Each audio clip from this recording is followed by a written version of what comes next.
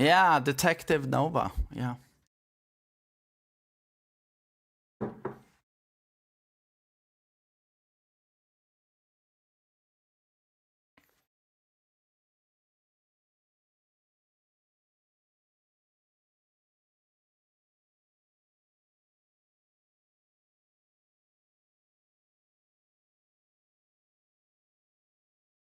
Should they nerf Kazuya? Yeah.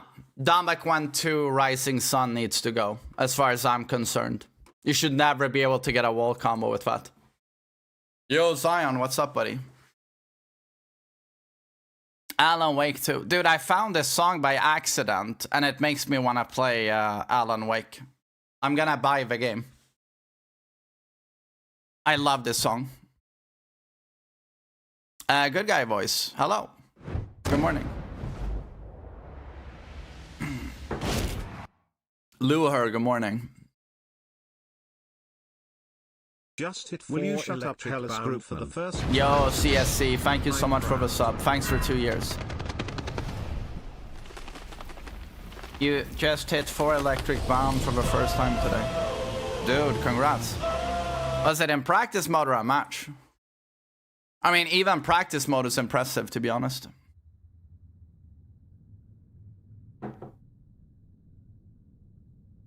Nero, I've only heard this song.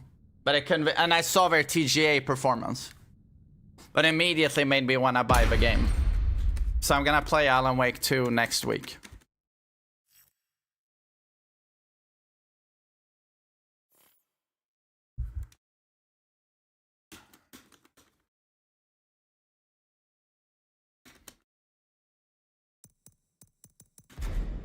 Will you shut up, Hellas Groupman? Yo, Finn, thanks for resubbing, buddy. Really appreciate it. And no, is that a new fucking sub, Finn? Thanks for Prime. Thanks, dude. Danke, Finn, danke. Wait, Finn, don't you make drama videos as well? Nova made another video about me. Apparently I lied again. By the way, what was the video about? I only survived 20 seconds. Well, what did I lie about?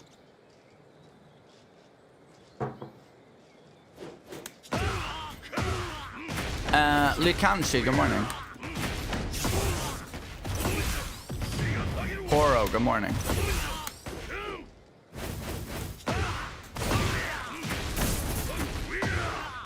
I lied, but I'm 190. Sorry. I'm insecure about my real height. You fucking liar. I'm sorry for being a liar. The usual stuff, you are a shill and you have a cult and stuff. But dude, are you trolling or is that the video?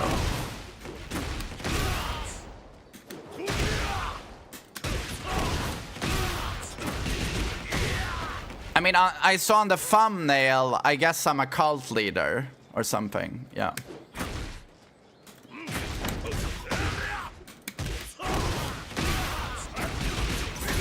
TMMU.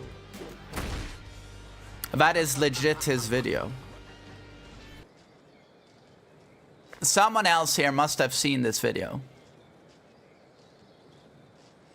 Someone else must have seen this video. Is it like Finn says, that the video is that I'm a cult leader, or...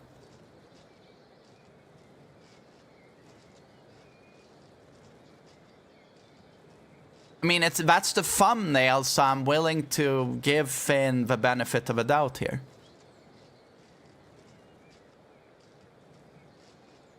That is the video.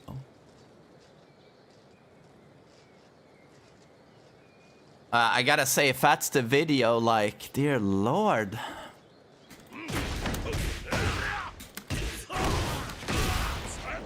Hello, Cyrus. I'm gonna record a video today regarding how I would nerf Brian, for example, and other top tiers. But we were just discussing, there's been a lot of videos made about me this week by, I don't know, a gazillion people. Every day I hear about, have you seen this video? Have you seen this video? And there's another video made, and apparently I'm a cult leader, and...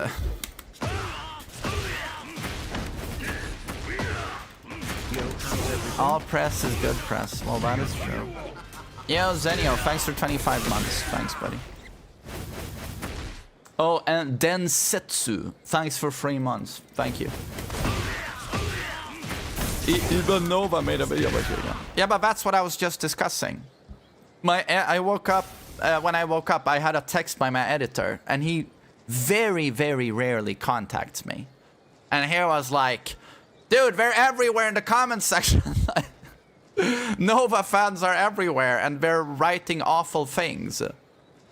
Should I ban them? And I'm like, no, don't ban them. But Ben and Suckercock had sent me a text as well saying there was a new video.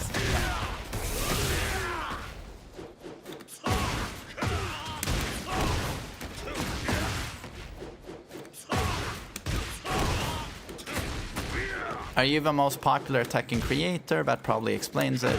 I should be somewhere around the top. Yes. YouTube chat isn't showing up. No, you are there though. You're on YouTube Lite. You are there.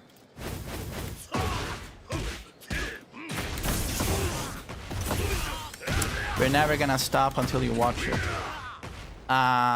Well, the thing is, I stopped watching these types of videos quite a while ago. I felt done with Nova Saiken after a few of his videos. I can't stand the way he talks. No offense, of course. And after GM, I stopped watching GM's video. It's like, you know, and there's been a million videos lately. I didn't watch a single one of Beef Set, Moonsault videos. Mike Hollow, I just don't care, dude. I don't want to watch this stuff anymore. Mr. Film, thanks for 3 months. Thank you. He gonna make a video about you again? Of course he will! Do you think he's the only one that's gonna clickbait with me 24/7?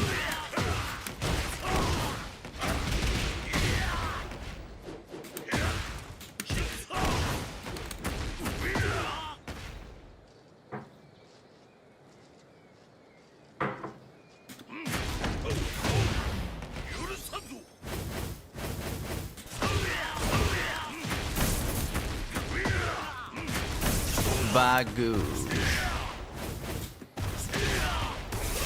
That's it. But guys, was that joke I played against yesterday?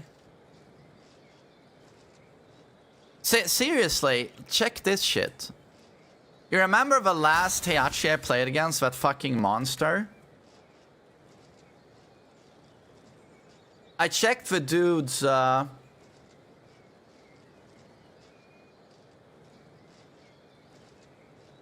I checked the dude's profile. No, wait, recent battles. Oh man, I've only done this. Oh, here we go. This guy. This guy was obviously like a god 3 or something. He was so good. Wait, where do I see his characters? Oh, there, like. Look at this shit. Is that Joka? Is that Joka on a Smurf? Joka said it wasn't him.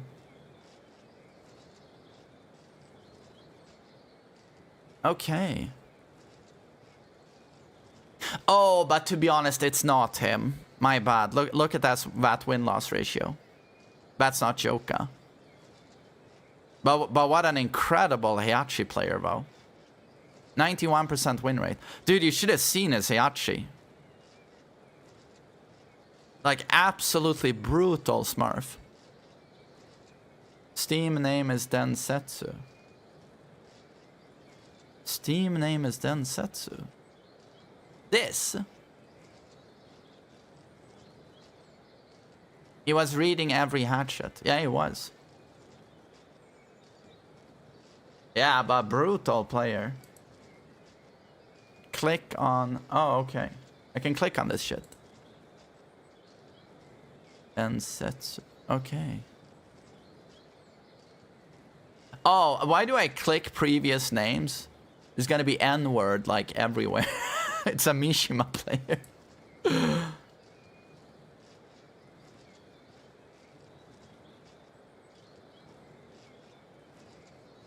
Private profile, of course. Yeah. How do I join the cult? I mean, I didn't even know I have a cult, but I assume all you need to do is post in my chat and you're part of a cult. That's just an assumption of mine. I don't know, to be honest. I didn't even know I was a cult leader.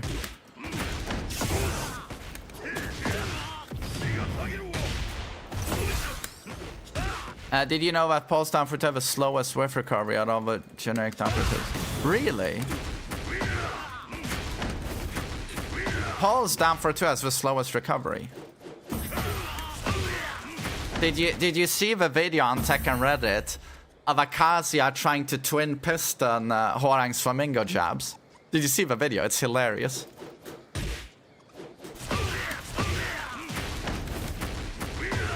Roses are red, violets are purple. In line on rotating. Yo, Jeffrey, thank you so much, man. Thank you.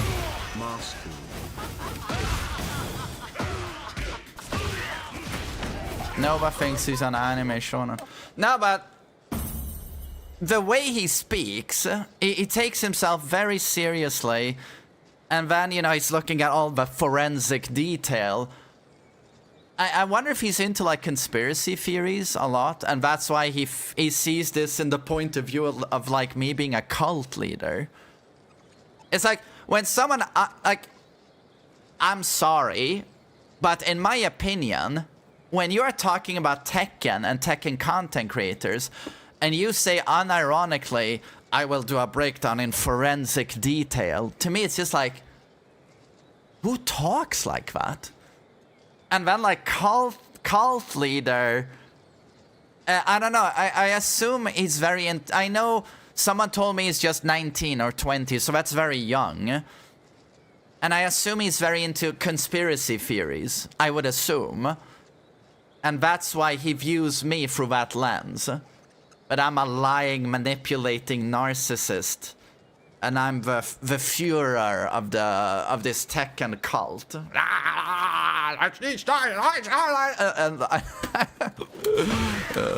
Why are Mishimas racist? Okay, so that's an allegation that's hard to beat for Mishimas. That one, unfortunately. I'm not a racist, though. It's just that, unfortunately, a lot of high-level EU Mishimas happen to be racists. It's unfortunate. I don't know why. I don't know why it is like that.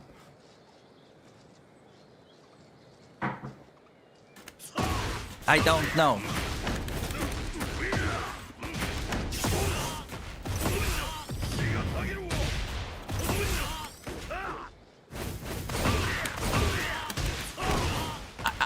Cursed, I just wouldn't put it past him.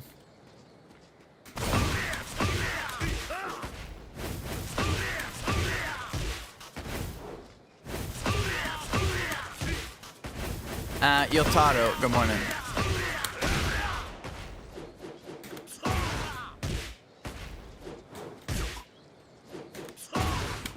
Race Fair, what's up, motherfucker? Your monthly what? Masku type?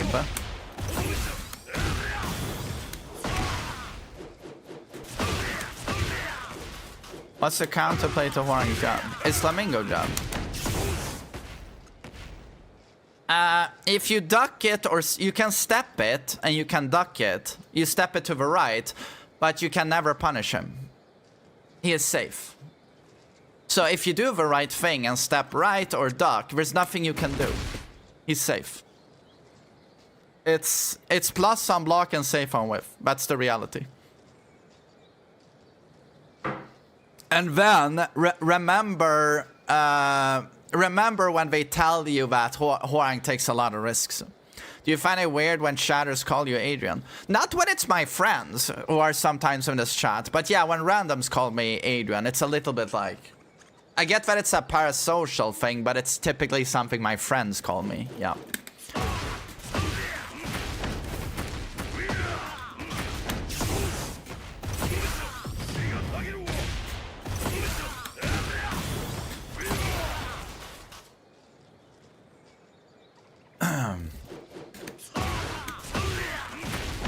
Do I get parasocial people in chat? Of course I do.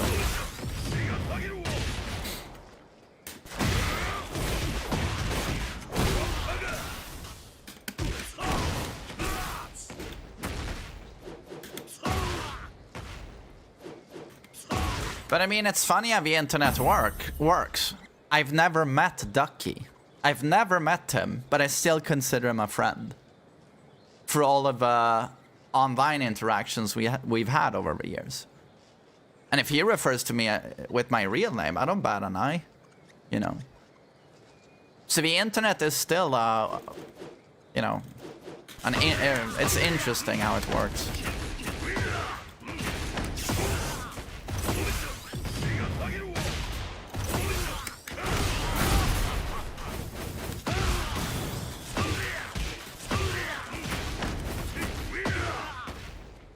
Geesh. Only beginner rank on Heihachi. Dude, rewatch my VOD from yesterday. Super rough. Super rough. I get annihilated. Geesh. What buffs can we expect for a Heihachi? Season 3. What buffs can we expect? Buff Warrior Instinct. That's the easy one, yeah. Yeah, not cursed, yeah. Tekken 7 on Flash Punch. -1 on block.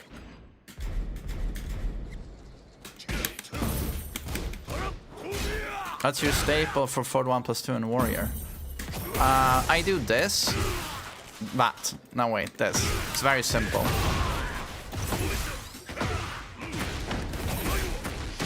And I try to get the wall. If I can't get wall, I think something like this is nice. Oh, I dropped it. Shit. I'm pretty sure that works. God damn it. Why are Shaheen players always good?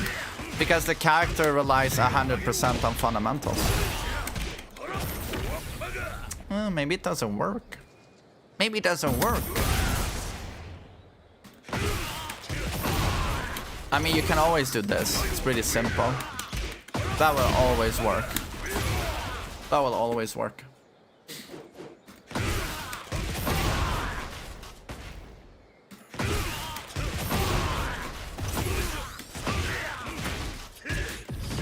This one is nice as well.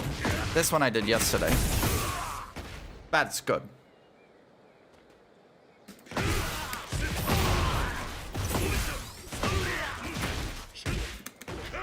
Oops.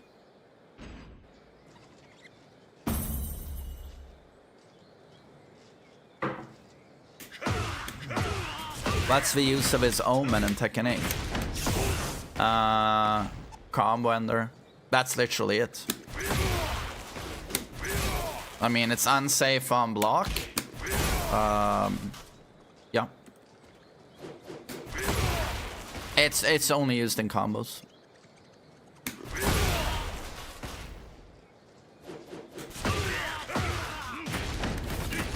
Sometimes you do a jab into wall combo. Oh, it's when you use the heat, when you haven't used up, there's a little bit to explain here. Like, if I've already used my heat burst and my bound, this one, I've already used this, right? Both bounds have been used, and I throw you onto the wall. I will just do this. That's it. If I've used one hit like this on the wall, I can jab after a heat burst into the wall combo. Right? So this is only after a heat burst. Like so. Like that. If you use two hits to bound on the wall and heat burst now, you are not allowed the jab. You understand? So basically, you have used your bound, throw someone on the wall, you can now do a jab. for more damage.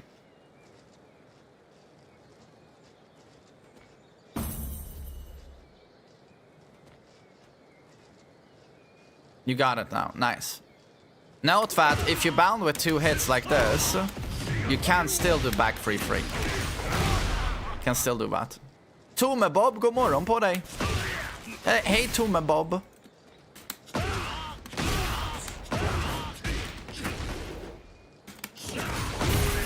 Tome Bob, my favorite Anna player. Not! Is this Star Wars music? No, this is X-Men 3, The Last Stand. One of my favorite scores ever. Bad movie, but the music is incredible.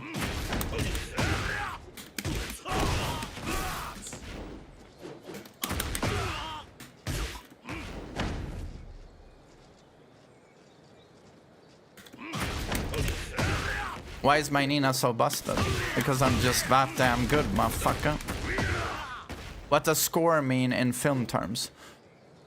A movie's soundtrack can be a collection of real-world songs that have been used, right? For example, there's a song by Metallica in a movie. It will be listed in the movie soundtrack. A score is when a composer has written original music for a movie. Typically like orchestral. But that's a score.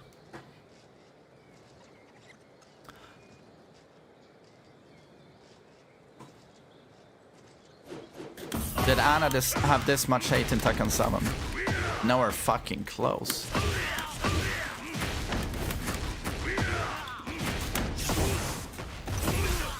Yeah, it is silly. It is pretty wholesome, yeah.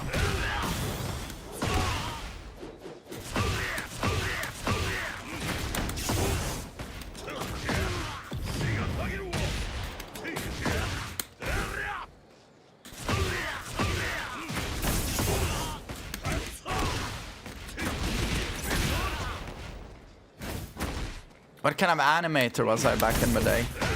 I was in Maya, Autodesk Maya, and how do you pronounce that in English? We would always say Maya in Sweden.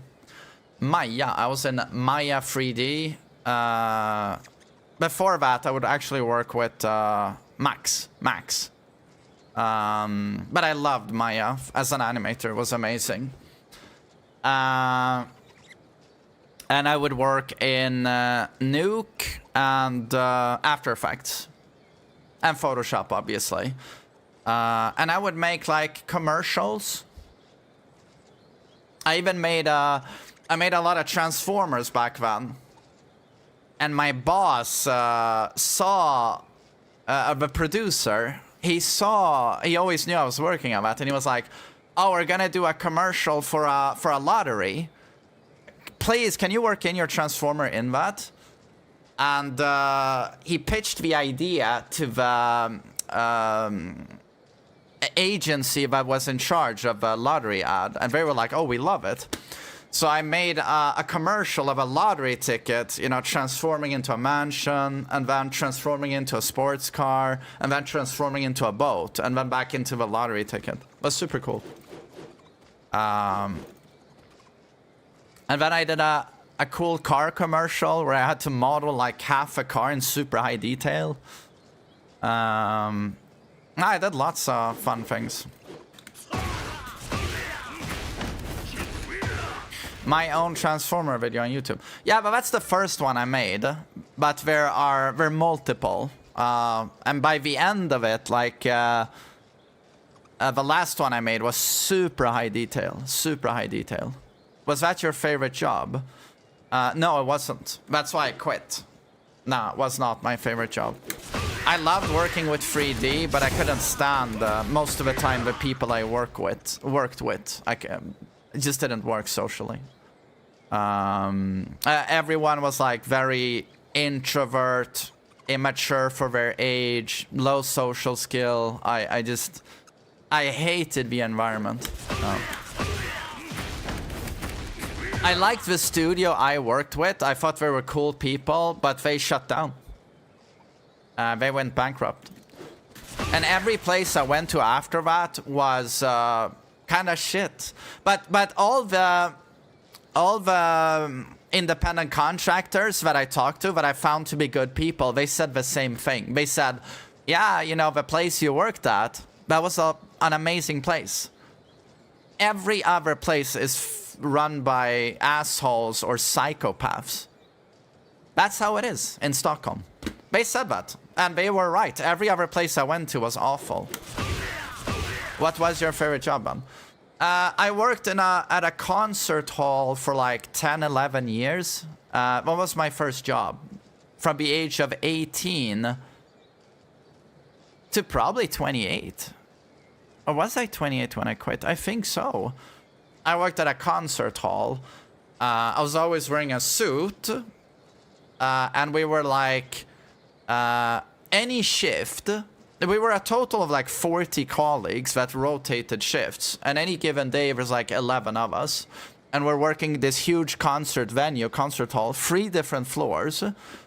And then there were people working the cafeteria. There were technicians. There were guards. And I'm a pretty social guy, so I got to know people, all of those people.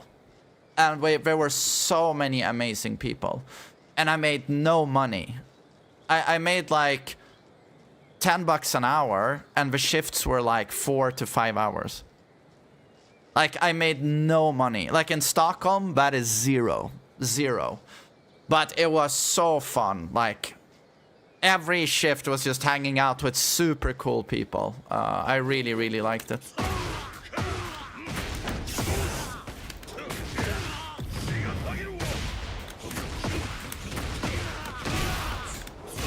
Yeah, but the pay was nothing, but I like, some of my best memories are from that place. It was so fucking fun.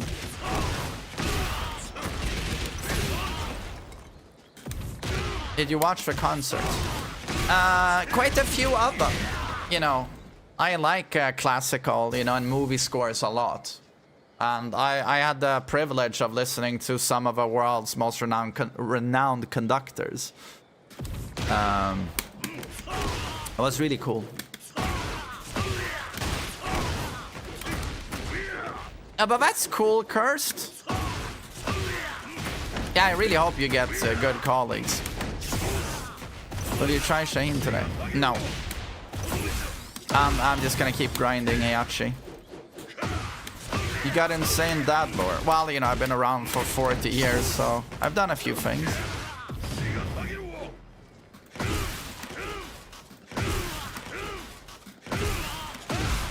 Oh, that's great, Cursed. Could anyone in real life pull off Heihachi's hairstyle? No. What's Heihachi's worst matchup? I want to say Lee. I think Lee obliterates him.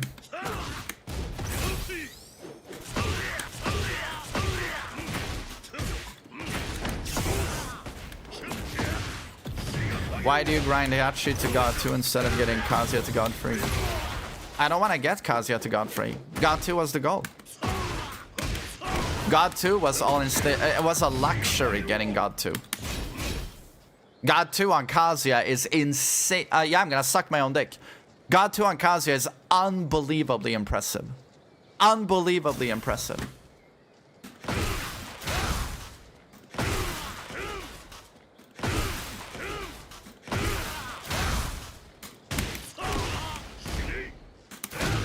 Godfrey is on another run.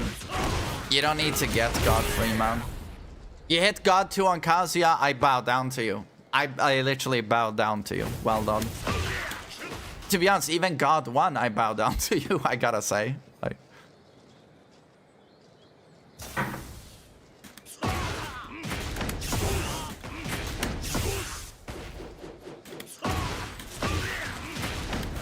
He's a Mishima player, explains why main man don't look at day over 25. But to be honest, shouldn't it be the opposite? Playing Kazuya in ranked for like 20 fucking years, my hair should be white. I feel like that's almost how it should go. Brawl Pro been on the grind with Armor King. He's almost God free. Yeah, but he's in the fucking US. I don't want to hear about, oh, he's almost God free. And the US where every fucking law is God for. Like, give me a fucking break, man.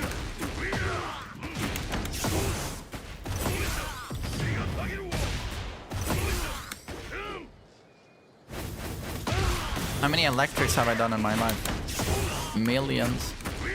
Millions of electrics.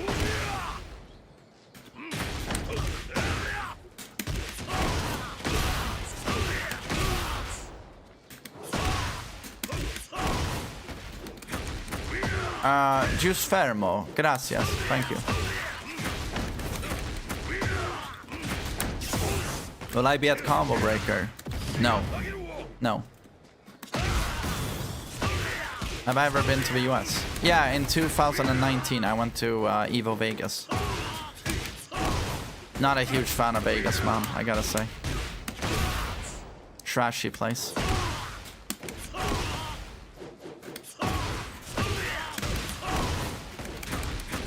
Will I be at Evo Japan? Fuck no. Probably you'll find me at Evo France though. Evo France seems like an awesome event. Did I visit the Grand Canyon? No. Why didn't you like Vegas? I mean, you know, you come off a plane and it's desert air at like 43 degrees, and I'm just like, as a Swede, like that dry heat. I was just like, I was dying. I was decomposing, man. No, I was baking. It felt like being in an oven. And then you go into a cab and I'm like, take me to my hotel. And I was in the Pyramid Hotel. And have you thought about apologizing to Mike Hollow and Moonsoul Slayer?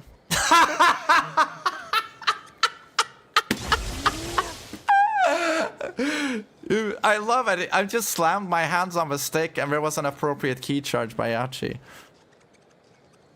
I'm sorry, but am I the only one who finds it interesting that these guys make 55,000 videos about me criticizing me?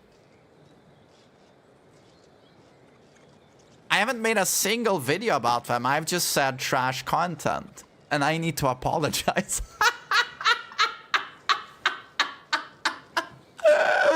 Oh, I love you, Zoomers. God, I love Zoomers. Just permanently victims in their own head. Trash talking everyone, but in your own head. I'm persecuted. Oh! Can you imagine if I cried as much as these people? Jesus Christ. It would be insufferable to watch. What was I talking about? Oh, Vegas. I was in the Pyramid Hotel. What is it called? What was the Pyramid Hotel? The Luxor. That's where I was. But it sucks. I thought it was okay. But what really blew me away was the size of everything. Like, the cab is driving down. It's driving down. And you see these hotels. And I was just like... There's Cookie Cloud, thanks for 5 gift subs. I really appreciate it. Thanks. I saw one hotel. It was like a Disney castle. I was just like astounded at the size of it. I was just like, what is this? And my Pyramid Hotel Luxor also like fucking gigantic. Like, I was just like, Jesus. But then I get into the Luxor and the reception is, it was very impressive. Like, the ceiling is so high, like a pyramid. So, like, the scale of everything was the most impressive thing about Vegas. It was just like, Jesus.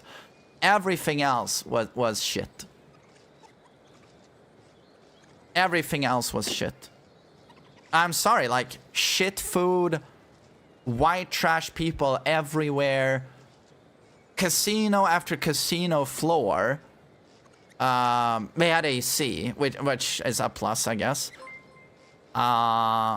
But then when you went out, it was like you were getting baked, and there was nothing to see outside of like trashy, huge hotel pools. Well, what is there even to see in Vegas? I feel like outside of the casinos, you walk a little bit further and it's like a slum. I don't know. It's just, well... Yeah, I don't know. I thought Vegas was kind of trash.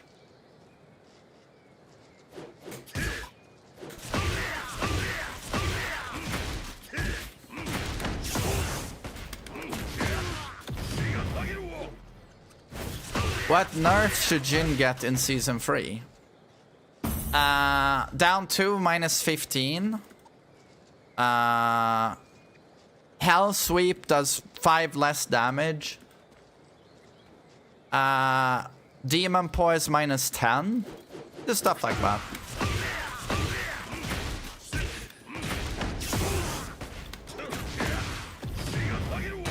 That was a joke, by the way, Nova. That was a joke. You can relax.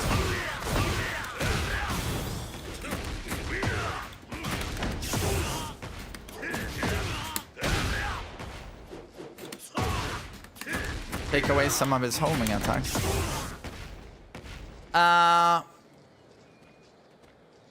No, but if we're gonna be real for a second, right? If you want to go back to basics, this move can't be the God button it is. This is almost unsteppable, unavoidable, unbackdashable. His Demon Paw needs a hitbox reduction. It has to be more like Tekken 7. Electric should have reduced tracking. If you want to go back to basics, you know, this stuff has to go, in my opinion. Has to go.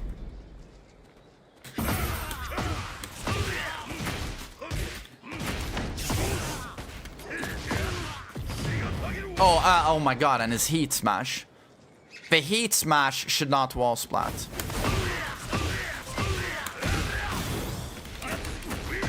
Sheer 100 BTW, my follower just called you by your government name and said he'll address you in a video once he comes back from Australia at TheMainManSWE.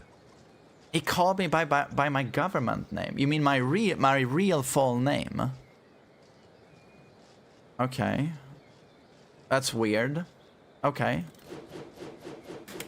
Well, I haven't watched any videos Mike has made about me.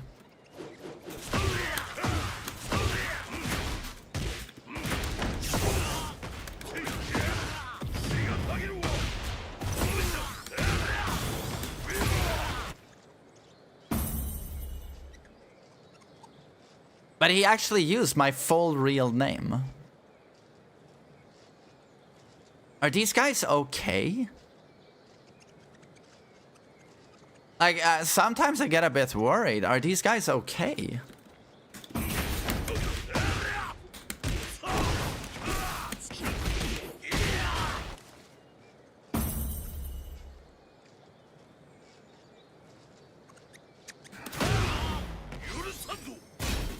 He just called me Adrian. But why would he call me Adrian anyway? It's a very weird thing to do, insinuating it's like personal. I don't know who Mike Hollow is. Like, do you understand? It's a bit weird. Timmy Tough Knuckles is upset and wants to have a word with you. We are all shivering in our timbers now. Good luck. Yo, thanks for the support, Cookie Cloth. Thanks for a big ol' support. Watch Moonsalt's video. No, I'm not watching any videos. Not watching any Moonsault videos or Mike Hollow video or Beef Set videos or GM videos or Nova videos. Like, sorry, I'm not watching that stuff. AB, thanks for 9 months. We just had a baby. Thanks.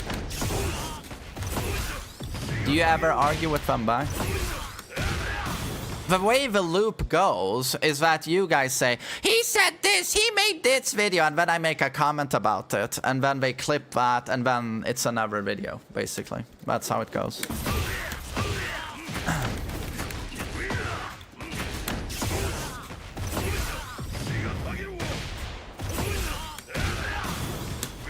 think of the views, though? I don't want to become a drama garbage channel. I think it's the lowest form of content. I want my videos to just be talking and analyzing the game.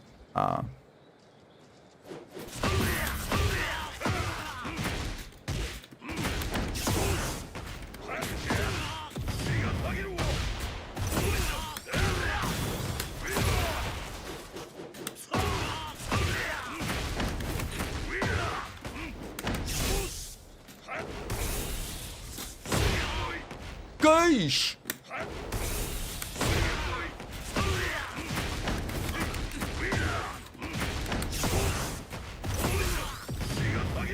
Moonsalt said it's war between the content creator. But when did he do this?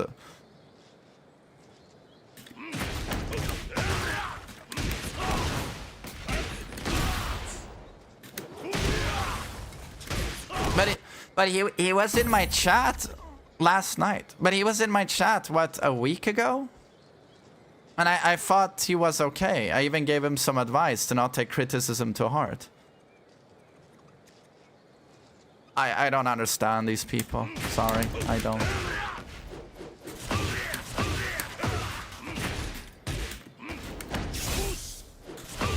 Why do you think it's always so deep and personal with these people?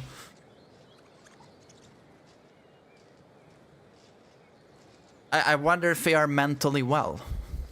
I wonder if they are mentally well.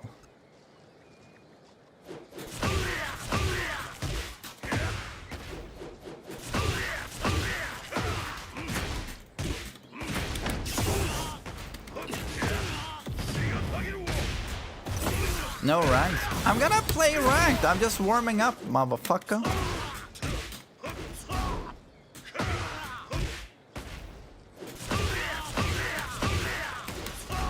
People that spend too much time on the internet. Yeah, it seems like,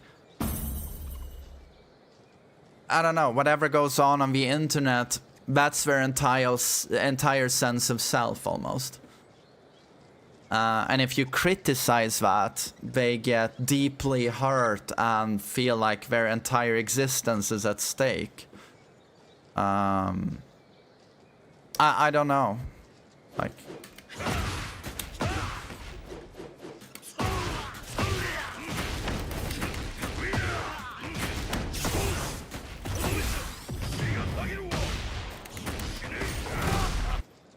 But people who are very, very easy to hurt, by the way, it seems. Because I don't even know what I've said here, discussing Tekken, where people feel deeply hurt and attacked and make it personal. I'm just like... I feel like I'm sitting here every day being pretty chill. I don't know.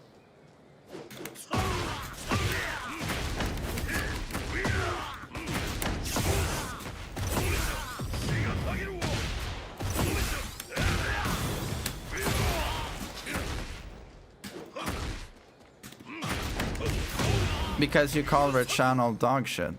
People call... But dude, people call my channel dog shit all the time. Dude, all the time. There are a million comments and a million videos by these people as well, saying everything I do is garbage and I'm a psycho cult leader.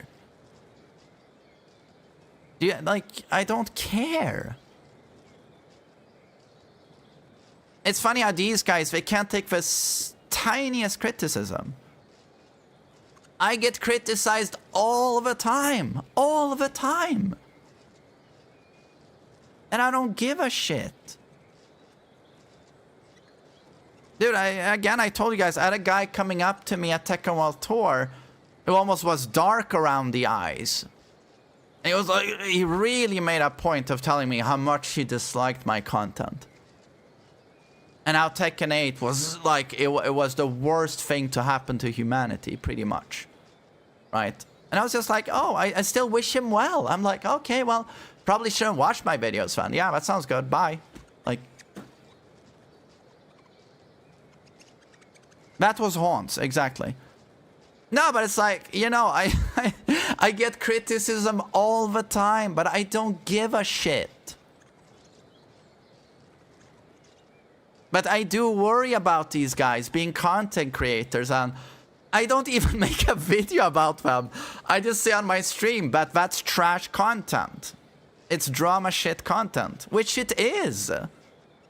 And suddenly they have a personal vendetta with me. I'm just like, gee, I think you have bigger problems than me thinking your content is bad. It's like, I don't know. I would...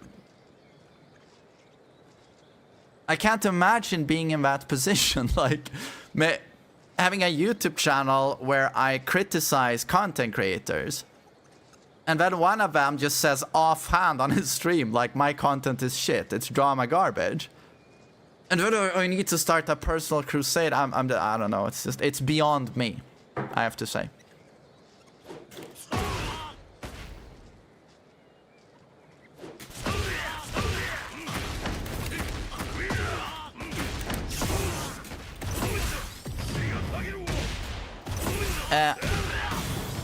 The yellow sword. Yeah, apparently the beef set thing was big because even Patrick, my good friend, reached out to me and said, have you noticed how many videos have been made here? And he never contacts me. He never contacts me regarding YouTube videos made about me. So I assume it was like 100 videos or something. Yeah.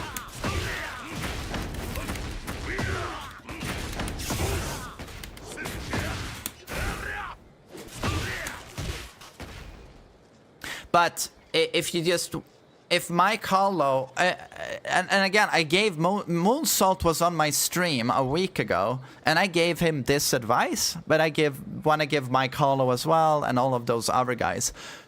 You have to stop caring so much about what randoms on the internet think about you. And that includes me. I don't know you, right? It's not personal. I don't know you, Mike Hollow, and I don't know Moonsault Slayer. You criticize people, and that's the name of a game. That's fair game. You should be able to criticize content creators and people online. I'm with you on that one. And I'm also allowed to do that. I'm allowed to say on my stream, but I think your content is garbage. Because I think it's garbage. That's the way it works, and you have to be able to take that. Because in my opinion, if you can't take that, you shouldn't be a content creator. Because the bigger you get, the more criticism you will get. The higher the tree grows, the more everyone sees it and wants to cut it down. It's very competitive, being a content creator. And your real friends will be few.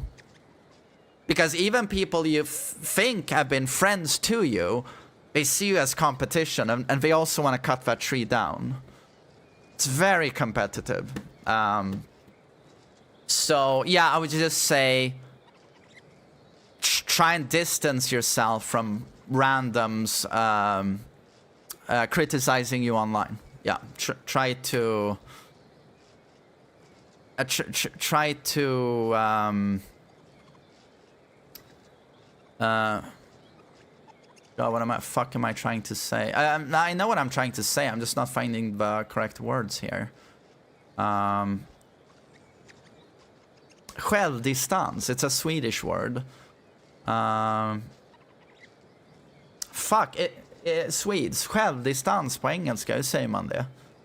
We have a perfect word in Swedish for this, but I don't think it exists in English. I don't think it does. Self-distancing. Yeah, that's the direct translation, but I don't think it means anything in English. You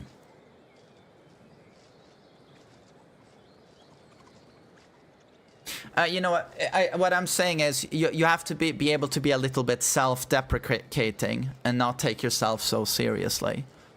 And that's like dad energy in the end, but that's what gives you the superpower of being able to take a lot of criticism and not take it, you know, deeply to heart, like a teenager does.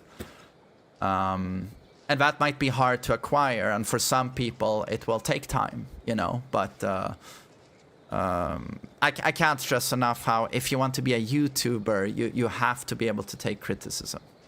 Especially if you want to dish out criticism. Yeah.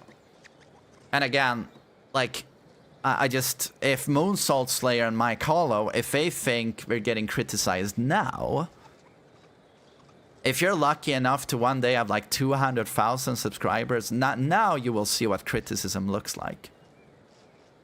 And every stone will be turned and unturned to see what you've been up to the last 10 years. And if you ever said anything that's weird. Like, so I'm just saying, like, the criticism you guys are receiving now from me, it's nothing. It's literally nothing. And that, if that leads to you lying on the ground in fetal position, like, and honestly, this just goes for Gen Z in general. Like, you know, you get upset at these things, and I'm just like, I just don't care about these things because, you know, life is going to give you real things to worry about. People are going to get sick and die. Family members of yours. You know, you're going to get dumped. You're going to lose your job. Like, there are real things to worry about. A streamer saying your channel is garbage, who the fuck cares? Like, so you gotta put it in perspective as well, I think, right? Hello, Menace, by the way. I hope you're doing good.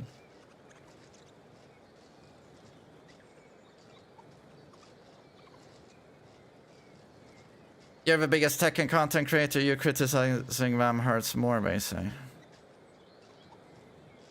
So I'm supposed to sit here and lie, or?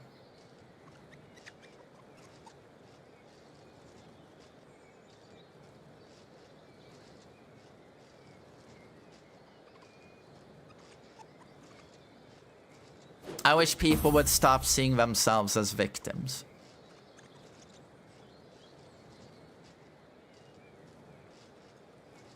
I'm sorry, but these people remind me of girlfriends I've had. Toxic girlfriends who criticize me daily. This and this and this and this and this and this and this and this and this. And I just go like this. Oh, whatever you say. I don't agree with you. I don't agree with your point of view. Whatever. Like this. And then one day, I criticize her. Okay, now you've gone over the line. Why did you do that? And they throw... And she would throw they would throw a fucking meltdown. How dare you criticize me? Ah! Like, I've had girlfriends like that. And that's what you remind me of. That's what you remind me of. Well done.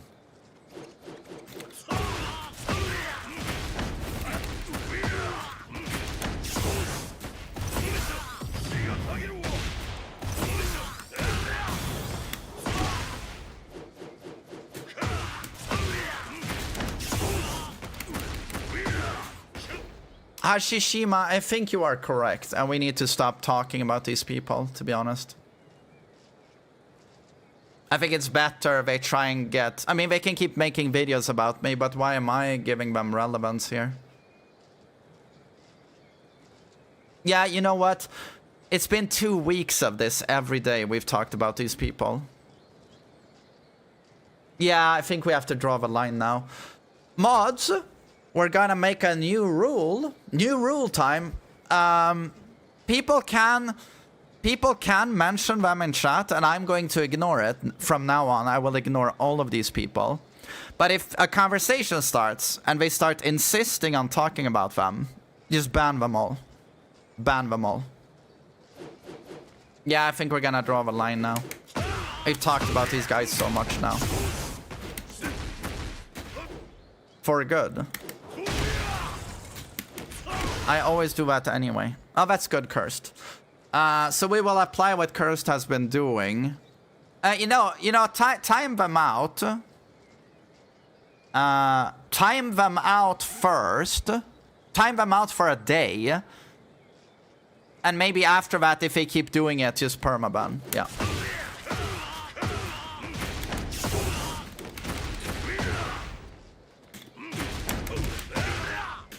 Drama ban forever. It's just so unproductive. It's so unproductive. And as a person, I don't like drama. Which is why I got rid of those girlfriends. I don't need that in my life. And I certainly don't need it in this chat daily now. It's been daily for 2 weeks. I don't need it, man.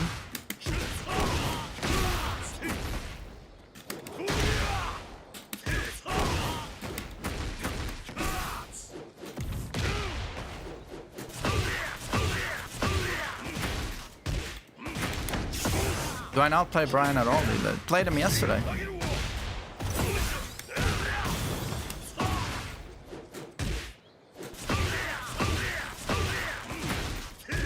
Mental Strawberry, I'm good. How are you?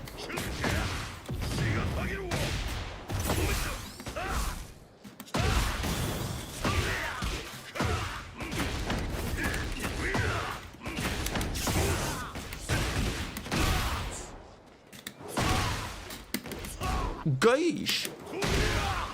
Do I think in English or Swedish? Swedish. But let's do player matches and then we do ranked. They make money off of creating drama. They do, and I need to stop feeding them. They have given 15 I need to stop feeding them. So I'm never gonna discuss them again.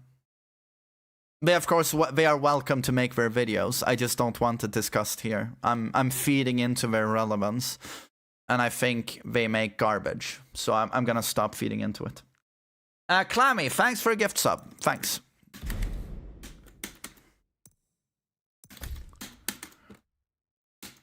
We need Jeremy back, the GOAT. But he still makes videos now, but not about Tekken. Yo, Suckacock, what's up?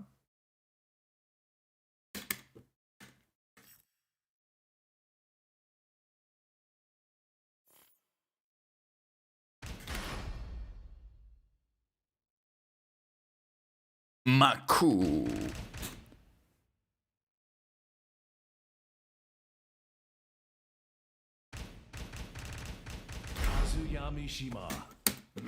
Do you think you speak more English than Swedish overall due to streaming? Get ready for the next battle. That's a fun question. I dated a girl from Serbia. She was my last like real girlfriend. That ended a year ago. But with her I would speak English. And that, I remember, felt like shit, because I would speak English during my stream, and then I would speak English with her. It was fucking awful. I felt like I was never speaking Swedish.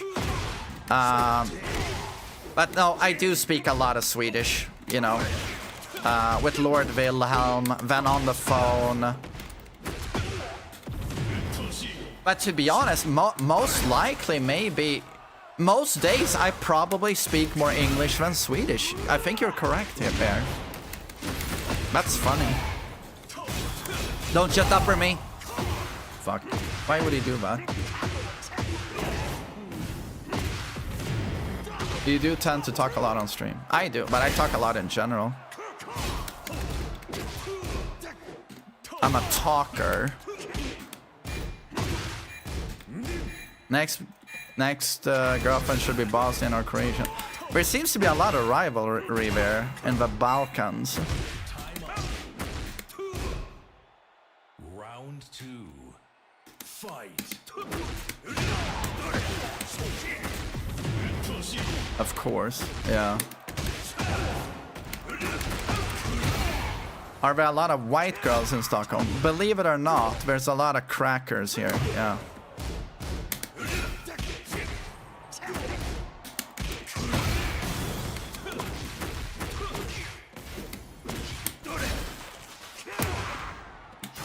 Fuck. He dropped Tonch it up, or fucking noob. What would a thief say? Wait, how do you say scrub in Arabic?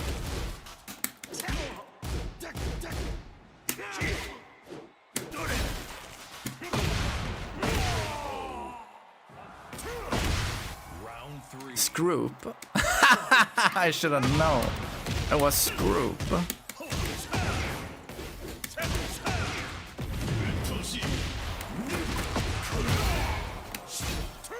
Last time I flashed my dick. In public. Tuesday. I was like, check this shit on the subway.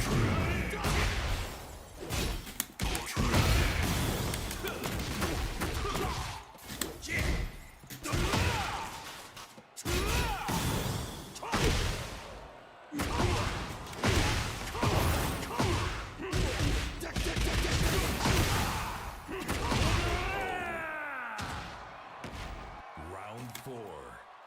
Fight.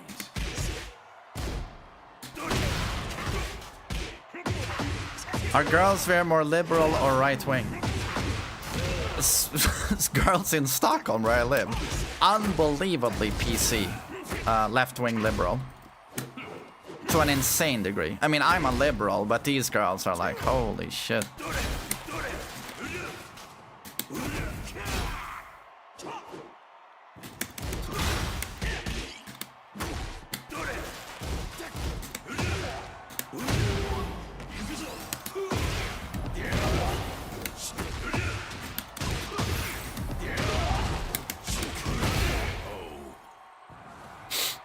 There can be too liberal, yeah, too liberal. Fight.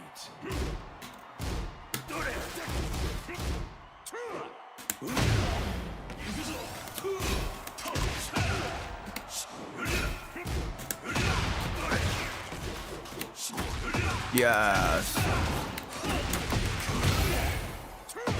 No!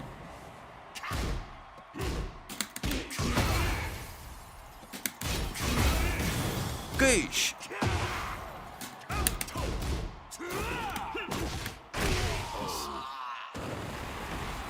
You didn't know I was liberal. Well, I'm a liberal, yeah.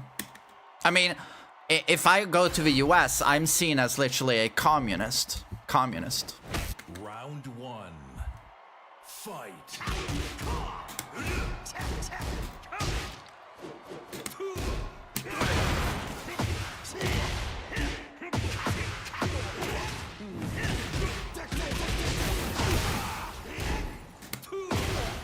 Gosh.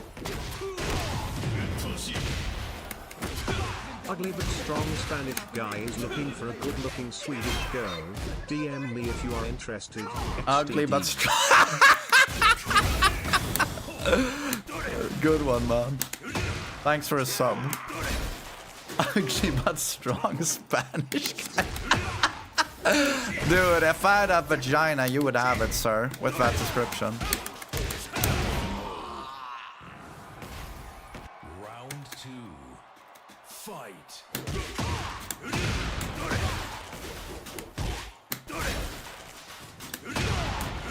Fuck.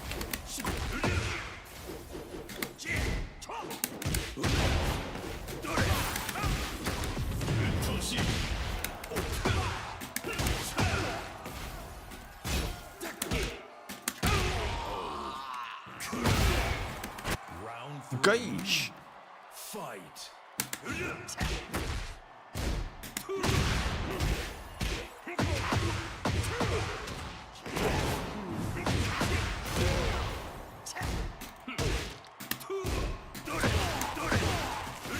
Shit.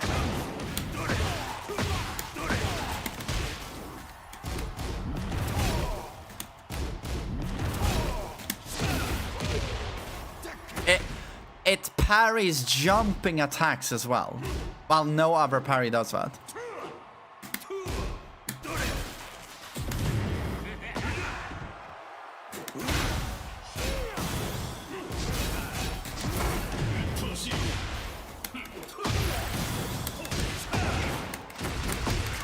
Jin's parry does.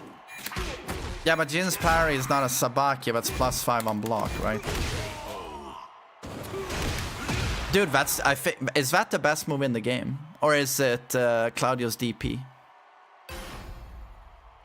Do I believe in conspiracy theories? No, I don't. I believe in reality. Round 1.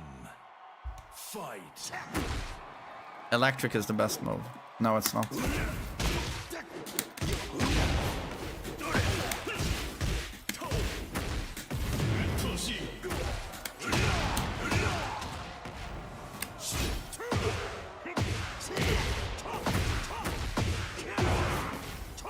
Reality is that Jin mains are carried.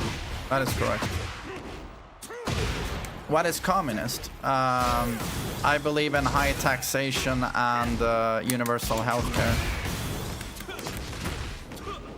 I mean, that immediately in the US would be, I'm a Bernie Sanders communist supporter, you know.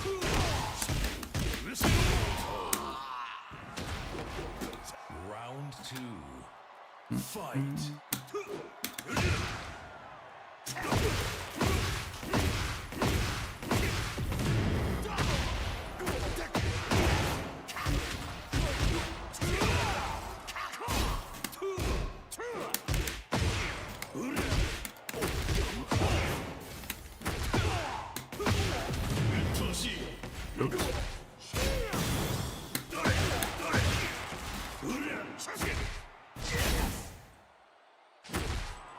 Yeah, the system they have in the US to someone like me is just, lunacy. Isn't that socialism? Socialism in the US, from their point of view, is basically communism. Even every country has a degree of socialism, including the US. They have welfare, you know, they have Medicaid. They subsidize drugs for elderly, etc. That's socialism.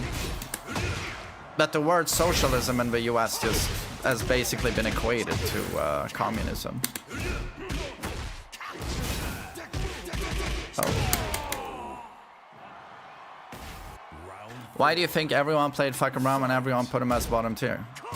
Because Fuckum Ram, on paper, has bad frames and tons of counterplay.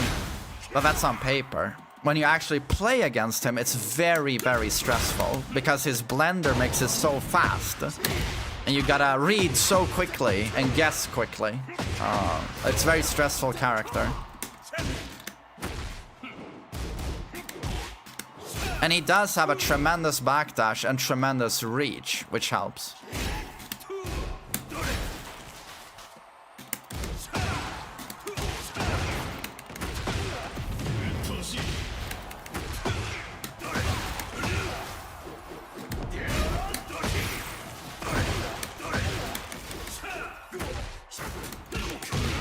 Nanda yo. Gosh! Gosh! 3-0, Dante. 3-0. That is disappointing. Stop mashing.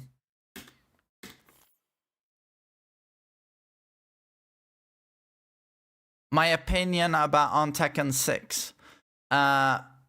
Pretty good in its day. There are a lot of very good things about Tekken 6, but I'm not a gigantic fan in the end. Ja men Vima, tack. Han mådde bara bra. Jag ringde skolan sen igen under streamen och bara dubbelkollade och de var så här: allt är bra, allt är fine, annars hade vi ju ringt igen. Men jag tycker det är bra med skolan att de hör alltid av sig om barnen slår sig liksom. Så det är bara bra med honom. Idag blir det simskola. I was just checking in with Willem. He hit his head yesterday in school, but all is fine. But it's so cute. You remember Willem has a Warhammer Purity Seal on his bag. Ultramarine Purity Seal.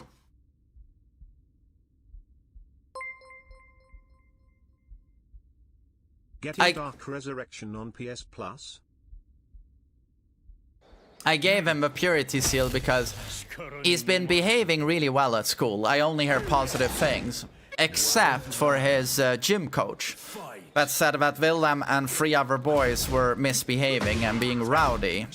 And it's so good that he contacted me regarding this because this gym coach, he's like me. He believes in discipline and of course listening to your teachers.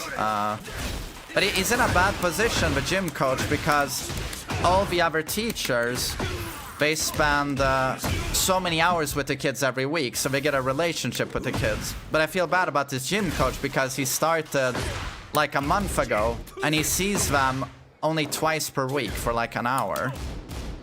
So Wilhelm and his friends weren't listening and were being rowdy. And I did not like hearing that. So I had a talk with Willem about that, and he's promised to behave now at gym class. But then I gave him a purity seal, and I said, you know what? You know, he loves Warhammer, and I told him, like, you know why certain Space Marines have purity seals? And he was like, no, I don't know. And I was like, it's because they listen.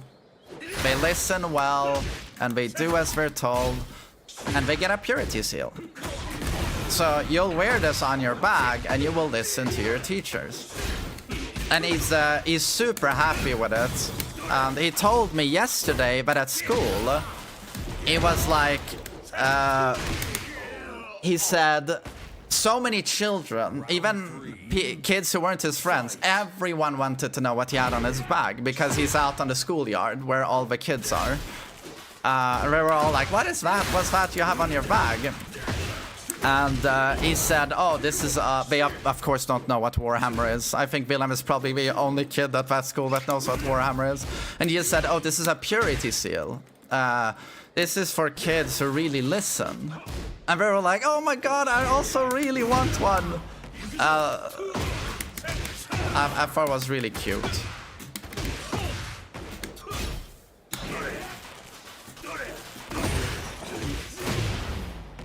Yeah, he's 7 years old now, you know.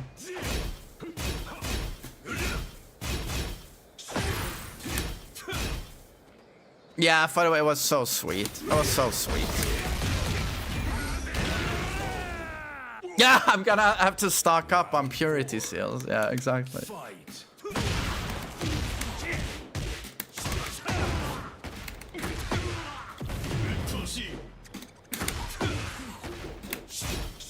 Imagine trying to explain the grim dark.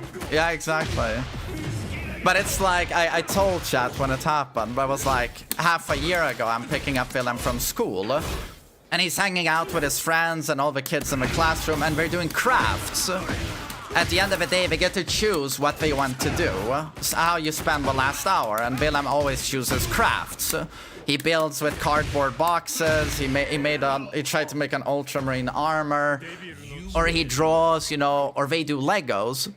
And then I'm just sitting there while he's doing crafts. I'm like, okay, give him another 10 minutes and then we leave. So I'm just sitting at the table. And then a kid comes up to me and Willem, you know, we're all playing. And the kid is, I assume, Christian, because he runs up to Willem with a cross that he's built out of Legos. And he's like, to Willem, he's like, do you know who the Son of God is? Do you know who the Son of God is with the cross? And Willem's like, Gillyman? I swear to God this happened. It was so funny. It was so funny. So those of you who don't know, in Warhammer, Gillyman is one of the sons of the God Emperor. So that's why Willem, being he loves the Ultramarines, so to him the Son of God is Gillyman. That was super funny. It was super funny.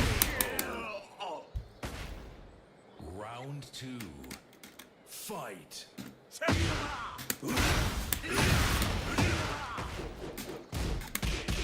How do you pronounce? I say robot. I don't know if that's correct. I don't want to say robot though.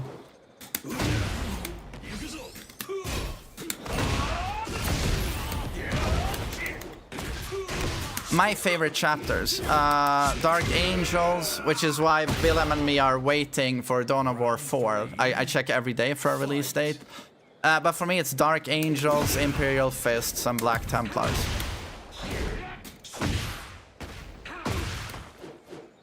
Wait till he's old enough to play Space Marine 2. Too late. We co-opted the game in one day.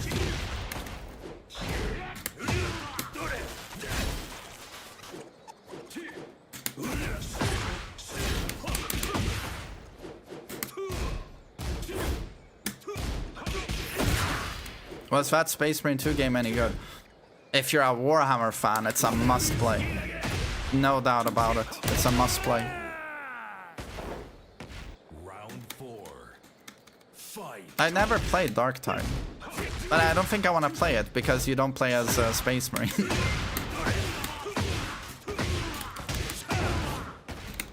Dude, Serenity, man. Every day. Is it every day? Thank you so much for that, dude. Thank you so much for carrying the shit out of my YouTube there. Thank you so much, dude. Thank you so much. Lord Serenity. Thanks, man. You should try it out. Main man is pretty fun. You're still loyalists, just not Marines. Yeah, maybe I should try it. I just... Space Marines, they give me a hard on like nothing else, man. There's something about Space Marines.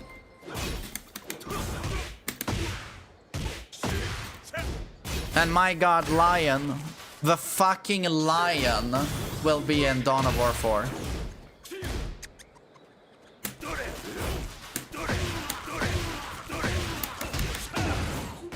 Thank you so much, Serenity.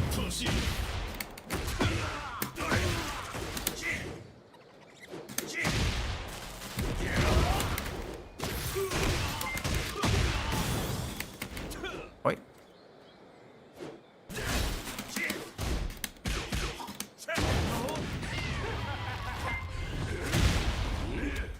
Ah!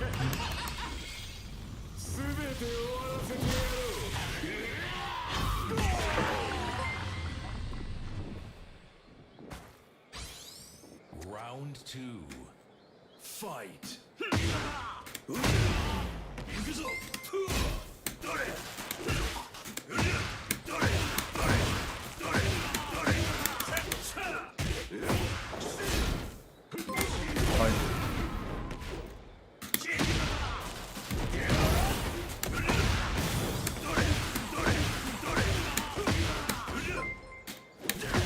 It's electric. How long have I been into 40k? Since Villam, I think it's like 4.5 years. 4.5 years or something. It's been a while now.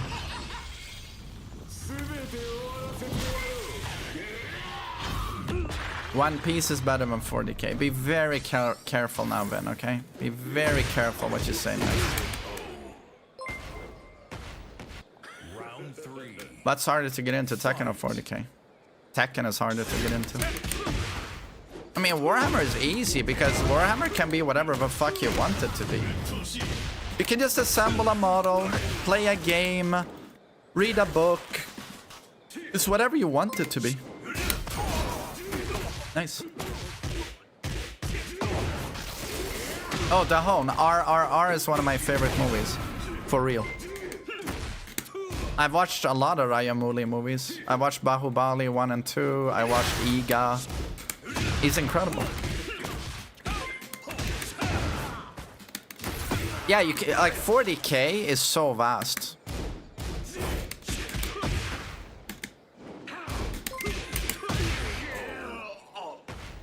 You're such a wholesome and level-headed person. Much love. Fight. You're too kind, man. Thank you, dude, for holding me in high regard. Last book I read, The First Wall. It's a Warhammer book, Siege of Terra.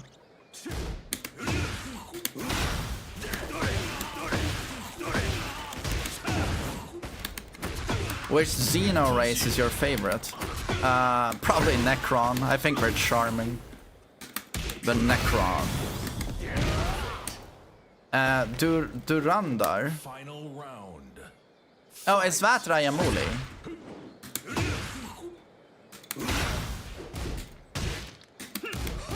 A good Xeno is a dead Xeno. Yeah, but that's me. That's me. I'm a 100% God Emperor believer. The fucking Imperial truth, man. Nah, I'm die-hard loyalist. All heretics must die in the fires of war.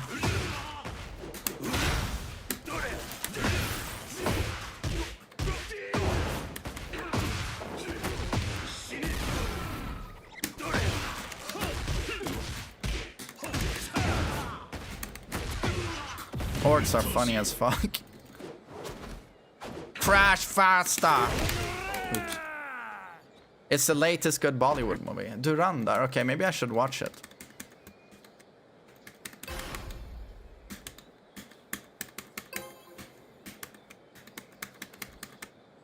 Durandar was a really good movie. Okay. It's based on real events. Round one. Okay. Fight. Indeed, the home for the Imperium. It is better to die for the Emperor than live for yourself. In the name of the Emperor, let none survive.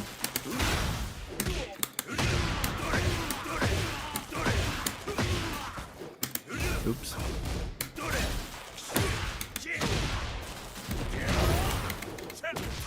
Yo, Darkfest, what's up?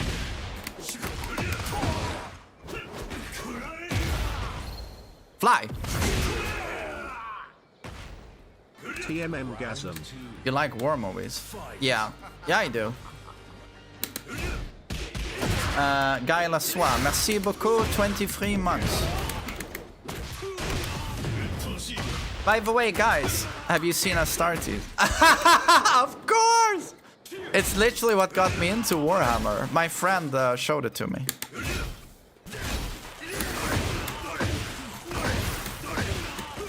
Astartes is amazing. But you know, in 2026, later this year, we're getting Astartes 2. Dude, is this a good year for Warhammer or what? Astartes 2, Dawn of War 4, Total War 40k, like, god damn it. Is it Mechanicus 2 dropping as well? Total War is probably years away, but still.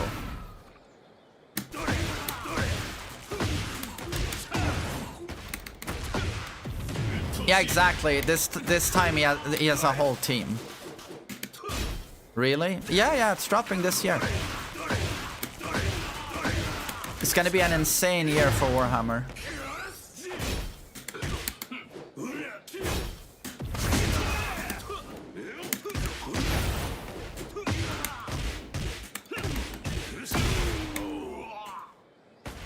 $40k gonna get huge soon. Dude, the last 5 years, how much has it grown? I mean, it's becoming mainstream, dude. It's mainstream. 40k is pure testosterone, which is why I hope it doesn't start getting super feminized Hollywood, you know, super PC woke garbage. I really, and I say it as a liberal, like, don't touch this. Let it stay what it is.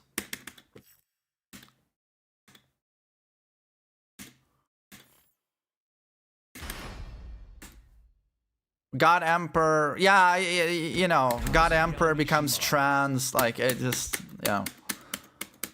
Please don't. Yeah, you played well, Boradvana. You played well. Get ready for the next battle.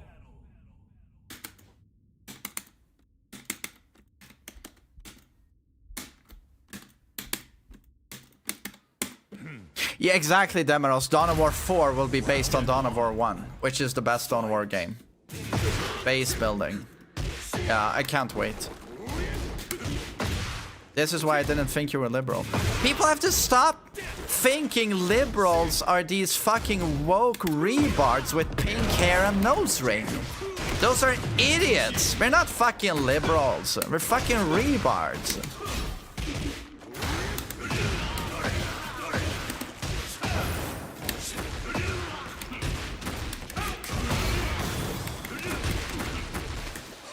We're on your team. No, we don't claim those fucking rebars.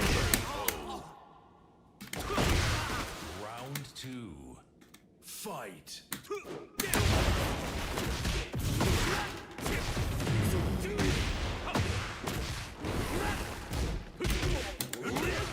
American liberals have ruined the term. Yeah, but I feel bad for classic OG Republicans as well, because now you're just MAGA. You're MAGA now. Like,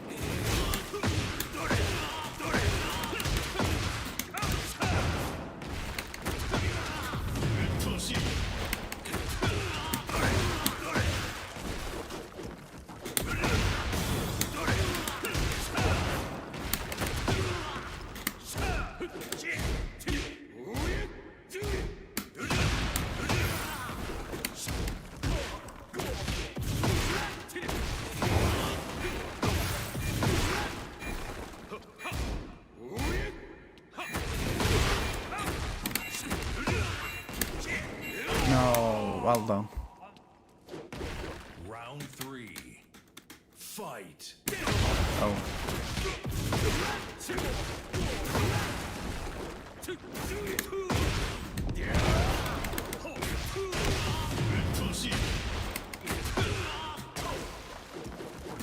The Blood Angels. Of course, I like the Blood Angels, mostly due to their armor and sanguinis, of course. I can't say I love them, but I like them. Who's my favorite Primarch? Rogel, Dorn, and Lion. I like the loyalty aspect, that whatever the God Emperor says, you know, his will be done, you know, and how Rogel Dorn is like incorruptible, and same with Lion, you know, loyalty is its own reward, and they're both very stoic, very male qualities, you know. I really like them.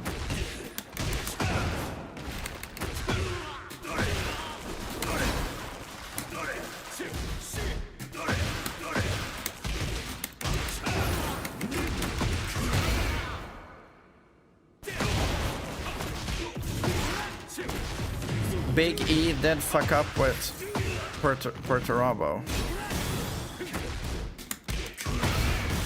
Yeah, but isn't that the whole point of a traitor Primarchs? That they're more like divas? Me, I want attention. We're divas. Whereas Rogel, Dorn, and Lion don't need attention. They'll get the job done and they never complain. So those are my guys.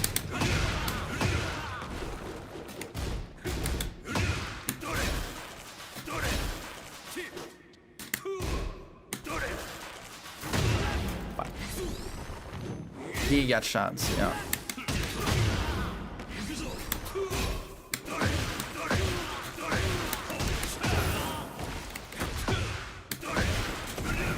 Oh, I thought I had wall.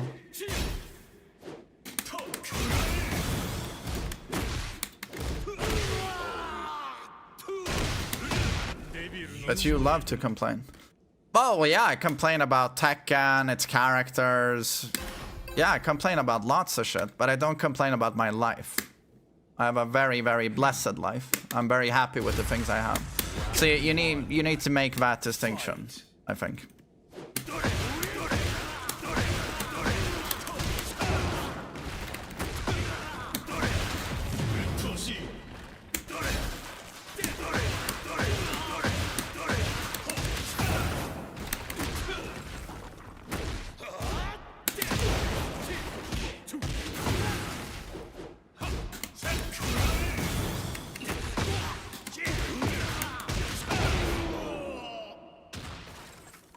Round 2.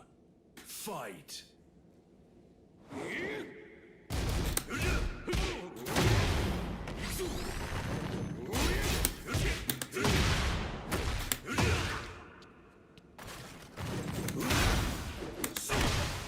Yeah, the home, like, if we don't complain about this game, it's not gonna get better, you know?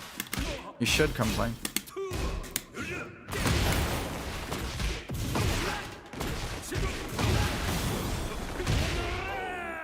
The Iron Warriors carried the traitors during the heresy. Fight. Yeah, they do, yeah.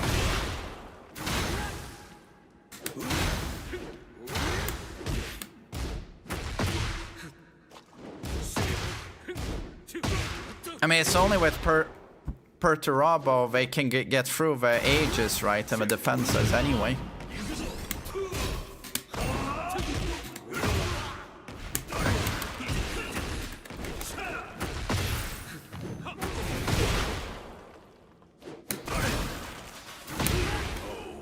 Any games I'm looking forward to? Dawn of War 4. I'm playing Alan Wake 2 next week. The Space Marine Secret Level episode. I loved it. Absolutely loved it. I mean, Space Marines causing a bloodbath, you know. What's not to like?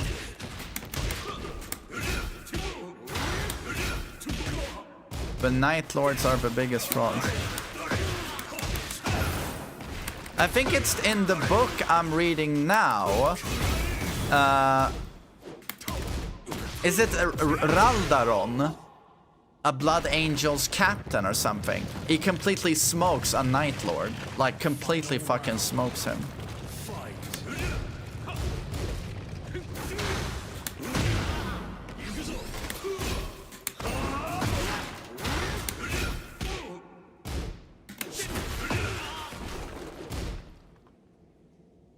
Titus' popularity has really boomed. Well, I mean, with Space Marine too, of course.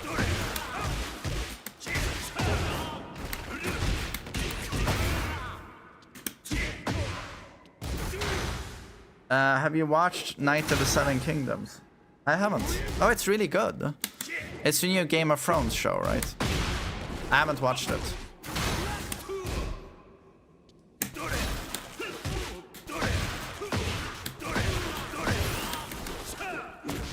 That show slaps, really.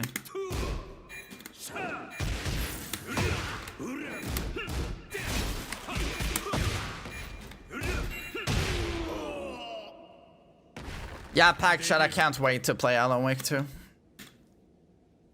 Through the song Herald of Darkness, I've become a huge fan. I don't even know what the game's about. I have no clue, but that song is the best. And I hear the game didn't do too well in terms of sales, so I would like to support the game.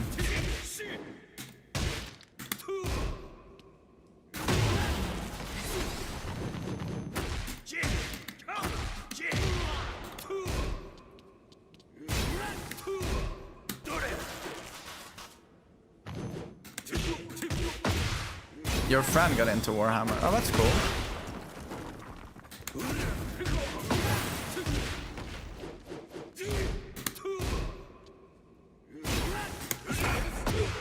Power Crush. Round 2. Fight.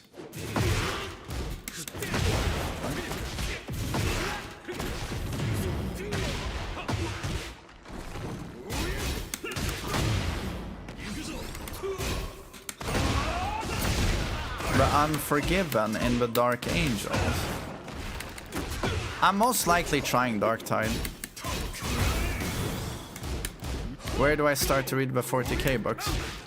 The highest rated one I have read, it's called Horus Rising. And it takes place in... there's part of the literature, you know, Warhammer's like 500 books. But there's a chunk of that literature that's devoted to the backbone of the story, sort of the origin, which is the Horus Heresy. And that is not 40k, that is 30k. It takes place 10,000 years before what the world is now, the current world. And it tells the story of basically the God Emperor when he's actually out walking. He's not on the Golden Throne. So the story is him and his sons, the Primarchs, how some of them betray him,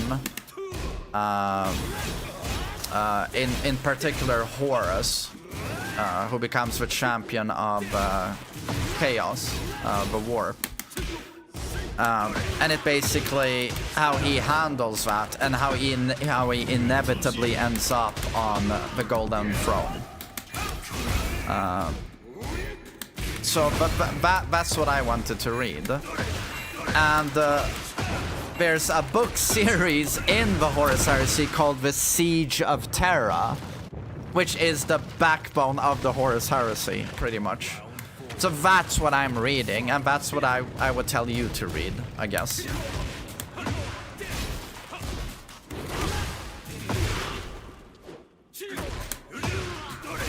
Dan Abnett, just in general, seems to be the most respected author on Warhammer. I believe the Henry Cavill show is based on his work.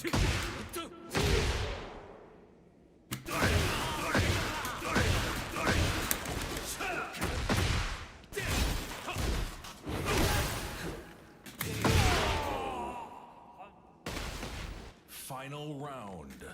Fight. Am I a bookworm? No.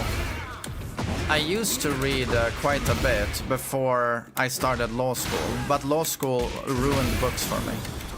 It just did. But now I'm getting back to it with Warhammer.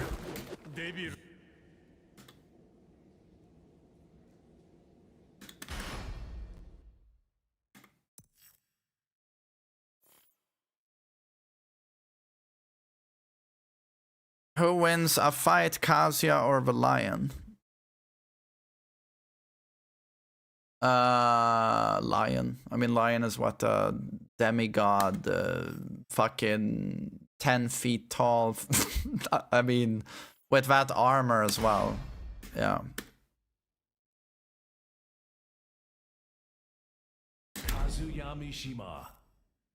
But I mean, the power levels of Warhammer are also ridiculous.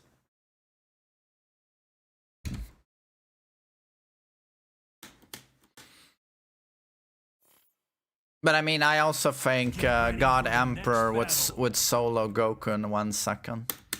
Would just mind rape him. The War on Armageddon fan animation. No, what's that? Is that a Warhammer one?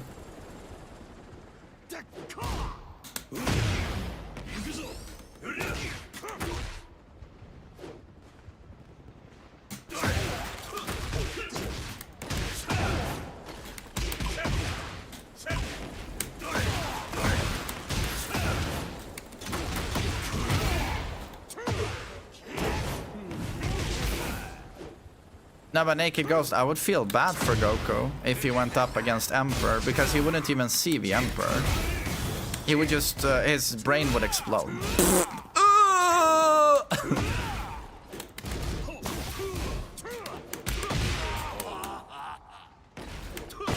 Round 2. Fight.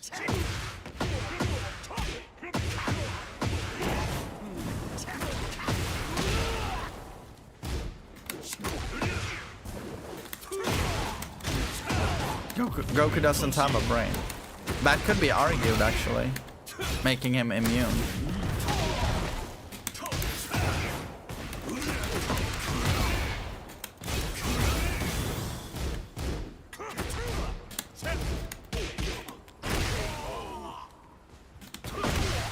Round 3. Fight. My thoughts about the Black Templars. I love them.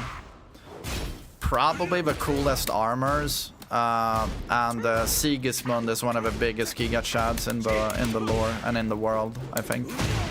Sigismund is just beyond cracked.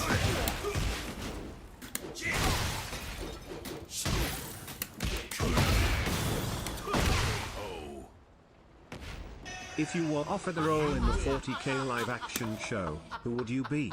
And from which chapter? If you were offered a role in the 40K live action show, who would you be? I guess I would play the lion. I would have a fake mustache.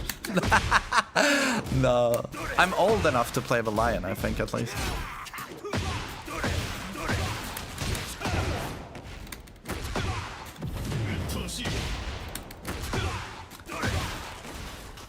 Saiyans have insanely high mental resistance.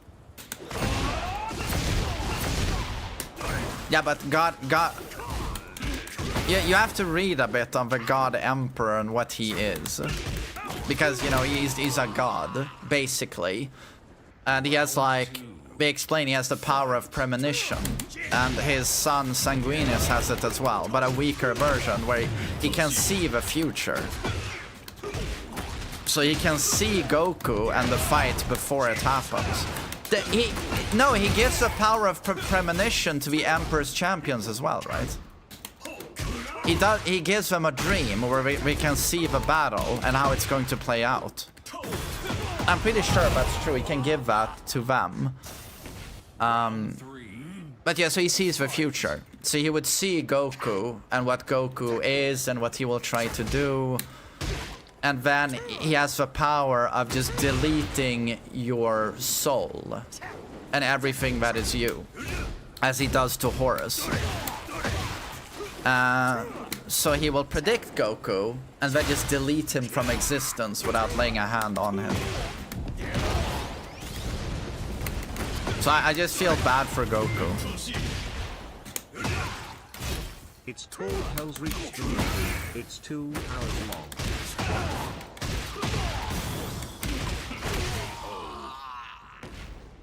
Oh, Hell's Reach. Oh, do you mean the one with the Templars? I've seen quite a few episodes of it. Yeah. Oh, you mean with Round 1. Fight. Grimaldis, the ultimate super giga chad Templar. Grimaldus. That's Hell's Reach, right?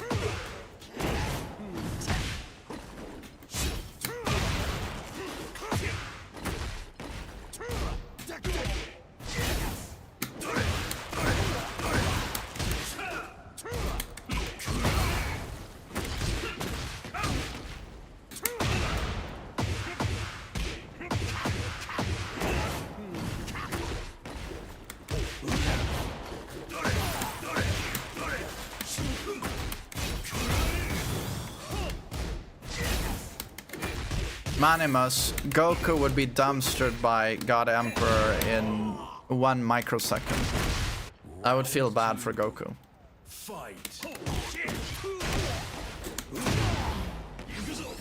You gotta understand, the thing with Goku is that his muscles are hard as diamond or like coal. Every fiber of his body is like perfection. He has infinite speed, infinite stamina, his incredible ki. You know, he's so flexible. Everything about his body is perfection. Fight. But he's retarded. That's the problem. He's retarded. And that's where God Emperor steps in with his 20,000 IQ and God powers, right? And just deletes Goku.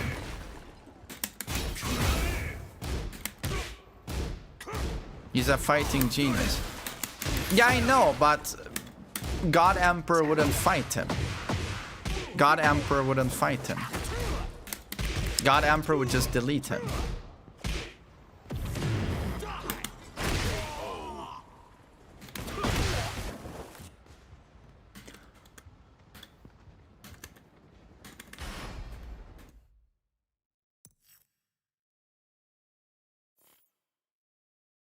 I think the whole point of Goku is that he's like super naive and stupid anyway.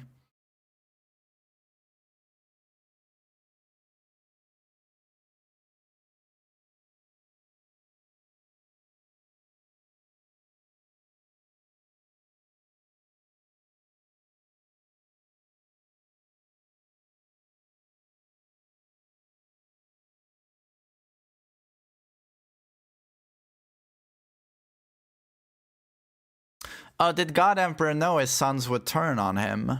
To be honest, I don't know. I haven't read that part of the lore, but he does suspect at the very from what I've read, he at the very least suspects it, because it's only one of his sons, and there's a lot of Primarchs. There's how many Primarchs are there? Or they were like 18, I think, in total.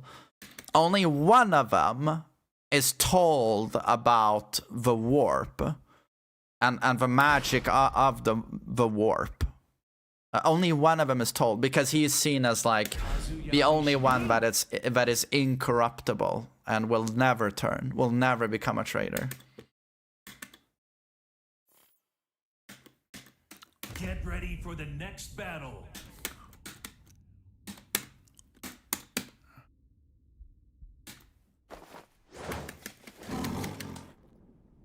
Round 1. Fight. But they give the God Emperor like human qualities, like emotion, where he I mean basically makes mistakes, because otherwise the character wouldn't be interesting. So due to loving his son, he doesn't see the obvious treason. Magnus didn't deserve what he got, bro. Dude, he's a piece of shit. He's a traitor. Fuck Magnus.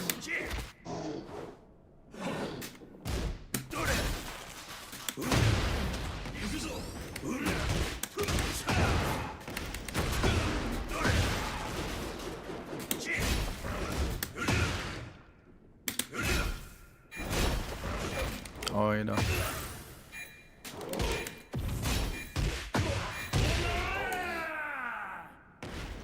Round 2. Fight.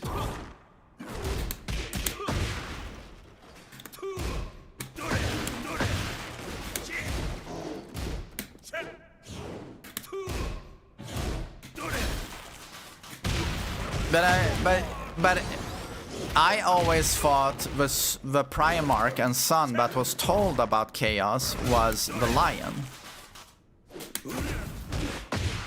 But then I see it's up in the air basically who it was.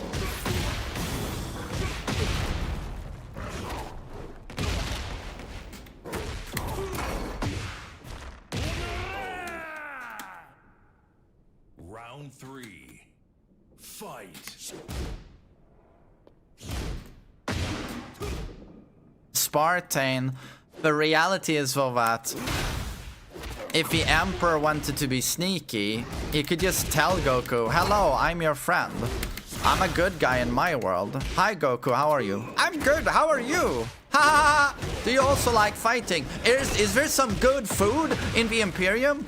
Of course, Goku, come with me here. Here, eat this. And then it's poison. Ah, my tummy, ah! That's the reality, Goku is stupid.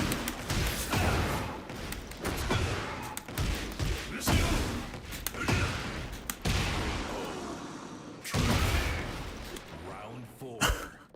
Fight. Goku and Emperor would be friends. I don't think so, dude. Emperor would see Goku as an alien, most likely. A Xeno.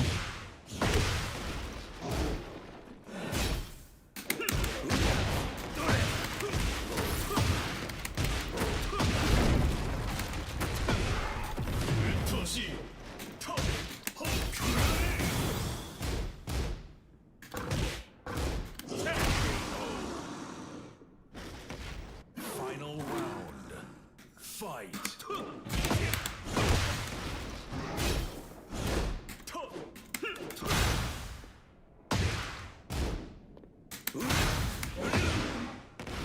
What would you think of other mains? Incels would be killed in the Warhammer universe. They would be killed. Exterminatus.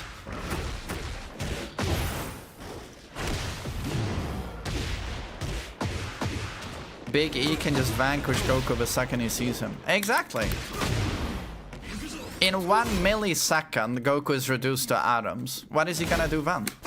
He's just deleted from existence. Favorite Primarch and chapter.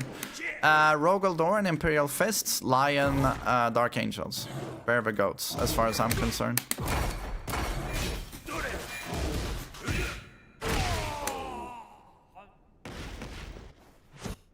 But Warhammer is for incels. Nah. No. Warhammer is for Giga Chads. It's for Giga Chads. Round 1. Fight.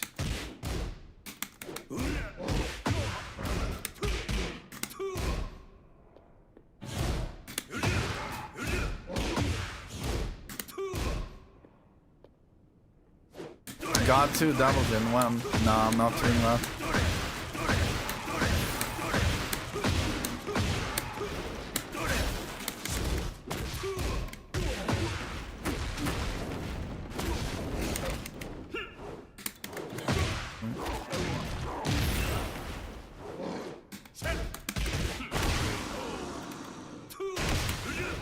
Round 2. Fight.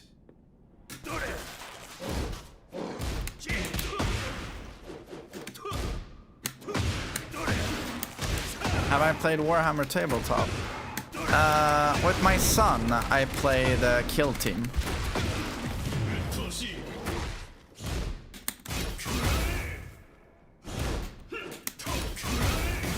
Darius. Yeah, Goku is the GOAT if you wanna man fight him.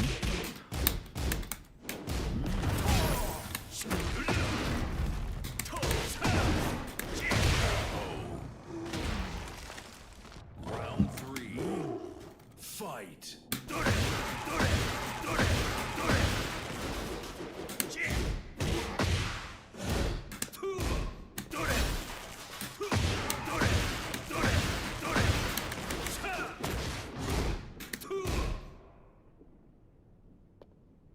I wouldn't put it past Goku to willpower through Emperor's Psych Attack. No, no, no. He has no chance.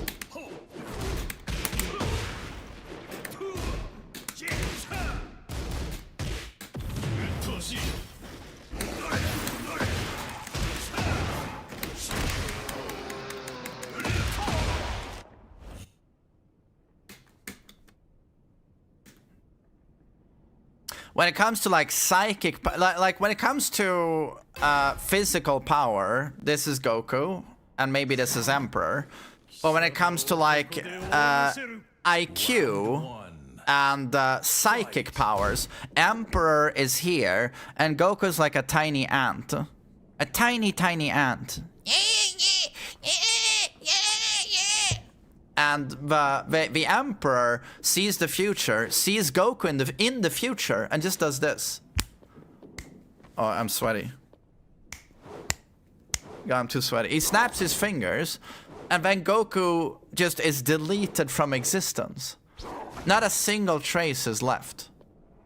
And then Chi-Chi cries, "Ah!" And Gohan as well. Ah! Goku, no!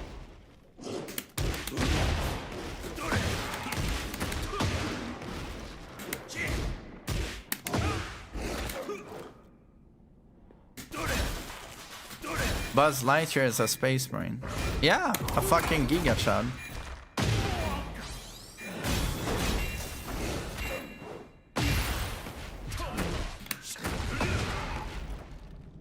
They bring him back with the Dragon Balls. Sometimes I forget how fucking stupid Dragon Ball is. Deleted into atoms. But what about the Dragon Balls? Let's bring him back with the Dragon Balls.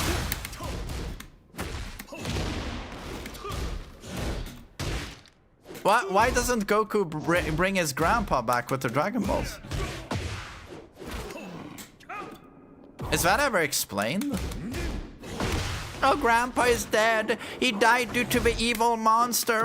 But why doesn't he get him back? Is that just a plot hole, or?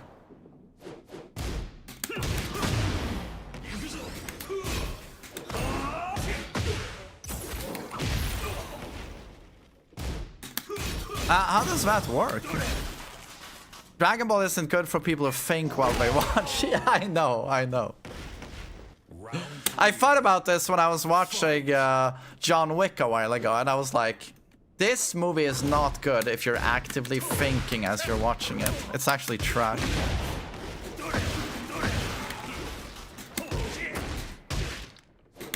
He will ask Shenron to give him the power to defeat the Emperor.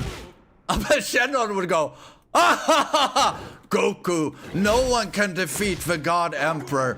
Don't even try, you fucking retard." And Goku goes like, "Ha ha ha! I guess so. I guess you're right." And Q credit.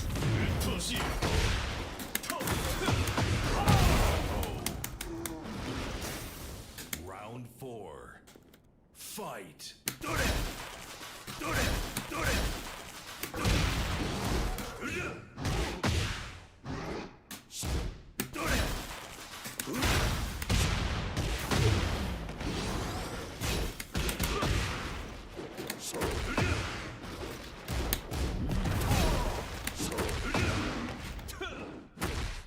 John Wick isn't pretending to be a think piece. Yeah, but it's actually astounding it even works as a movie. You know, when you stop to think about it, John Wick only works if people are dumb. That's the only way the movie works, if people are really stupid. But when you stop to think about it, that is completely true.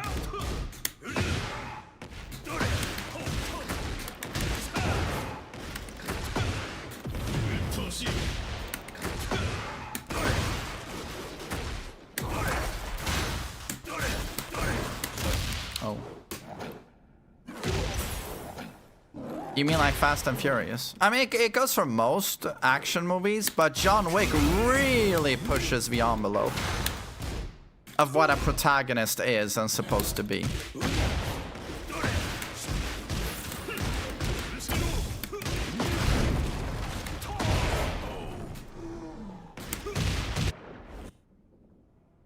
I don't see the God Emperor simply killing someone so strong as Goku. That's true.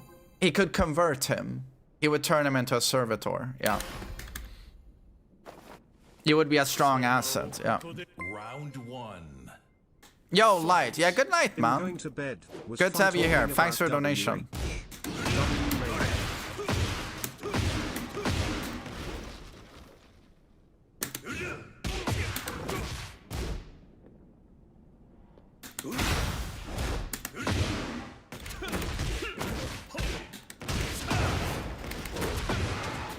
Okay. All right. Okay. Oops. Round 2. Fight.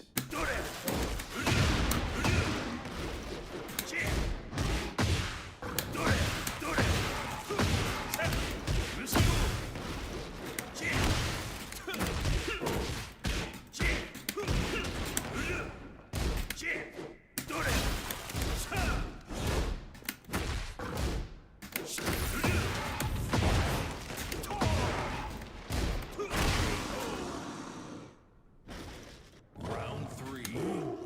Fight. Are you going to convert something that is immune to your power? Goku. He wouldn't be immune. The God Emperor operates in a different realm as to Goku, and so does Chaos, like the warp. Goku has, I think Goku would be crushed by the Chaos gods. You wouldn't even need the God Emperor. Like the Chaos gods would destroy Goku.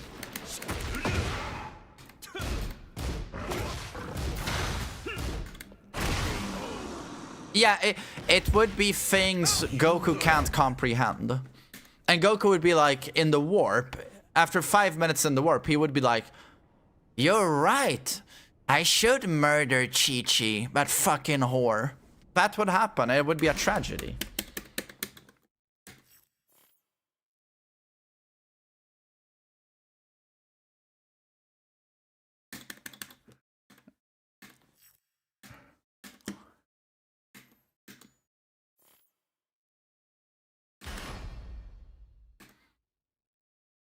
When is Goku talk over? Never. Ever. Lion Fury.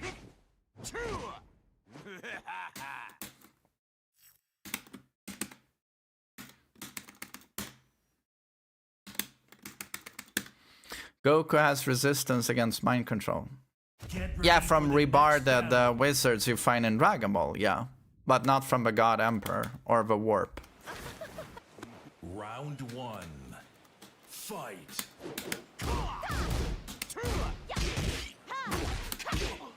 Warhammer wouldn't stand a chance against Duke Nukem. Okay, now we have a real challenge. Yeah, Duke Nukem.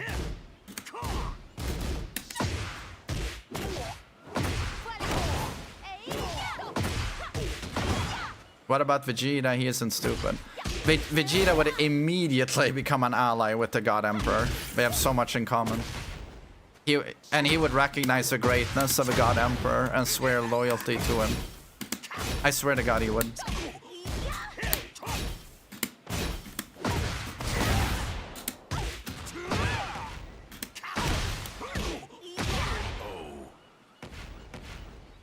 Round 2. Fight.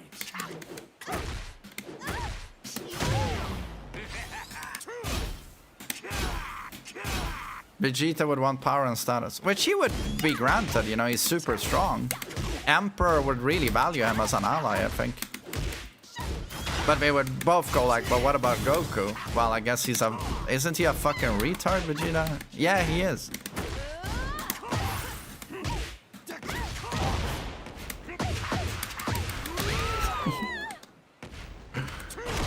Round 3. Fight.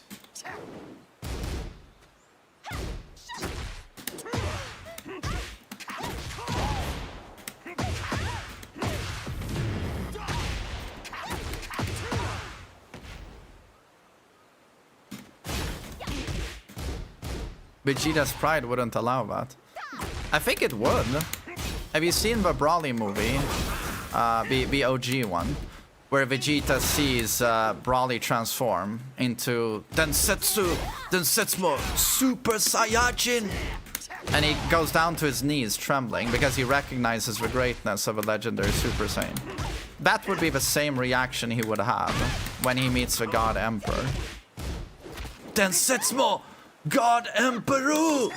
And he would fall down to his knees. He would. Round 4. Fight.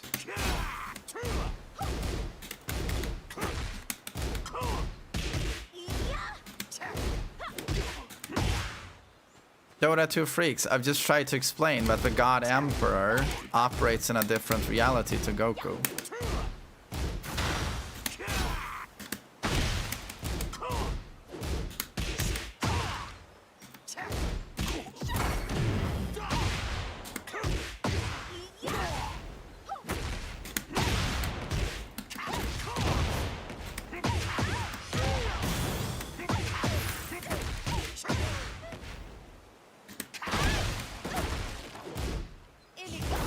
But that was because Broly was the legendary Super Saiyan.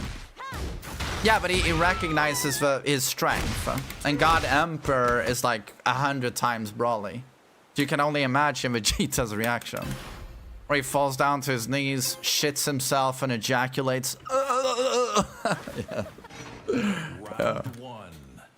Fight.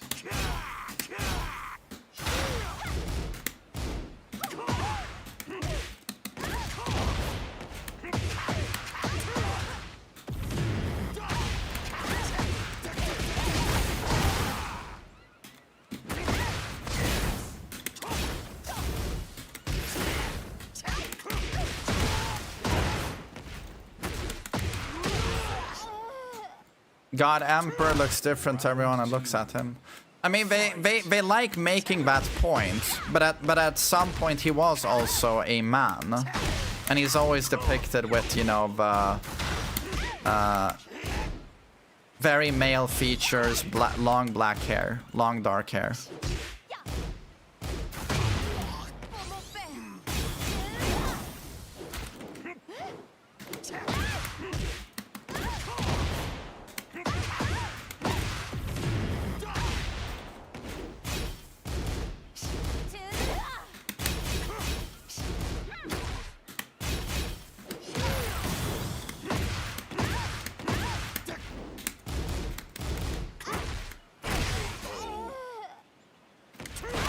Round 3.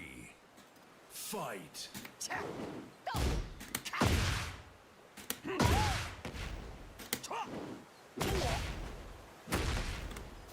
Is Tekken God a good rank? Of course.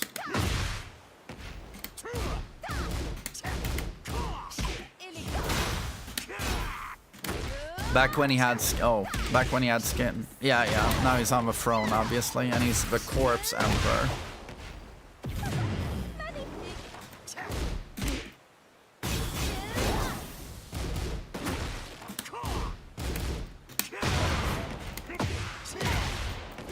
Oida.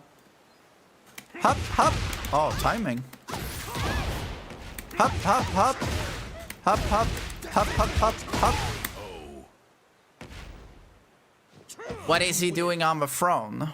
Well, he has died. He's a perpetual, so he's just dying over and over again on the throne. So it's a way of being like immortal.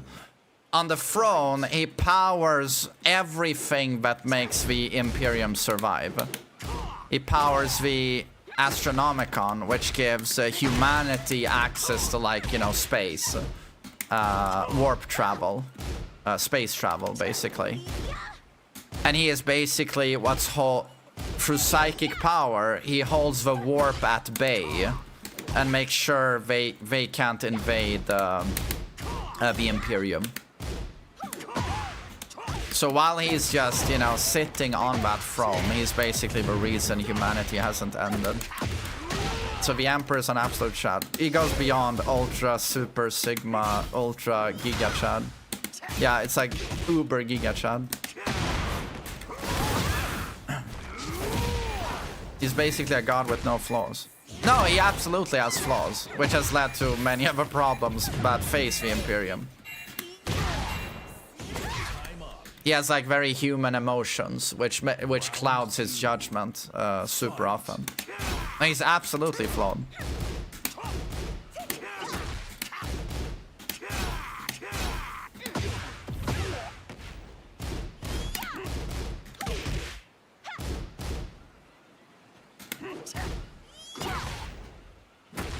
Not really a corpse, though. No, I mean, you heard what I said, right? He's stuck to that throne as a corpse, but he is alive. And he has great power. The way they describe him is that he's stronger on that throne than he ever was walking. Because over 10,000 years of being on the throne, you know, they sacrifice, like, what? 10,000 psychics every day to give him power? So he's gotten, like, way... Even Gilliman, who's the only one who has visited him, right, says he's grown so much stronger on the throne. 1,000 psychics per day, right? That's why he's just getting stronger on the throne. He just can't leave the throne.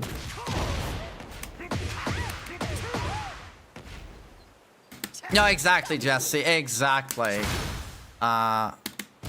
His humanity and ability to make mistakes is what leads him to being on the throne in the first place.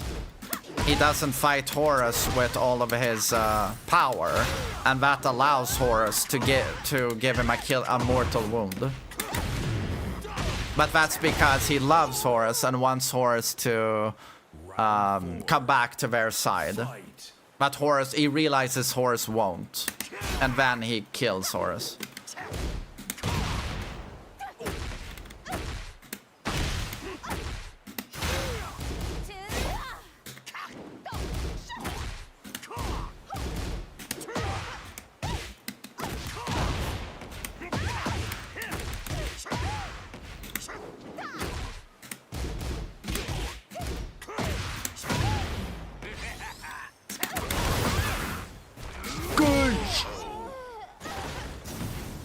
Final round. Fight. Could Dr. Manhattan take him? Oh, wow. Yeah, Manhattan is super strong. Yeah, does anyone think Goku would last a second against Dr. Manhattan?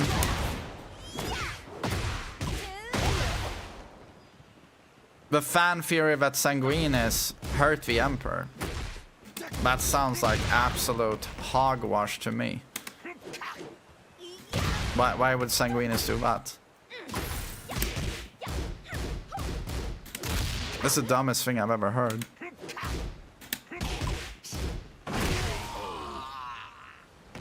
Sanguinis would never hurt the Emperor.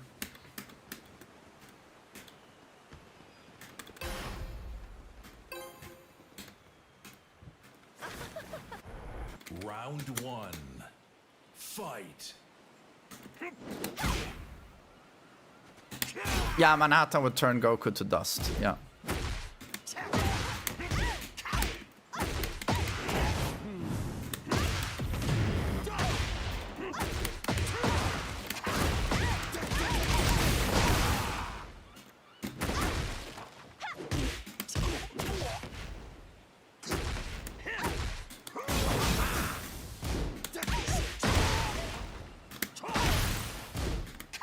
Yeah, I don't see any universe or anything like that where Sanguinis would turn on the Emperor.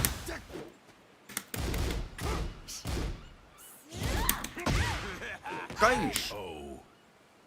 Sanguinis can't... yeah, Manhattan can't die, yeah, and neither can the Emperor. Goku can certainly die.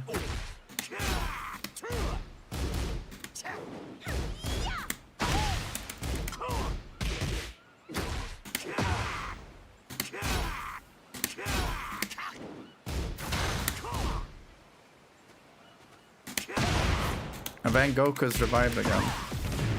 Yeah, but dude, as soon as As soon as Emperor smokes Goku's brain, you know, fries his brain into fucking KFC, what do you think he does after that?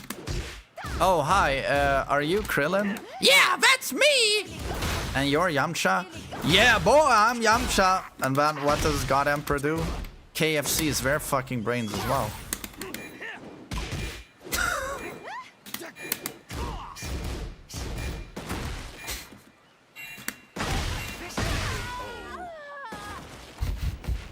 Round 3. Fight.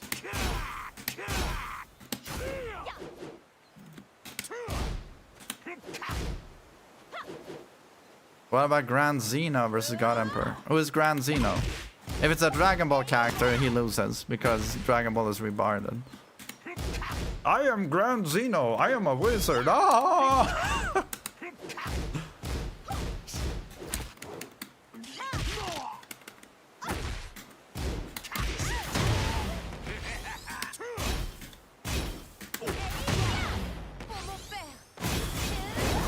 Can God Emperor guess Anna's mix? His powers only go so far.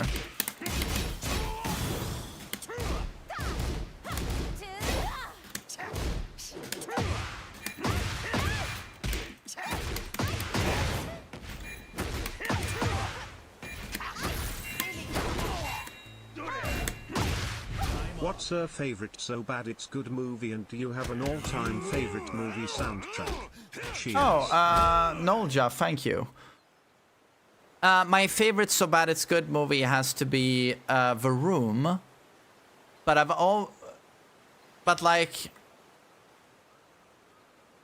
the reality to me with The Room is like, I don't even want to call the movie bad.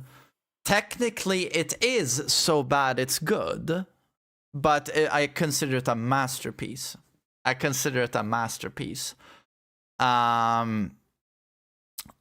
Outside of that one, I can't. Yeah, you're tearing me apart, main man. Oh god. Or what is the best line ever? The best delivery ever. What is it when he goes out on the rooftop from the staircase? I did not hit her. It's all bullshit. I did not hit her. No, what is the full line? I want to give it justice. What's the full line?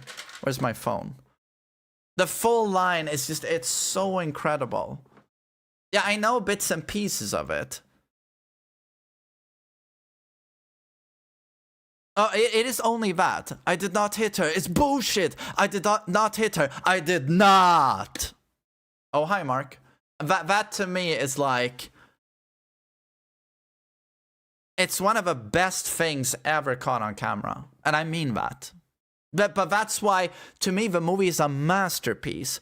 If you want to watch So Bad It's Good, where it's like... It truly is, like, super awful, but still so fun to watch. I recommend Neil Breen. He has a movie called Twisted Pair. Twisted Pair. I was laughing until I was crying watching that with a friend of mine. I was crying. It was so funny because it was so shit. So that's one I recommend. It's incredible.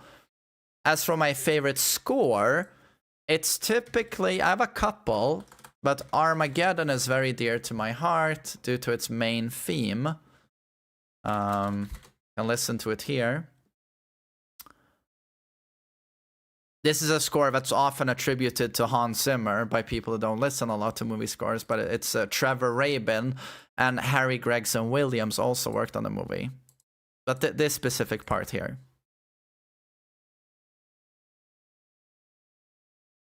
This part.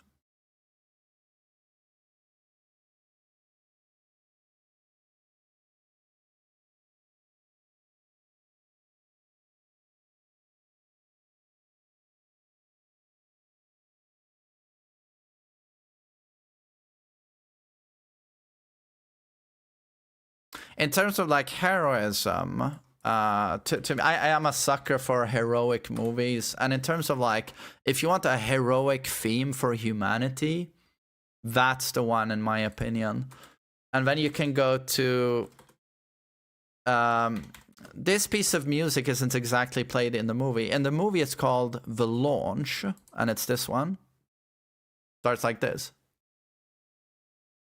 And this is where in the movie the president gives his epic speech, as you do in a Michael Bay movie. But it starts with this.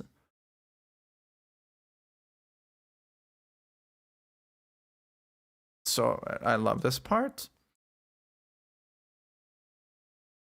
And here we have the launch itself.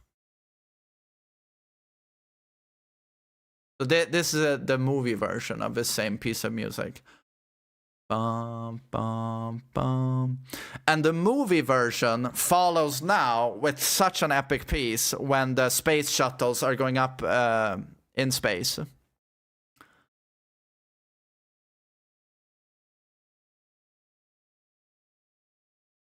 Okay, so now we're gonna go to an even more epic, almost military-esque version of what you just heard. Bum, bum, bum, bum, bum.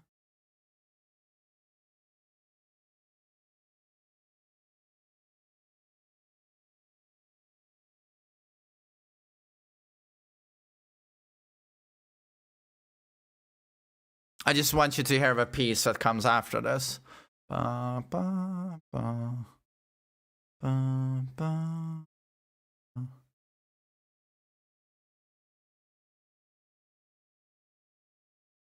So that's a little bit of a military march.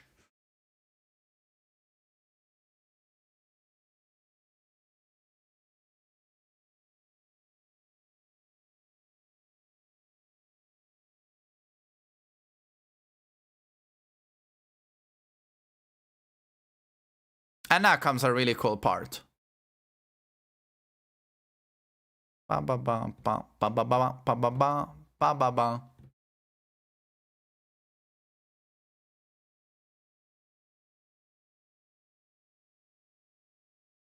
So yeah, with the Armageddon score, it has ever since that movie came out in 1998, when I must have been 13 when this movie, was I even 13? I watched it in theaters with my family, and it's just still, ever since I saw it the first time, it has remained one of my favorite all-time scores. And we listened earlier to one of my favorite all-time scores, Phoenix. Is it Phoenix Rises?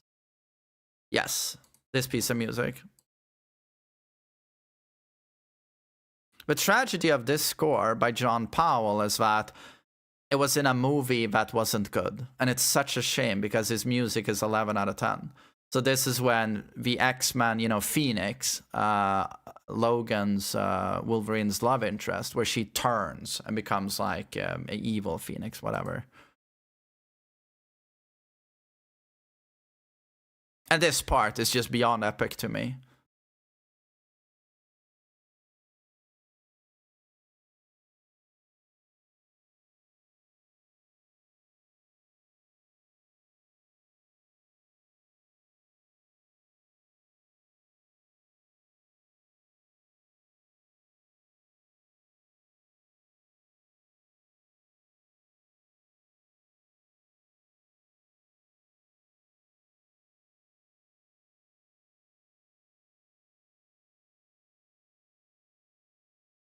And this piece of music is so good and fitting. Na, na, na. It tells of a struggle, the hero's struggle. And here he's desperately trying to walk up to her while she's projecting her force magic towards him or whatever.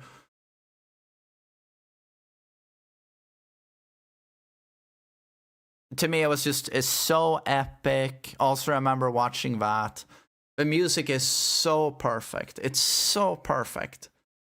And I just felt so bad because like the movie just wasn't that good, but the music, it was one of the best scores I've ever heard.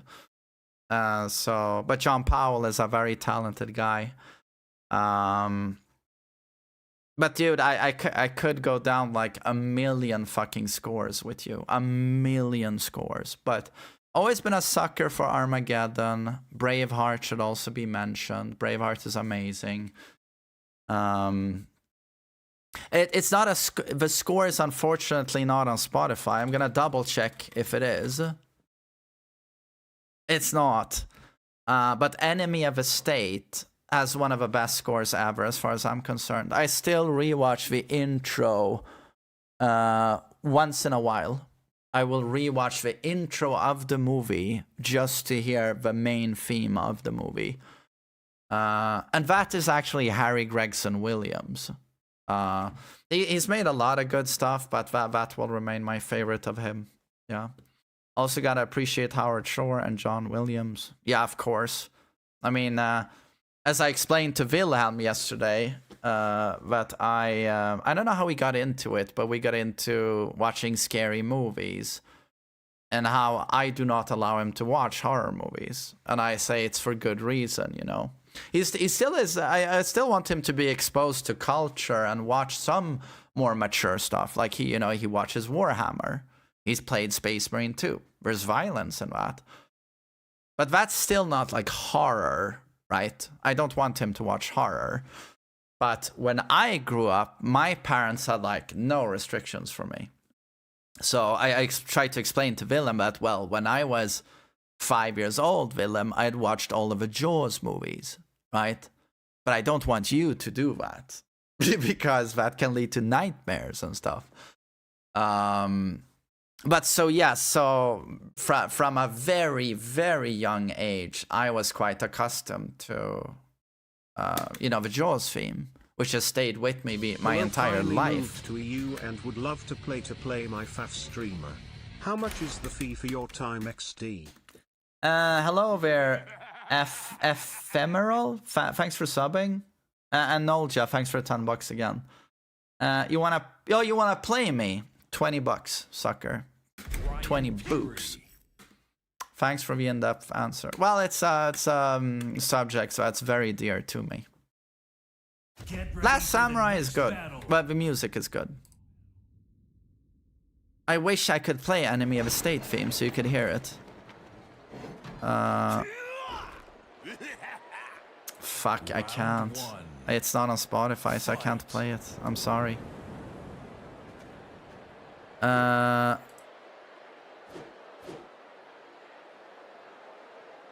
Sorry, give me a second.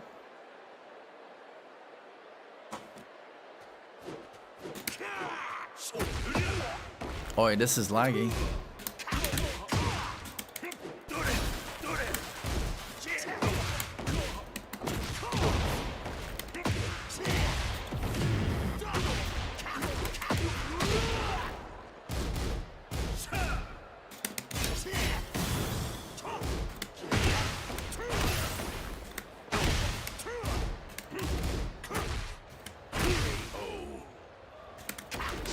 Two girls, one kappa, what's up? Is this Poets of a Fall? Yeah, Alan Wake. Herald of Darkness.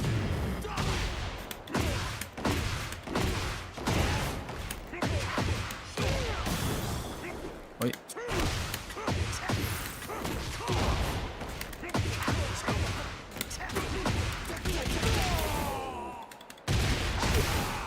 Round 3. Fight.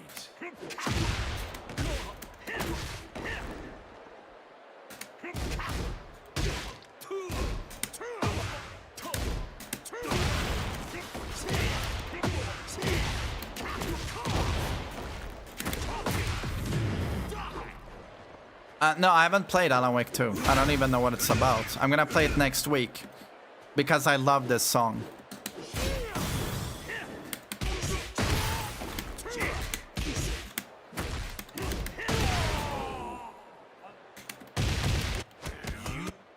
Oh, Gook, you've played it. Yeah, I think it's apparently like psychological thriller, so that's right up my alley. And people say it's inspired a lot by Twin Peaks, which I love.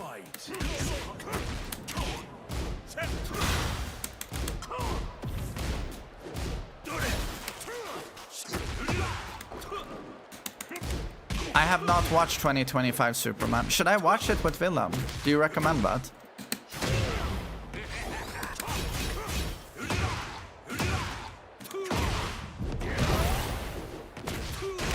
It's good, okay. Does it have a classic John Williams theme? Da da da da da da da da da da da da da da da.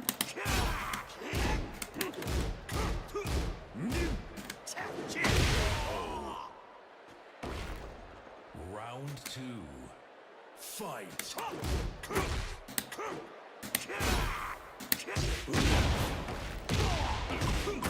They play that music in the movie. Oh, okay. Oh, that warms my heart. Love that theme. It's not Superman without that theme.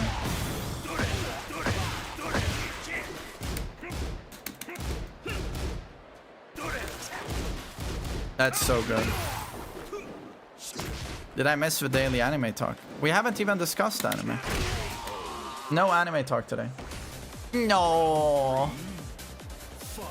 A little lad. Thank you so much for 20 bucks, man.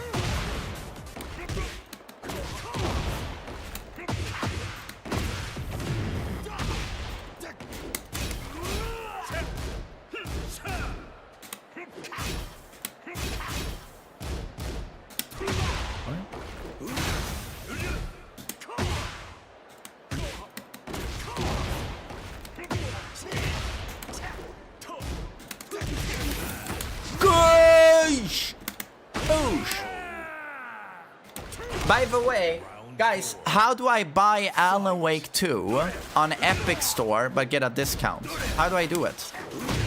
Because it's $55. Can I get a discount?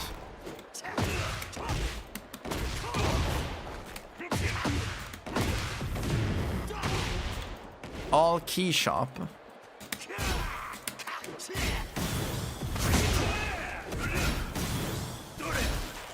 Let me gift you, main man. Oh, suck a cock. Would you actually do that? You're such a sweetheart. Thank you. Pay now.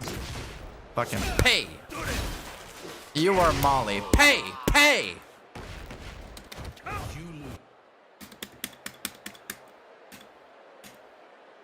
That made me think of my half Chinese friend's uncle, Pei Pei. Uncle Pei Pei. Round 1. Fight.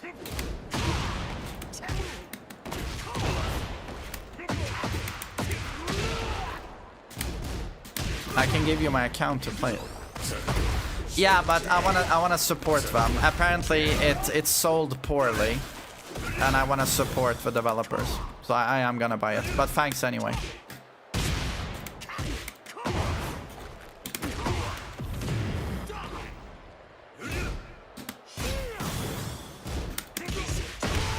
I'll buy it for you.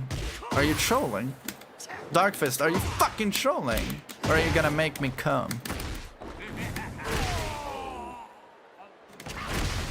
Round 2. Fight. I can transfer money, no, not trolling. My god, I have one viewer. One viewer who's actually a good person. Everyone else can suck my fucking dick. Thank you so much, Darkfist.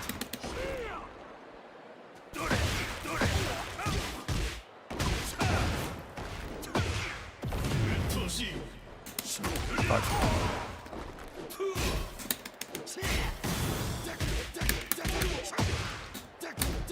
Literally offered my account. Suck my fucking dick, bitch! No. I might be joking. But only maybe. Fuck.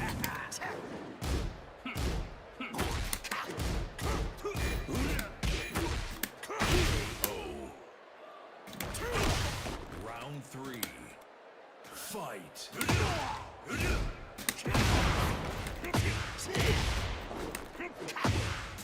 You have more money than me, can you donate? How the hell do you know I have more money than you? I live in Stockholm, man. I just explained to everyone yesterday that when I buy Thai food, it's $30. So I'm not sure I have more money than you.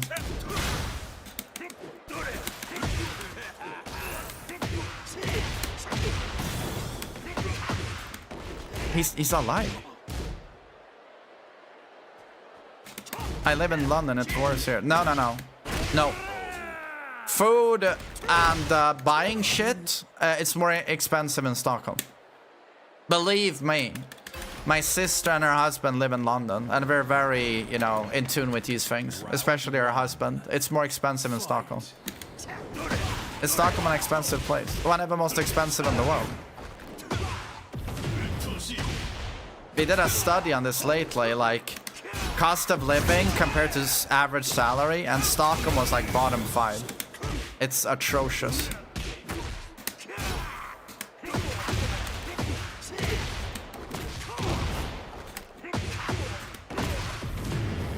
I want to live in a world where Brian has damage, but that will never happen. That will never happen. Fuck.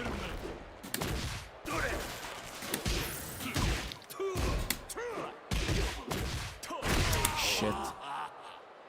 Is it even possible to own an apartment in Stockholm? If you want to buy one, you have to make some serious fucking money. If you're gonna be alone and buy. Don't have high expectations, Tom. Game is great but not perfect. Oh, thanks, Pac-Chan. I have very high expectations. Not gonna lie, I have very high expectations. Thanks, man.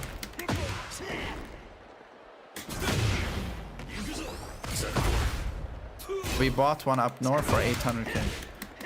You bought an apartment for 800k, but not in Stockholm, right? Oh, Davin, thanks. Main man, what's a favorite superhero movie? My favorite superhero movie is Logan. I think it's extremely good.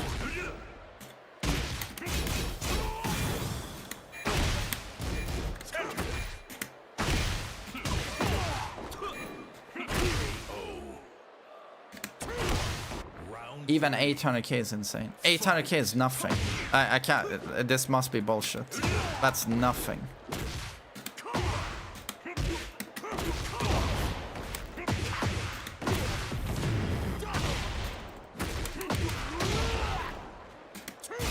Do you hear this? Does anyone know what happens here? This music? Ba, ba, ba, ba, ba, ba, ba, ba, ba. What happens now? Sean Connery and The Rock confronts General Hummel, Ed Harris. If we're gonna speak of, you know, fantastic movie scores, The Rock is up there. Oh, I'm gonna watch Hans Zimmer live in March.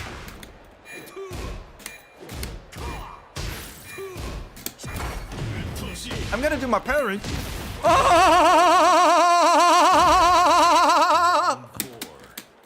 Fight.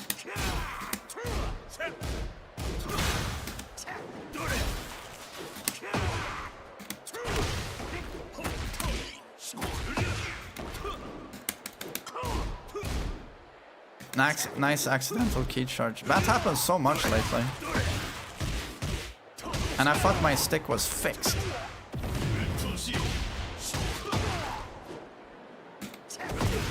How often can you land the torch jet upper? On a bad day, like 90%.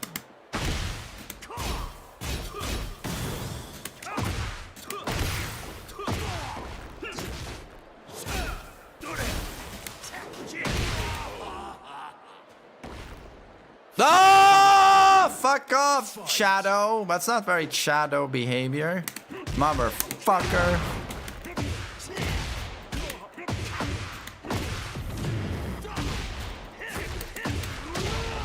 Duck. I'm gonna confirm on this connection. Fuck.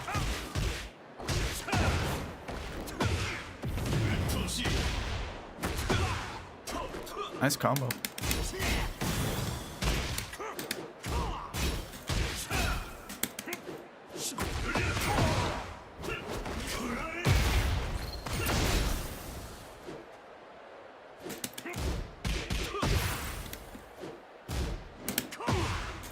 What a goddamn grenade.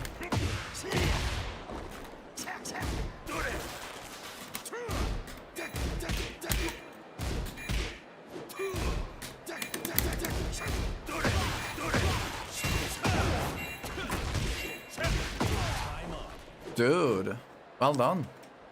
Well done. I mean, on that connection, that was an insane punish. Your life is a ton easier given you're a streamer. I'm gonna blow your mind now. I wasn't always a streamer.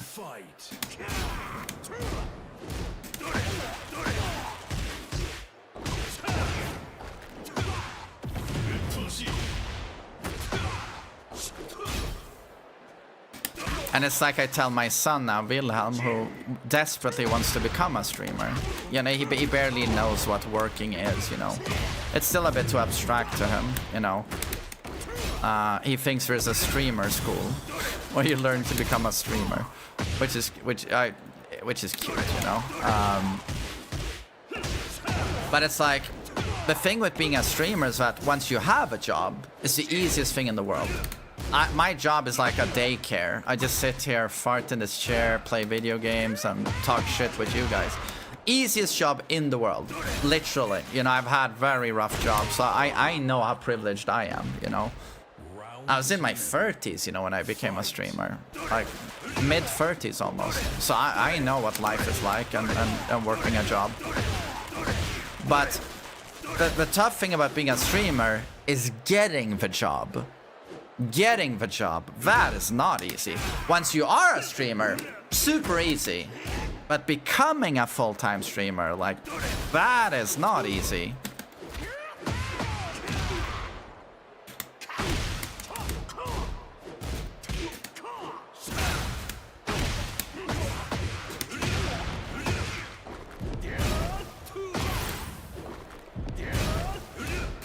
Yeah, it's like when people see my stuff, you know, they don't think about the 15 years I made videos and this wasn't my job.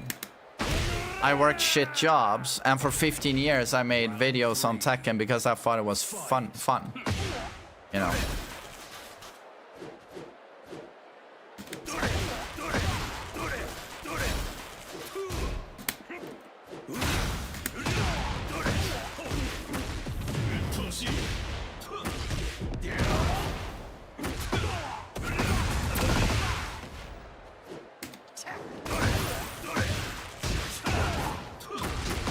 Man, I barely paid attention to the set, but now that I do, this guy is really good at electrics. Really good. Nice low one.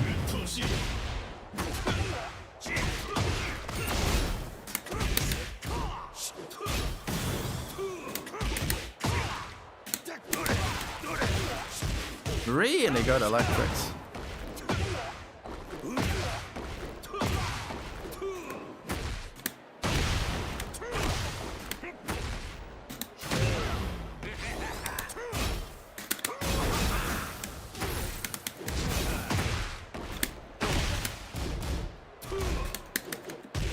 Nice duck, dude. Cool player.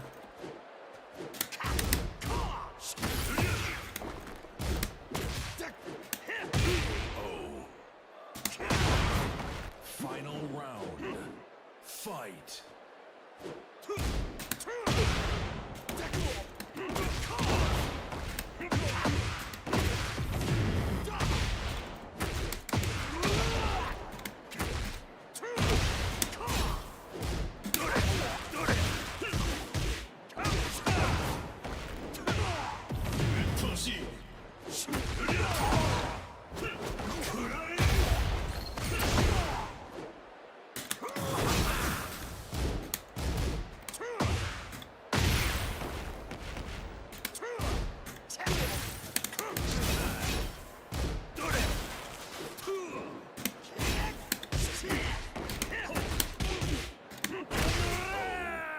Damn, clean Kazuya.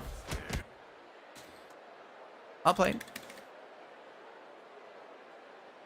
Now that you have my lunch money. Yeah, we can play. I'll wait for you. What's your name in game?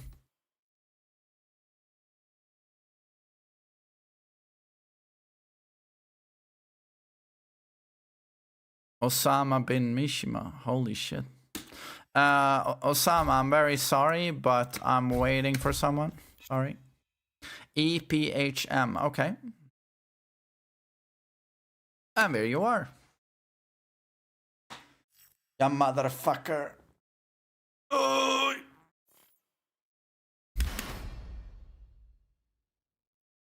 Average Mishima. It's not easy to discipline yourself to stream 6 to 8 hours per day. This just doesn't require discipline, in my opinion. Like playing video games for 8 hours. I mean, I used to do this without getting paid. I used to work my shifts, a real job, and then get home and I would do this to have fun. And now this is my job. So to me, it's like, what discipline? Like, maybe to you, it seems like this is like, takes a lot of energy, but I love talking and I love playing video games. So for me, it's like, yeah.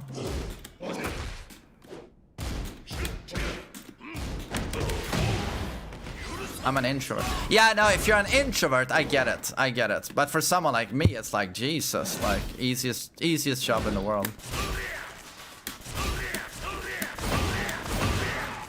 Oh, God.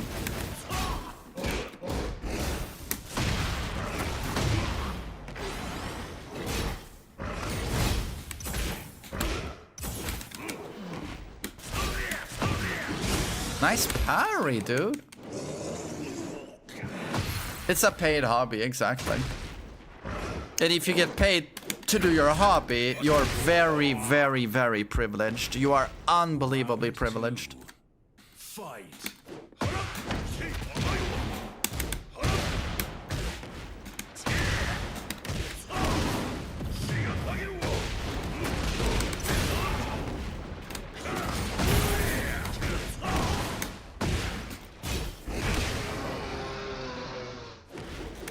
Is there parts of being a streamer content creator that you really hate? I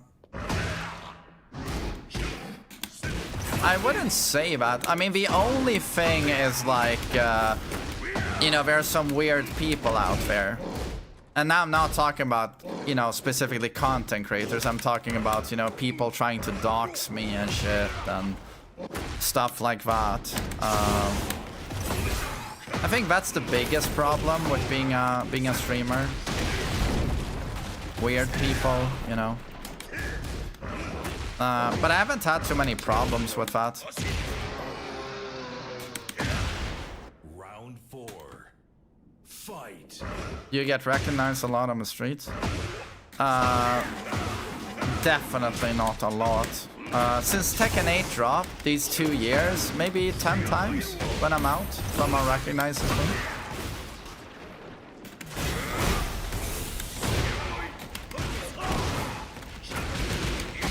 I felt like a rock star though at Tekken World Tour because like so many people wanted to talk to me and be nice to me, you know, so that was super cool.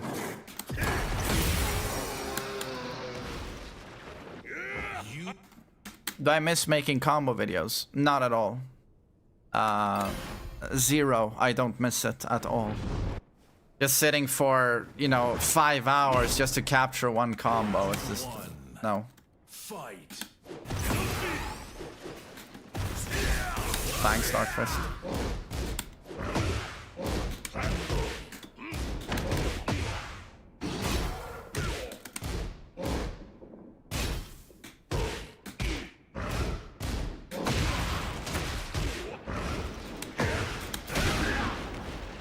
How is Kazuya different in this game from other Tekkens? He has a Devil Fist, which is, for all intents and purposes, a demon paw. It completely changes his neutral. And then when he turns into Devil, he has a reversal, Shikue, which is very powerful. Round 2.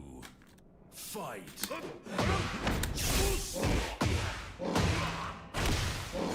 Did I have any groupie action? Nope. Nor would I ever want any.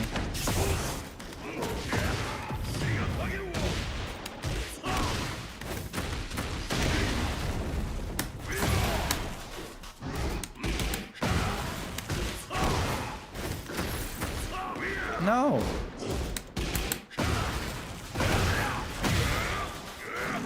Achoo! Sheesh. Round 3. Fight.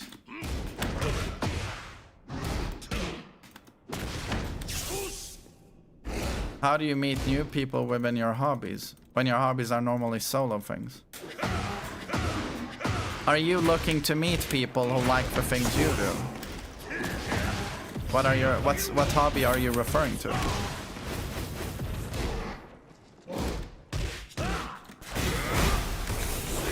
Nice stuff.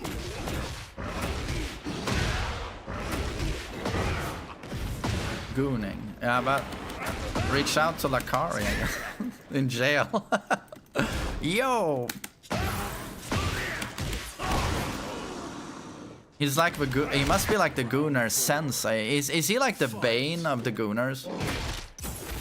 No one cared who I was till I was put in jail. I can't do the Bane voice.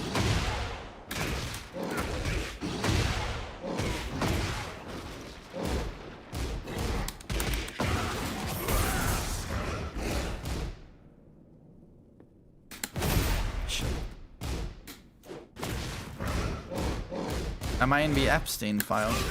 Well, I'm sure some haters right now are trying to find me in the Epstein file. I wouldn't be surprised.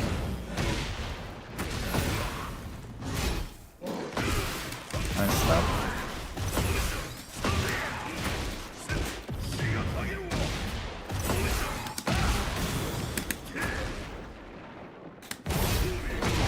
Oh.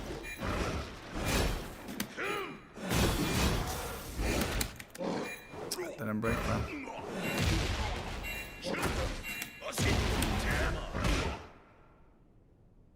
Final round.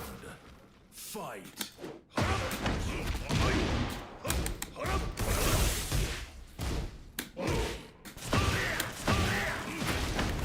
Did they hold a Tekken tournament on Epstein Island? Yeah, I was the head referee. Richie was sus as fuck at that event.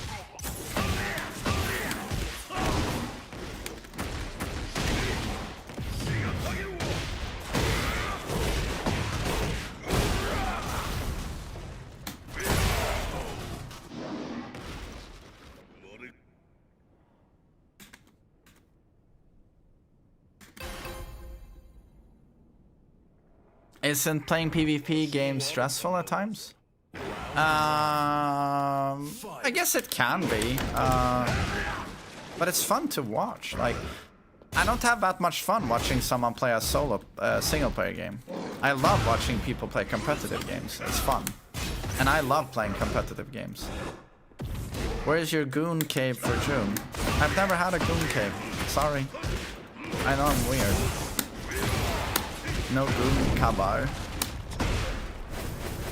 Sheesh. Am I ahead of the sexuals? I don't even know what that means. The sexuals.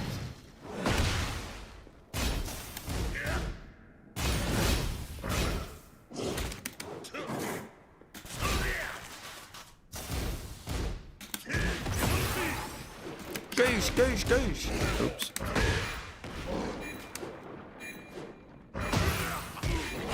Nice mix. Round 2. You make enough income as a content creator? Yeah, I do.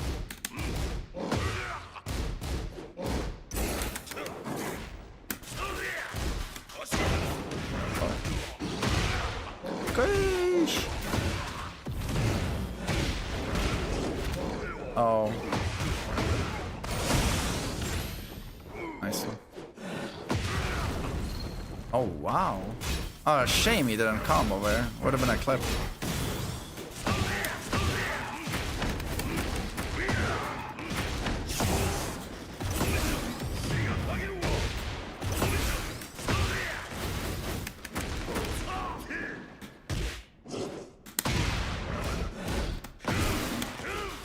Impossible.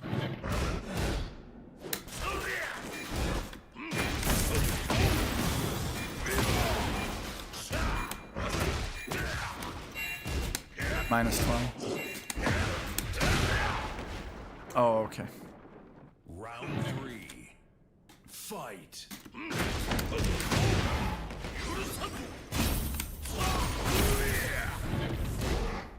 ManSWE, there's no such thing as this platform makes more than the other platform. It depends from month to month. Sometimes I make more on YouTube, sometimes I make more on Twitch.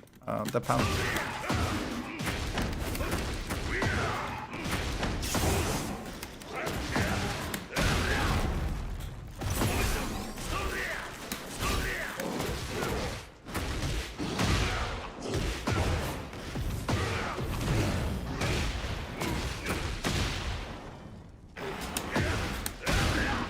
It's so reactable in this game. I feel like it was faster in Tekken 7.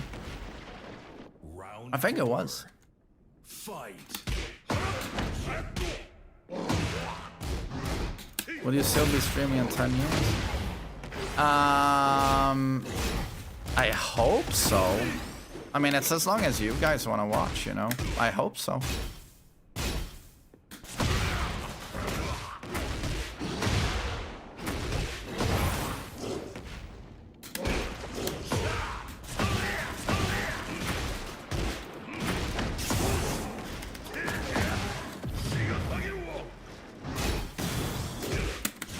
Oh, yeah. Nice.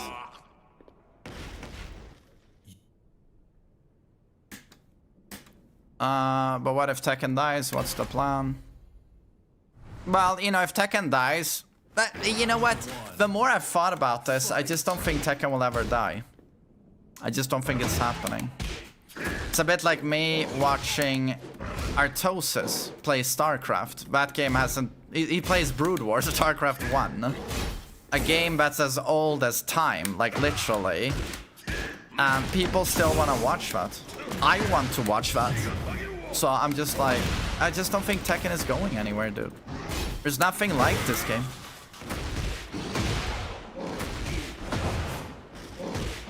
I just don't think Tekken will ever die. Tag 2 couldn't kill this. What's gonna kill it, you know? Tag 2 couldn't do it. So I just, yeah, I think it's not going anywhere.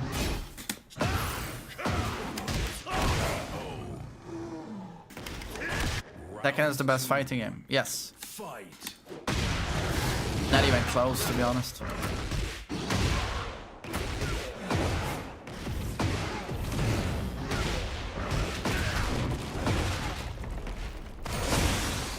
As long as Emperor Murray exists, hope exists of a god Emperor Murray.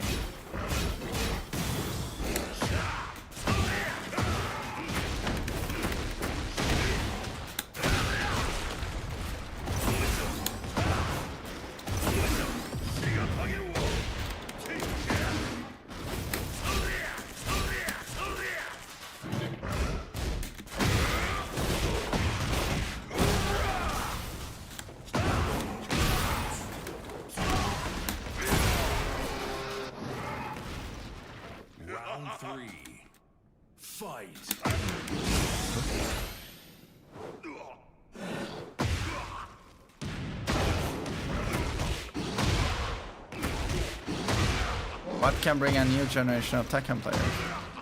I met quite a few of them at Tekken World Tour. People who started with Tekken 8. Quite a few of them. Very wholesome, nice people.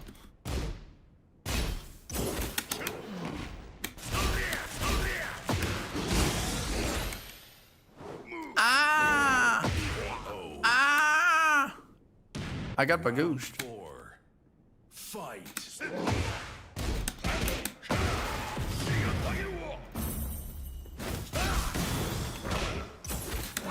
Wow, nice.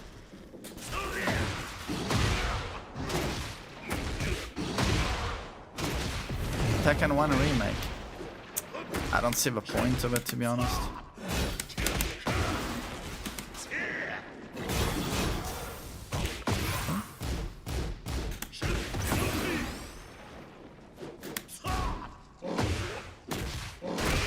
Nice. Final round. Fight. Oh, yeah.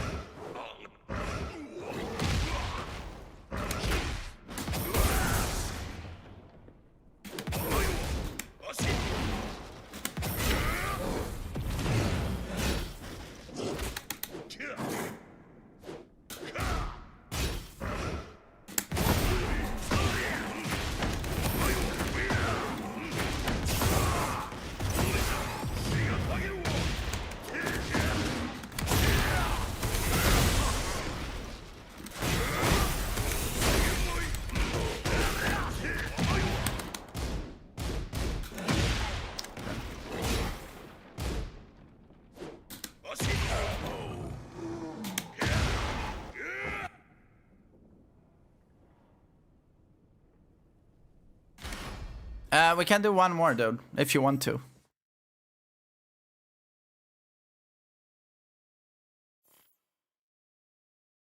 No, animal. They buffed down 1+2 range in Tekken 8.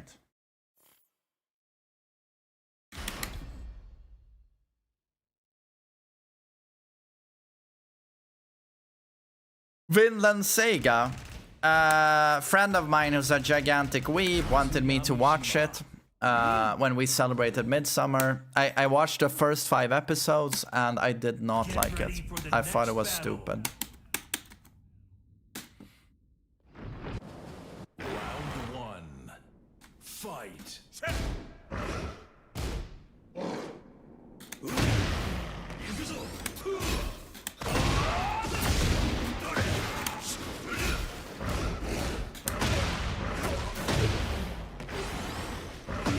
Yeah, I gave it a shot, yes, I did.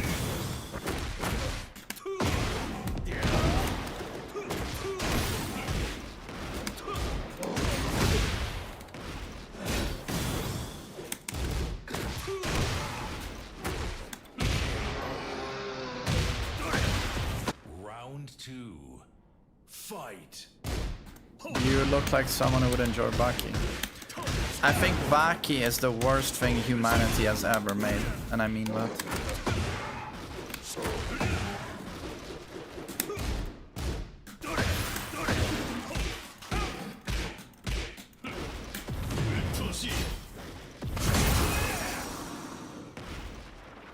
Round 3. Fight. Manimus, I respect that you feel that way about Vinland Saga, but the first 5 episodes told me it was gonna be a super generic and basic anime. Super generic. You killed my father! I will have my vengeance! Okay, kid, okay, kid. We've seen this in about 69,000 other animes. And I love a super stoic epic dad. I am a warlord. That was my previous life. Yes. What's the name of protagonist, the little kid? I know he becomes a teenager later because all animes need a teenager protagonist for some reason. Thorfinn. Alright.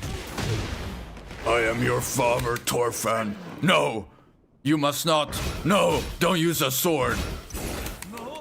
Okay, sorry. I don't know why I talk like that. It should be more like Nandakui, Natakara Thorfinn, Natakuya Mai. You know that voice? That's the dad. And he's like an old warlord and he's like super epic. He's a mountain of fucking muscle and he's so stoic. Thorfinn, you must never put your hand up to another man. Fighting is wrong. War is wrong. It is wrong. And then in the intro, the dad is like, he's like a fucking mercenary soldier. And he's the GOAT. Of course he's the GOAT. He's the best mercenary soldier that ever was. He's the mercenary's mercenary. He can solo Goku. Like he's the fucking GOAT, right? Of course he's the best. Thorfinn, violence is bad. Like, Dad has killed 10,000 guys without batting an eye. Like, murdered them to pieces. Like, but suddenly, because this is a basic-ass generic manga, but Dad can't be a psychopath. He should be a psychopath, but the story won't allow him to be. He has to be stoic, loving father. Thorfinn, violence is bad. It's like, he's basically murder guy. He's basically Jeffrey fucking Dahmer. But when we're introduced to him, the father, Thorfinn, murder is bad. You can never lay your hand on another man, Thorfinn. Don't hold that sword, Thorfinn. It is bad. And then of course, yeah, my super generic things happen. Within one episode, his old gang shows up. Murder Dad, you must come murder with us again because you were the greatest. And we need you for our new secret, top secret Giga mission. Even though he's been living secretly in this village somehow for all of these years. I mean, the plot holes are everywhere, right? But we need you, Murder Dad. You must join. And of course, Murder Dad, who's now super nice, wholesome dad, of course he doesn't want to do that. Because murder is bad, even though he murdered 9 million people without batting an eye. Suddenly it's super bad. Suddenly he's got a moral compass. Fight. And then, super predictably, Murder Dad is killed. And he has a super epic heroic death. He protects all the innocent people. And then he dies standing like this. He has 9 million arrows in his chest and he goes, Natakui, Torfin, Natayadamuya, Karatamai. Like basically, you must be a good person, Torfin. And then he dies. And then the rest of a gang of rebarred mercenaries, they leave the kids alone. They leave Torfin alone. And then Torfin does something that's unheard of in a manga or anime. It's literally unheard of. The author of this manga invented a new concept in a manga that there's a young child and his father is killed by the bad guys. His heroic father is killed by the bad guys. And as the kid is watching the bad guys leave, the kid has like veins in his forehead because he's so angry. And his eyes go psychotic crazy. And he says, "You will pay for what you did! I will kill you all! You killed my father! I will kill you all!" That happens. And that's when I was so sold on this show. I was like, my God, they've done it. They've invented a new kind of anime. And that's when I knew this was gonna be something special. But so no, after 5 episodes, it's the most generic pile of junk I've ever seen. I was not impressed. Fight.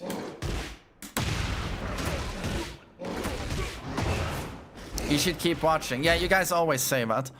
In season 3, it gets better. I swear to God. Attack on Titan season 3 is peak. Yeah, watch that. And I'm like, no thanks. So I'm gonna endure 2 garbage seasons. And then I know I'm gonna think it's shit anyway because you liked the first seasons. Like, do you get it? I swear to God, man, if you just watch 200 episodes, you get real good. That's been good. Yeah, thanks, anime guy. Round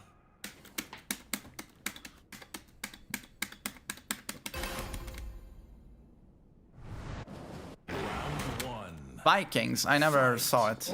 Hi. How much of Baki did I watch? Quite a lot. You just call Attack on Titan trash.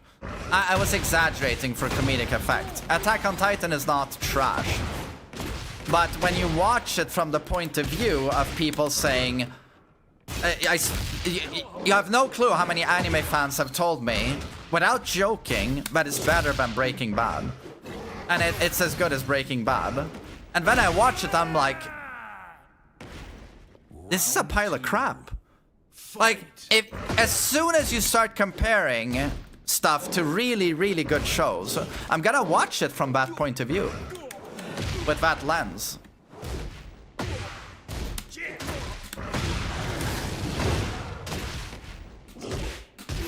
Death Note. I couldn't stand it.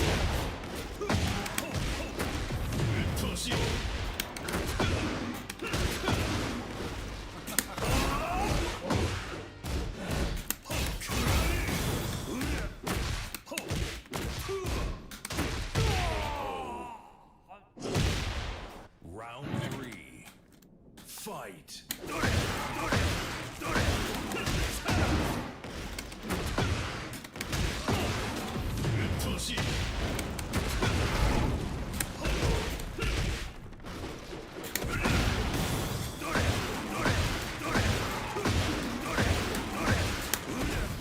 Oh, too bad.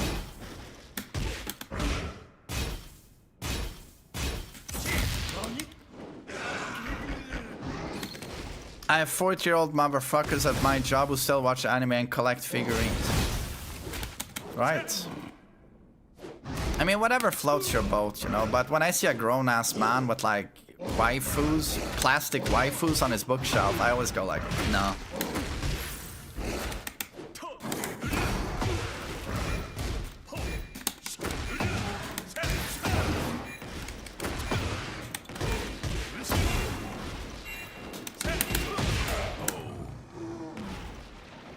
Round 4.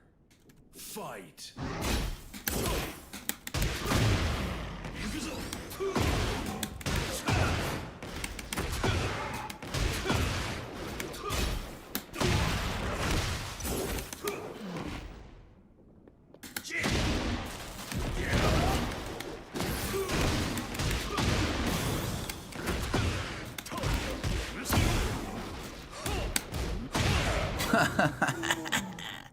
Geesh. Final round. Fight. Grown man playing video games. Video games are awesome, dude.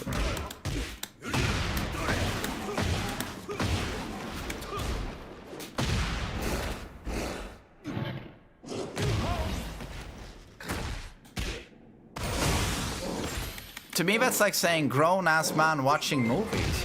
What's wrong with movies, man? Why wouldn't you watch movies growing up? Or being an adult? But cannot watch 9 hours of Lord of the Rings.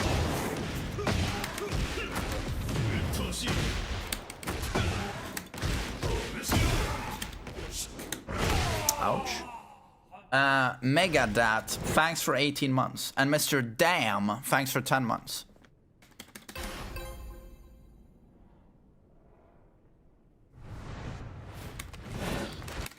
Round 1. Fight.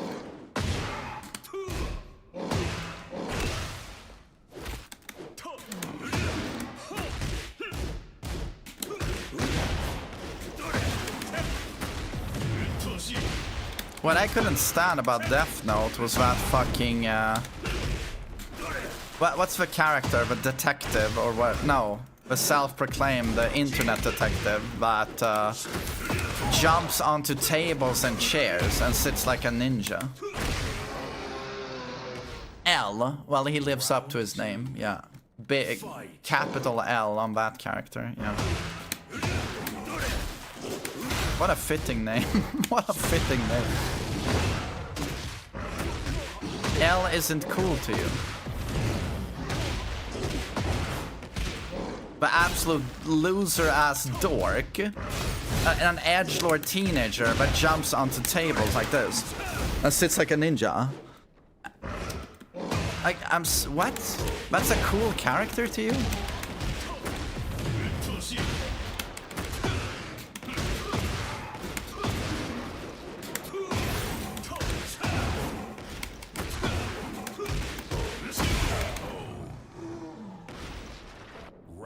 Wasn't he just an edgelord? A loser edgelord?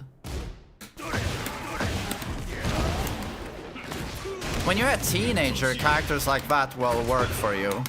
Not when you grow old. Or get older, I guess.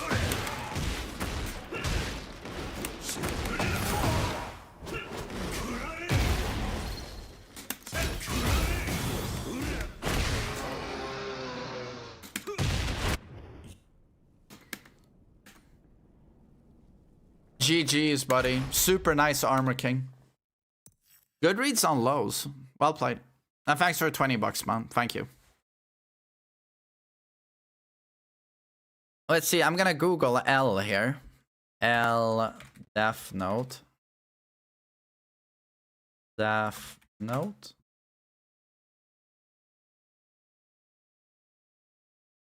You're telling me this isn't an edgelord fucking loser?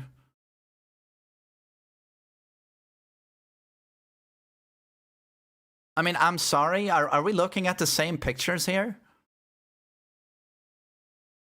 I mean, what? This is your favorite character. This is your goat? Okay, I've seen enough. I'm done.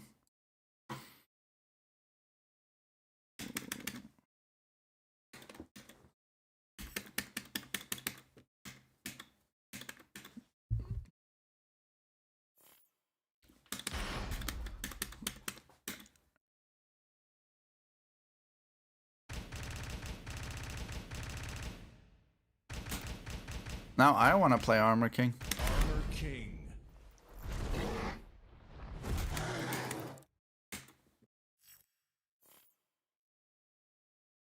Get ready for the next battle.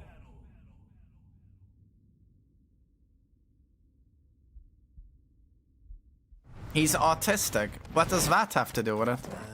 Round one. I was talking about his appearance. What the hell does autism have to do with what he looks like?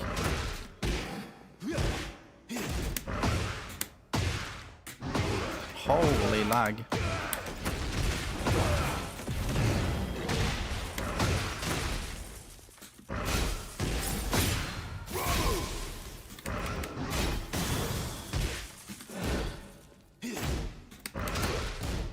Autism people sit on the table solving murders. I'm pretty sure that's not how it works. I mean, I've seen quite a lot of autistic people in my days, and they don't jump onto tables like ninjas. Well, some of them, maybe.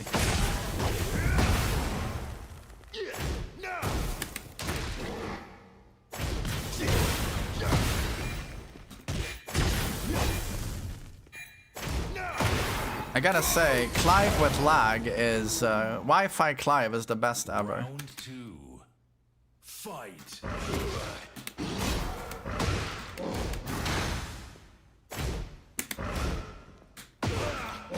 Ninjas jump on tables. Loo, loo, loo. No, but he does the little ninja squat. He jumps up and he sits like an edgelord. He sits like a Naruto character. You get what I'm saying?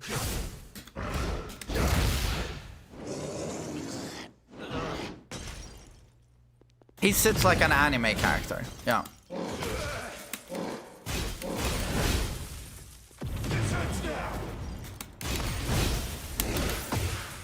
Who's cooler, L or Sasuke?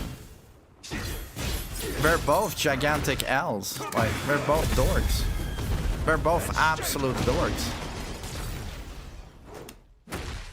Happy_A became Yo, Dida, thanks for membership, man. Thanks. That's the optimal shitting position. See, to be honest, I would think he is cooler if it's like you said. He's jumping onto the table and then he shits himself in that squat. But now I have more respect for L.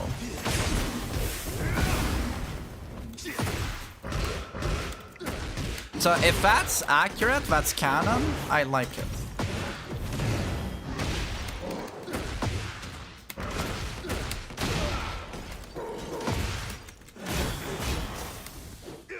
Do I like FMA? It's my favorite anime, FMA Brotherhood.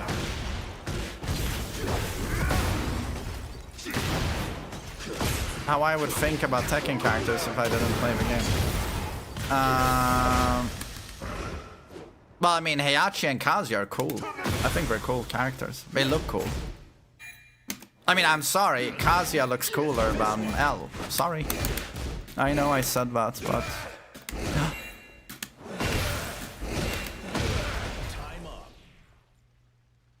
You just insulted half your audience with that one. Well, Mike, my audience aren't pussies. They know I speak my mind. I think they actually like that I speak my mind, you know? We don't have to agree on everything. Many people in my audience, they hate the shit I like, you know? But I don't cry about that.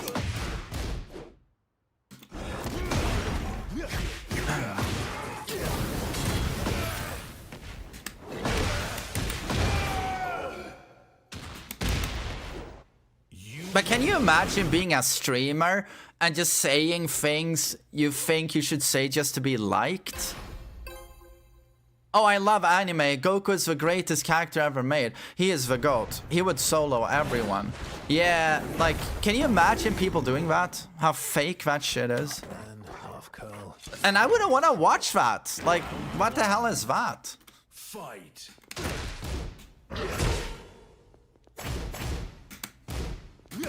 I don't watch those streamers.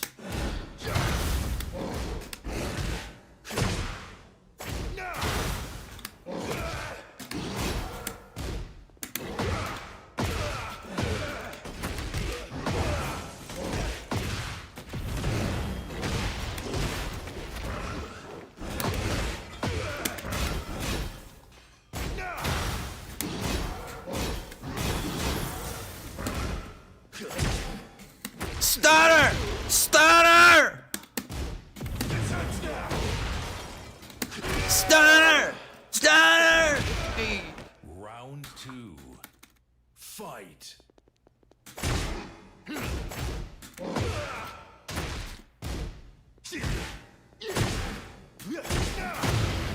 To business.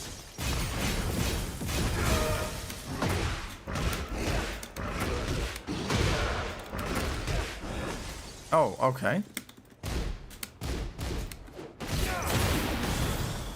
But to be honest, I think a lot of anime fans can also see where I'm coming from in my opinions on anime. There are a couple of diehards one who can't hear any criticism at all, but I think a lot of anime fans they sort of see my point of view. Round 3. Fight. Any other animes you don't mind besides FMA Brotherhood?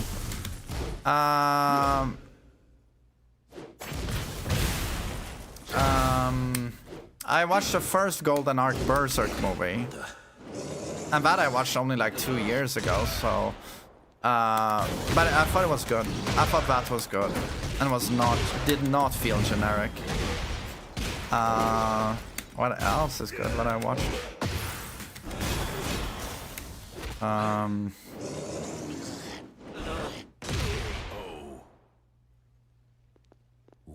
4. Damn, I don't know, man. Oh, the movie Akira is a masterpiece. That goes without saying. That's a masterpiece. Yeah, that's anime. I would also have to say that the original Dragon Ball books, when Goku is a kid, so before DBZ, is this the first 17 books or something? I don't remember. It was so long ago. But they are actually charming. They are charming. The OG Dragon Ball has more heart than DBZ, and is much more well written. Fight. And also, early Naruto, like the story of Zabuza and Haku, is actually quite touching and well done.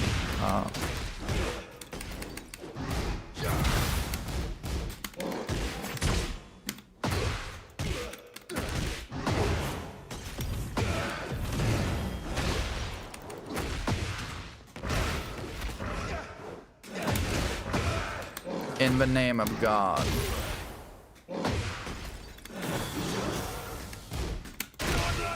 Gosh.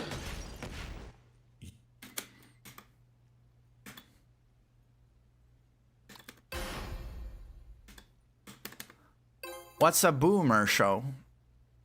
A boomer show? Classic boomer shows are Sopranos, The Wire,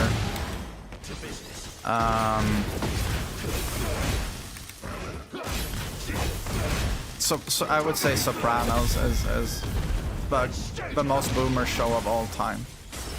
Mad Men can be mentioned here as well, I guess. Reservoir Dogs, but that's a movie. Twin Peaks. Oh, you nailed it. Giga Boomer.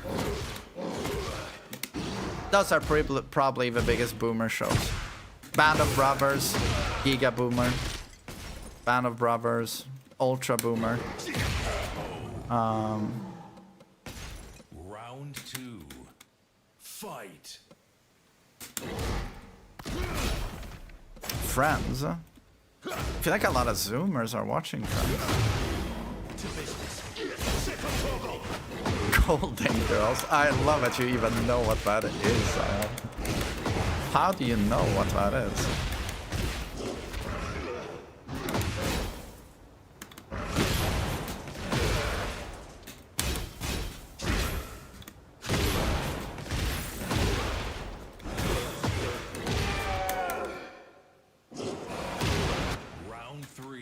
Oh, Curb Your Enthusiasm. Seinfeld. Giga Boomer shows.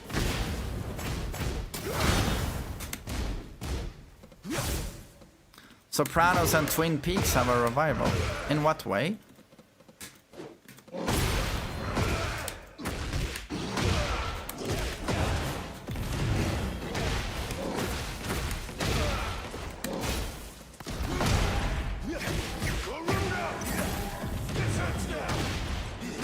Werewolf, yeah. MacGyver, Knight Rider, Baywatch,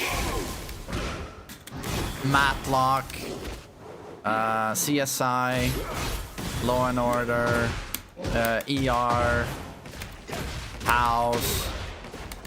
There's a lot. Twilight Zone. You win. You win, sir. Well done. Twilight Zone. X-Files. Round 4. Fight.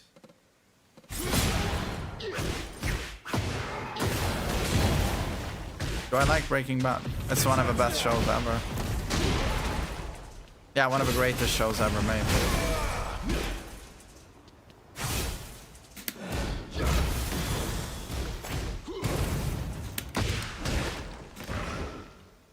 This is the most unstable Wi-Fi I've seen in a long time. It's just, it's impossible to do anything.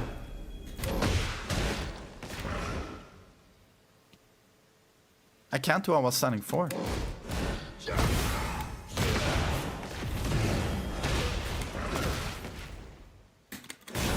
Anytime I launch him, it just explodes into nothing can be done.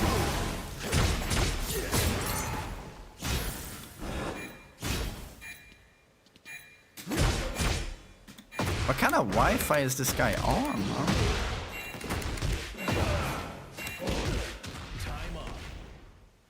What is this guy playing on? Fight. Pluribus. I haven't watched it yet. I should watch it though, because I love Vince Gilligan. But who doesn't? Who doesn't?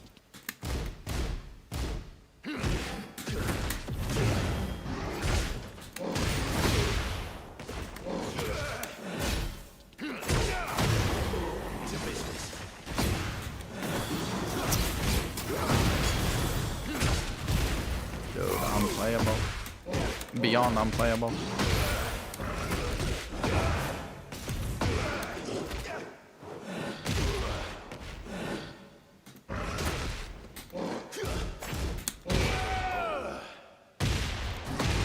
Power Rangers was fun when I was a small child. Yeah, it was funny. Power Rangers. Do you ever watch Spartacus Blood and Sand? I never watched it. Is that the show where the actor died of cancer, the lead?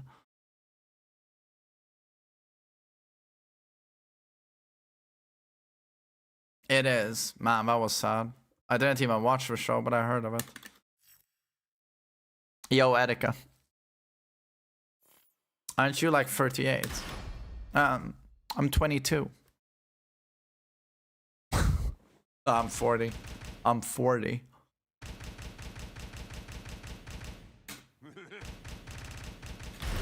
Fury. My favorite Morgan Freeman movie.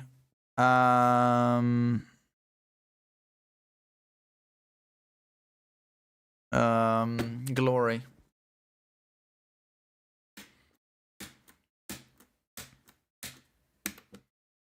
You look good for your age. Thanks, Mega Dad. Thank you, thank you. Get ready for the next battle. Erika, my god. Erika is almost 30 years old. And I thought I was old. What a fucking loser ass boomer. Fucking unk. Unk. Fight.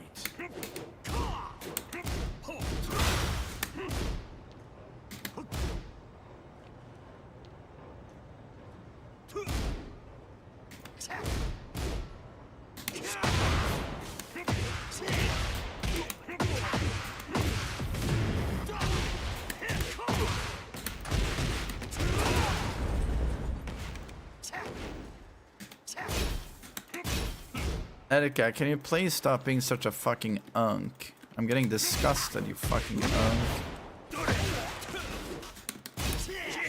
Nice stuff.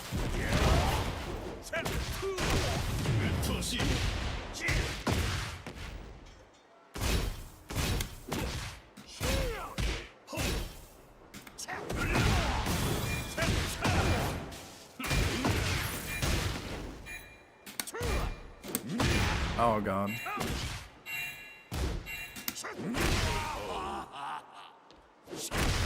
Round 2. But Erika, are you, Vima, are you guys playing 2v8?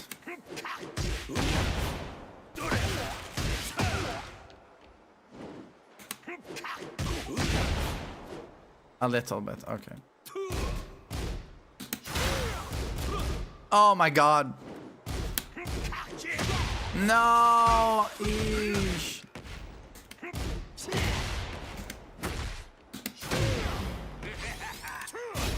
Do I still get asked for ID? Say a few years ago, I would get asked all the time. But since then, you know, I've aged. I've gotten, you know, a couple of grays here on the sides. But I was super happy. It was a huge confidence boost. I was at classic Systembolag at the government liquor stores like 2 weeks ago. And then I got one of those. Yeah, I do look fucking young for my age. The cashier asked the girl in front of me in the queue, like, wait, how old are you? And she was like, I'm 32. And the cashier was like, ah, okay. And then it's my turn, and she goes, give me your ID. And then I show her my ID, and she was like, holy shit. She said, like, holy shit. So I do look pretty young.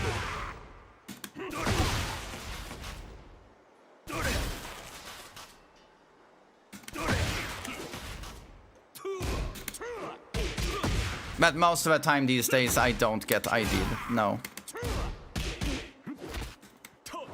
Most of them just look at me and go, unk. Unk.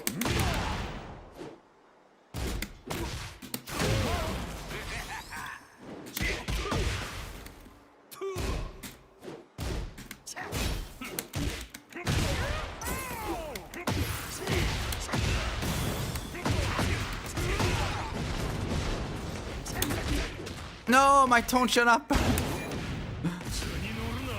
Nice range shot too. Stone Cold Stunner. Oh. Final round. Fight.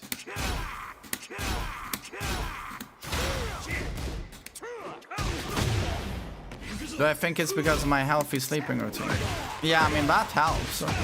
But it's, you know, just look after yourself in general. But a lot is genetics. Like, everyone in my family looks young. All my siblings, my dad, like, there's a genetic component. 100%. I mean, dude, let's just say it wasn't my genetics to lose my hair and bald like a monk. I have a huge hole here, right? Do you think I would look as young? Absolutely not. It's like genetics is a huge factor.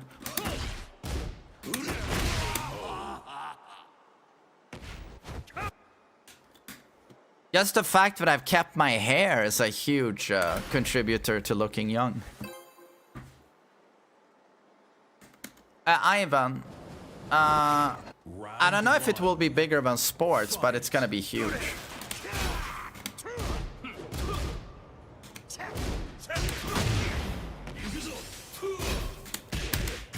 Well, it's already huge.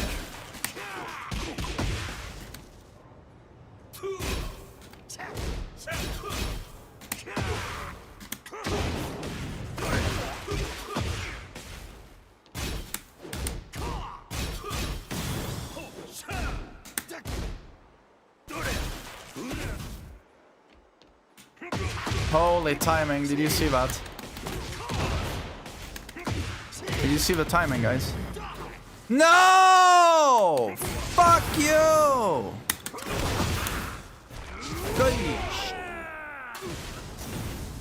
Round 2. Kazia 112 unlocked. Minus 17 is launch.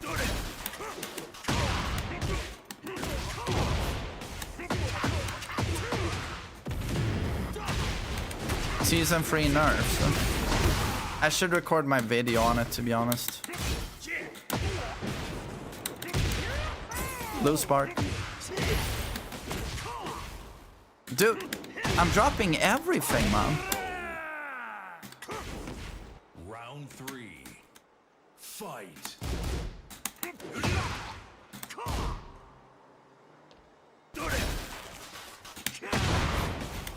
Well, I record stuff today. I wanted to. I should. Is his... Why is everyone lagging? Is his PC exploding? It is. Dude, everyone is so laggy. No wonder I'm dropping every fucking combo.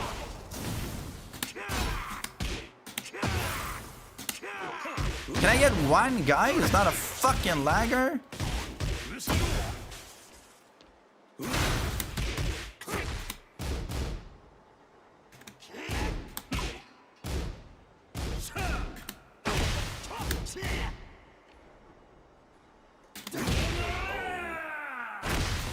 Why don't I use down 2-3 more? It's only -10.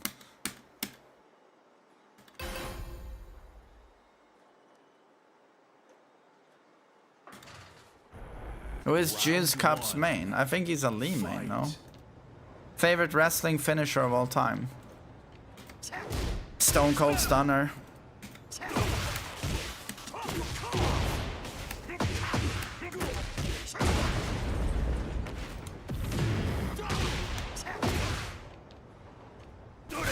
Pedigree would be second place for me. Yeah.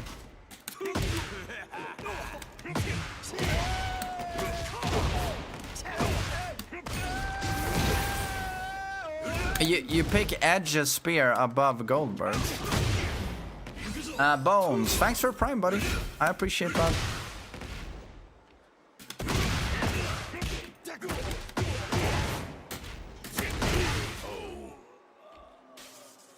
Round 2.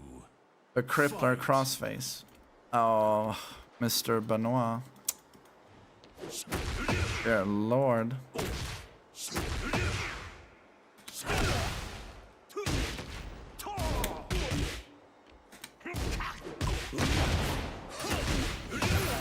People's elbow.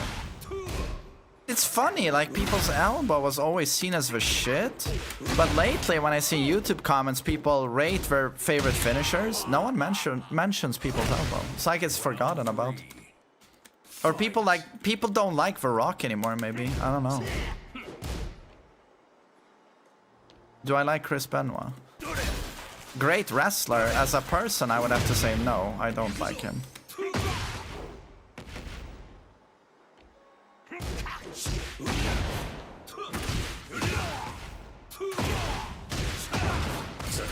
Yeah, not the nicest guy.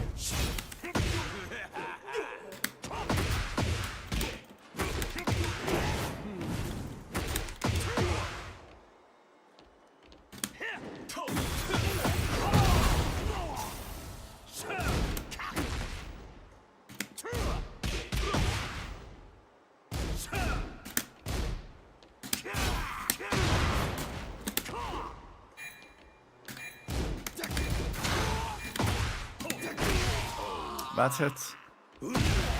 Round 4. Fight. I haven't watched Smashing Machine. I don't think I'm watching it. It's got like middling reviews. I'm not enough of a Rock fan, but I watch it.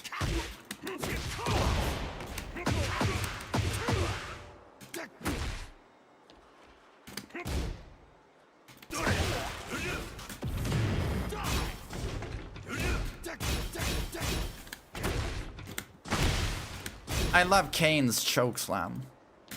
Chokeslam in general is hype.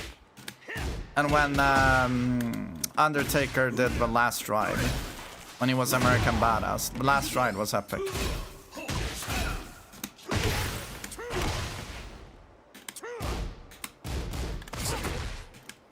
F5 is cool. RKO, same as Rick Rude's. Did Rick Rude RKO? Don't you mean Diamond Cutter? DDP.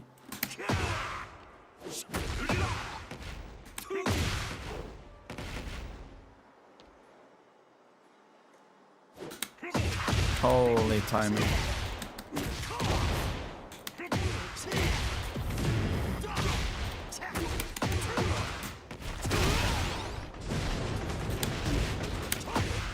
Miss input. It would have been 1 billion damage.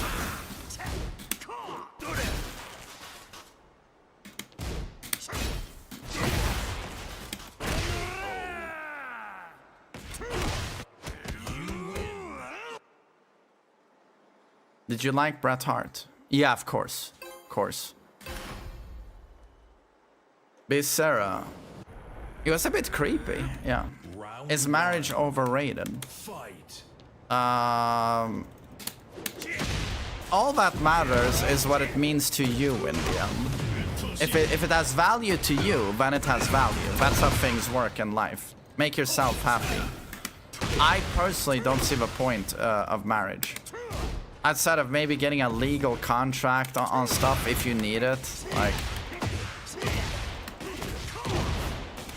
if we separate, you know, who gets what, blah, blah, blah, blah, blah, if you have kids. But I personally did not see the point of marriage. And I have no, like, romantic association with it either. When I grew up, I knew I wanted to be a dad. As a kid, I was like, one day I'm going to be a dad. But I never was like, one day I'm gonna get married, I'm gonna have an epic wedding. Never ever have I thought about that.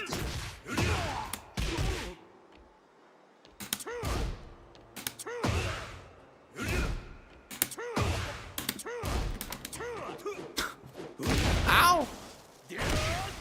You don't have religion. I'm not religious. Closest I get to religion is my devotion to the imperial truth and the God Emperor of mankind.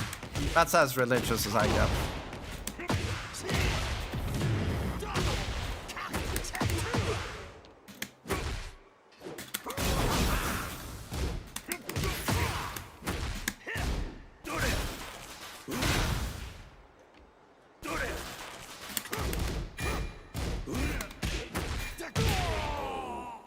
For the Emperor. The Emperor protects. Fight.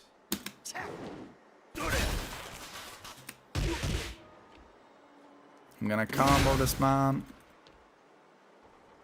Now! No! Do I like Roman Reigns?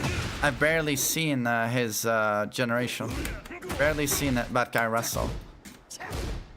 Judging by his look, I'm not a huge fan. But I hear he's super epic, he got shot and doing really well, so I'm happy for him.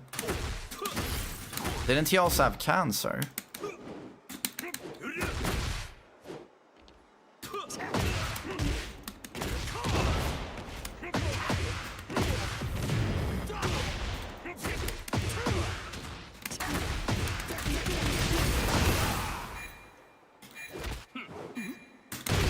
Oh, shit. Round 4. Fight.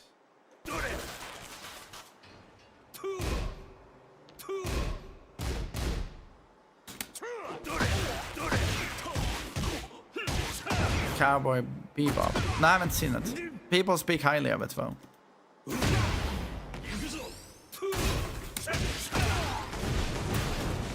What is this song from? The Guardian.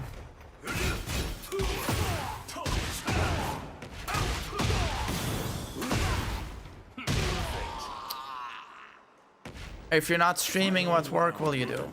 I will become TheMainManSWE and deliver mail.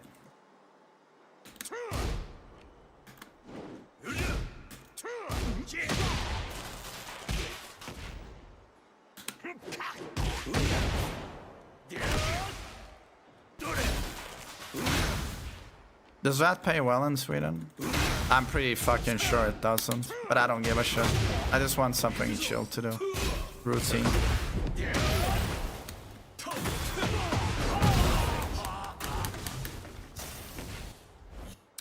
Bagoosh.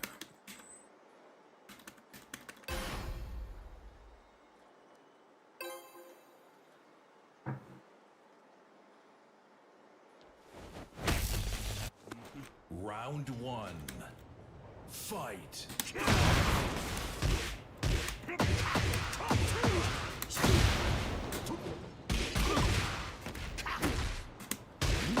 Sounds more chill than second rank. Most likely is, yeah.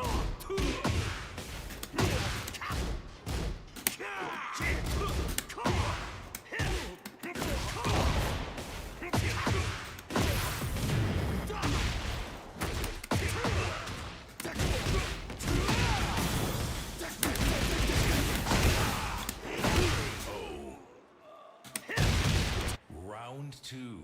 I'm a lion. Jag är så glad att jag är imponerad när jag suger i mig pizzorna och smeker pizzorna.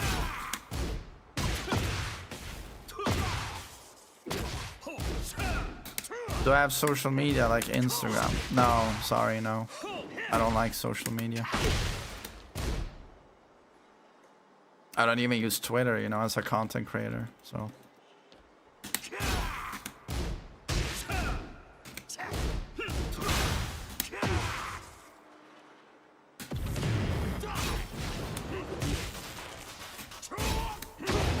Oh, what a low parry. Nice.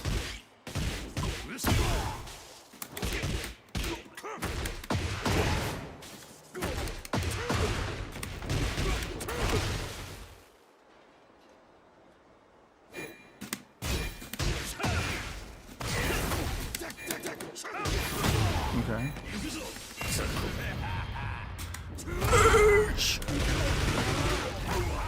Ace of Base. Oh, I have him in this playlist. Have you always been able to speak your mind freely, or did you learn it with age? I've always spoken my mind. Always. Round three. Fight.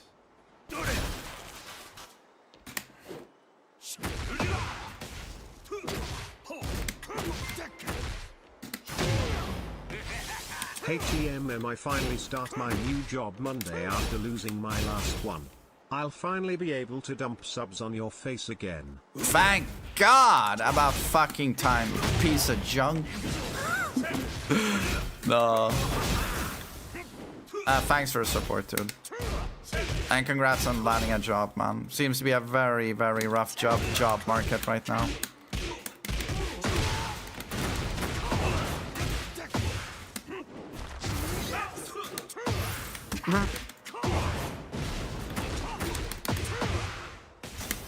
I feel like my man got a bit robbed there.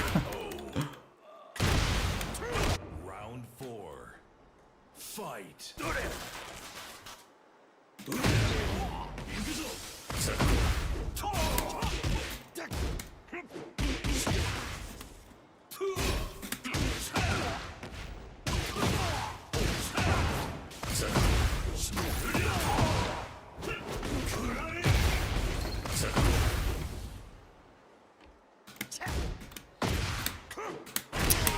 Oh man, next person that plays better not play on a fucking toaster, I swear to God.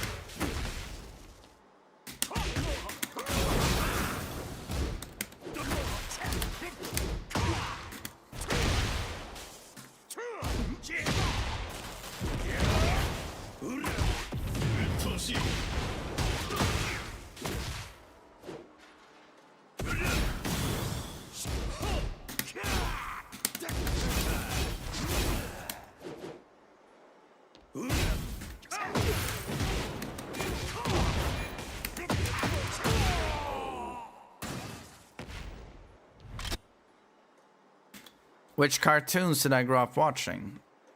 The best one was Batman, the animated series.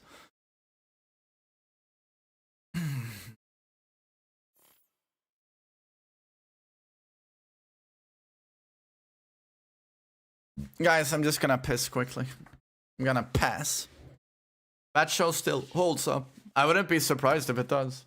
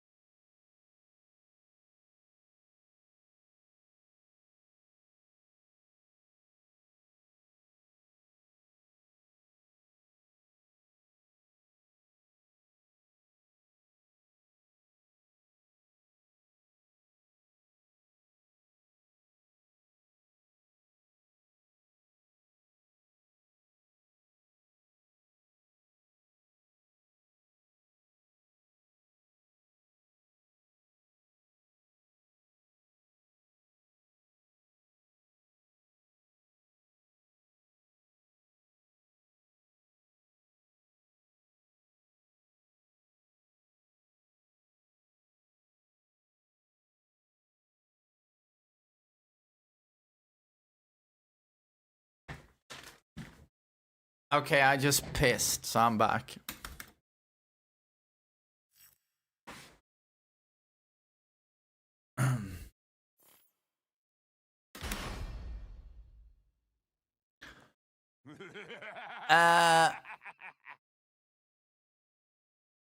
If you would have to start over streaming while having a real life job. What? Ryan Fury. If I had to start over with streaming. Sorry, you wrote a lot there. I tried to get it. I couldn't see what you wrote. Round 1. Fight.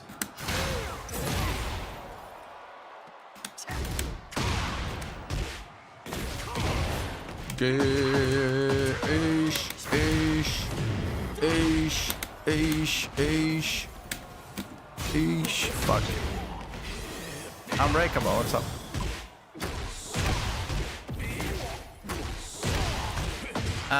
Oh, Lancer, much love to Poland. Much love to Poland. Okay. What anime character is this? Fight. I know it's an anime character. It's always an anime character. He's from Bleach. Oh my god, that show sucked.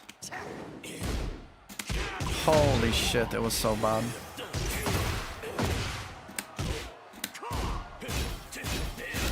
I ducked! Oh, he's lagging. He's also lagging. Nice. I'll take. No, it's super shit. No. Stop being a kid. Stop being a child. It's garbage.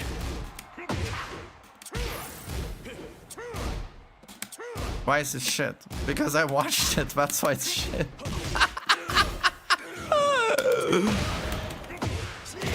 No! God! Can this one person play with a decent fucking connection?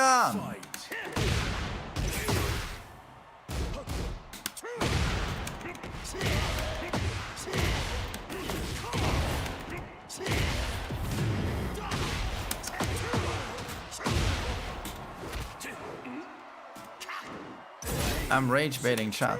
Dude, I would just like it if chat could at least admit that some animes are very childish and generic. Can't you meet me halfway and say, I really love Bleach, but yeah, you're right, it's very childish and generic. Can't you just do that? I mean, that doesn't seem particularly difficult. You don't have to go all defensive on me. You can just say, you know what, main man, yeah, that's true. Round 4. Fight.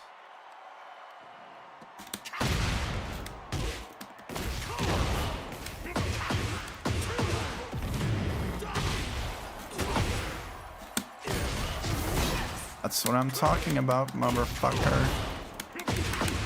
Yep. That's true, oh no.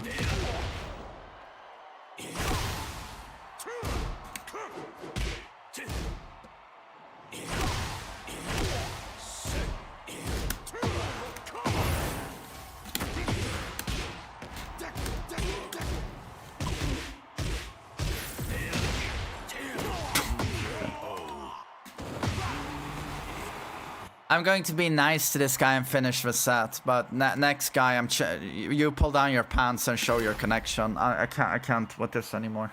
I want to try some combos. Round 1. Do I play Law? No.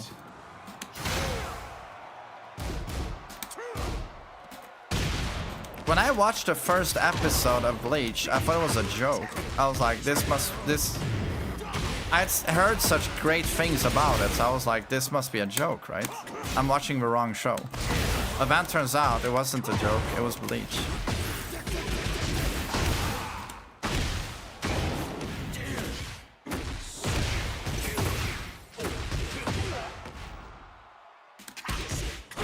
To be honest, first episode of Bleach, a lot is going on. Round 2. Fight. Nothing is going on. It's just it's the first episode of Bleach is the first 10 episodes of any generic anime baked into one episode. They completely skip any sort of build-up. They just tell you, these are the rules of this anime. He's a demon hunter that can see demons. Oh, okay. Oh no, the demons, they're attacking his house. Oh no. Oh no, the evil demons. Thanks, Darkfist. Thanks for 26 months. Anime fans are PDFs. I mean, I think there's a correlation between anime fans and PDF, like Lakari, but let's not marginalize an entire group of weebs here.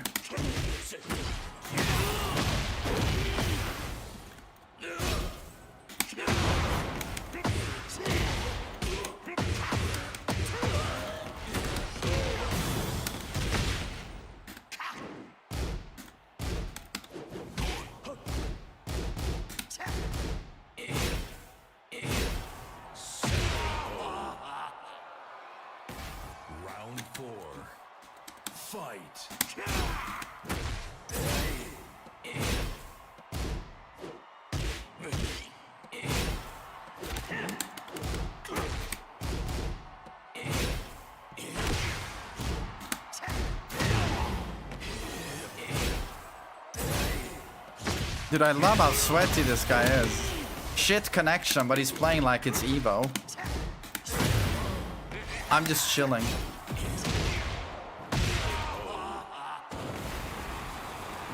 I haven't seen The Expanse, but I was thinking of maybe watching it because Thomas Jane is in it, and I really like that guy.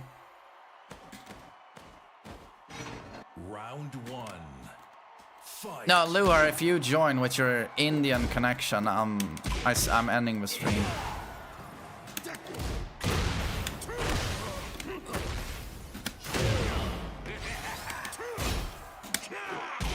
And now my ass is itchy. Fuck me, man.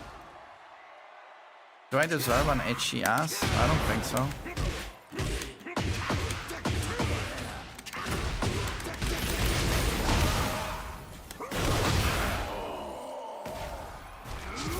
Round two. Fight. Oh, yeah, okay.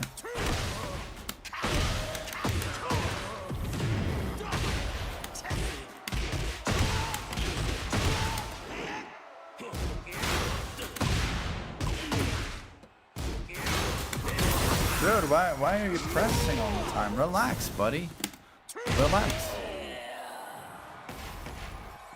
It's not itchy balls, at least. Well, itchy ass is worse, dude.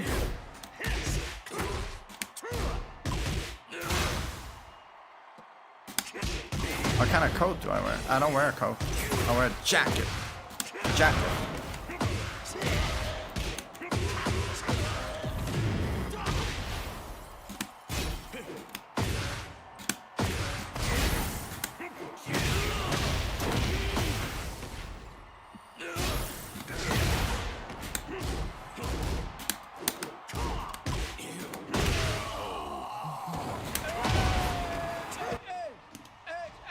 Bales, thanks for 8 months. Thanks.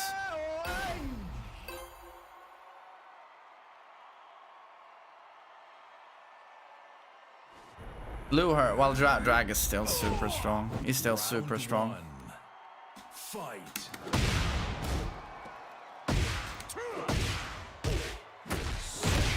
Yeah, I'm flaming. Yeah, it is guaranteed on counter it.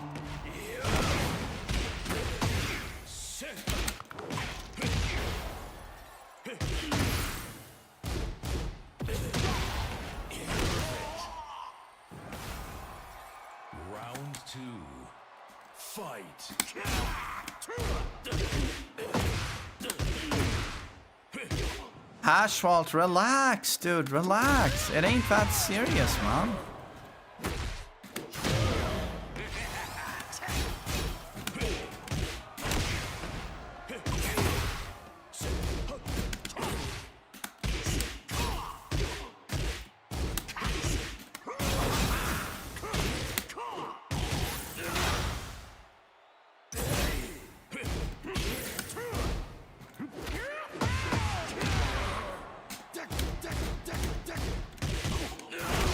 Dude, nice job. That was a great job. Round 3. Fight. Yay!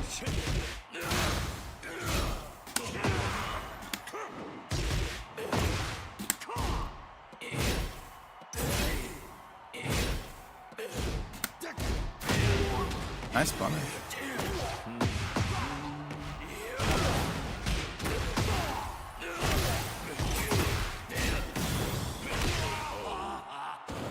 Is this the guy? I think I've played this guy before. I recognize the playstyle, but he wasn't using this customization.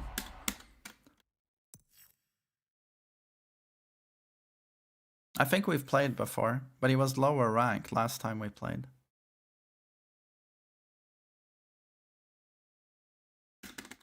Dude, Elijah, if you lag, dude, I'm plugging. I'm Alt F4. I'm telling you now, if it lags, Alt F4. I can't take another laggy connection. So you heard it here. It's nothing personal, it's just that it's been too many.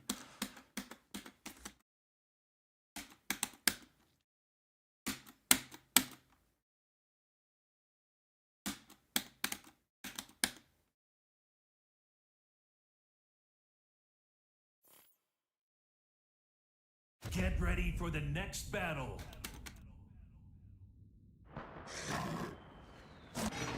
Round 1. Fight.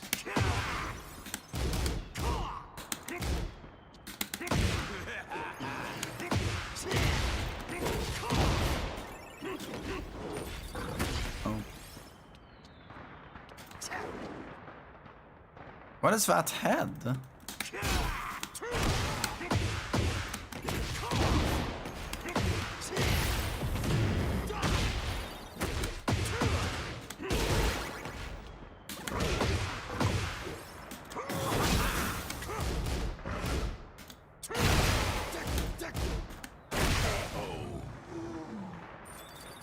Round 2.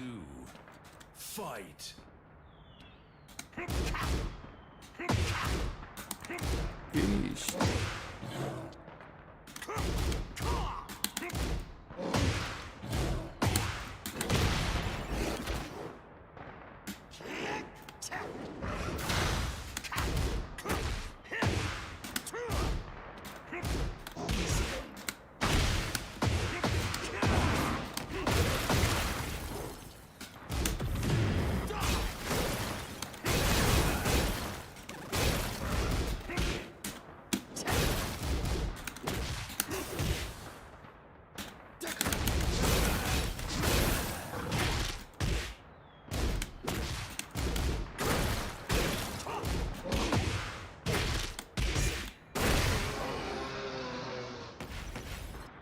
It's an open lobby, yeah. Fight.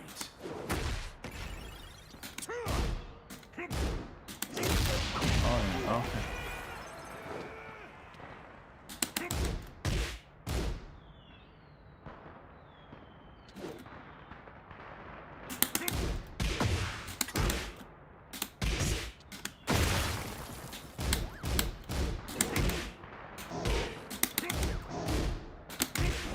Ay, my bad.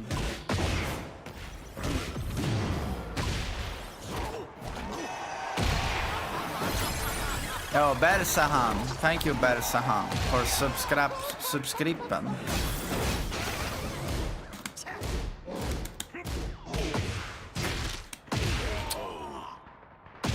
What a goddamn masher. What a fucking masher. Oh god.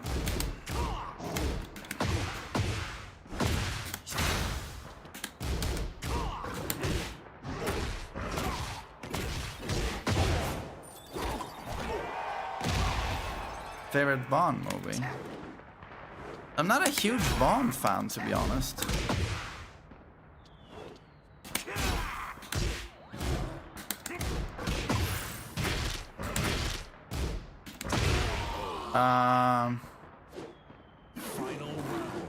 GoldenEye, Casino Royale, From Russia with Love, maybe.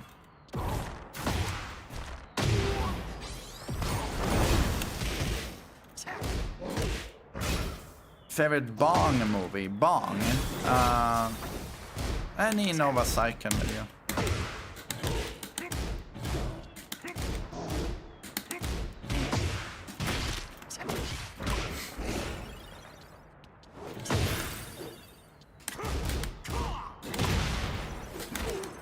Oh.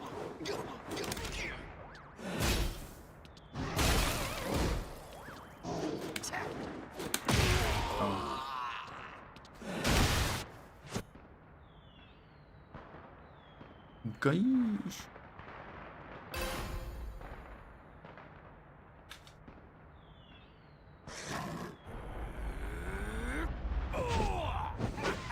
Round one.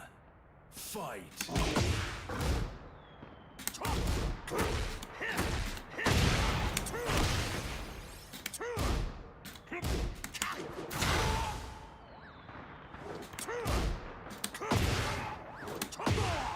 Oh, okay. Oh. No.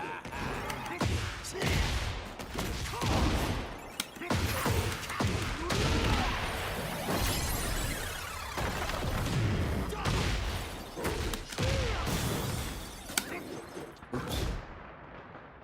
I want to do a taunt.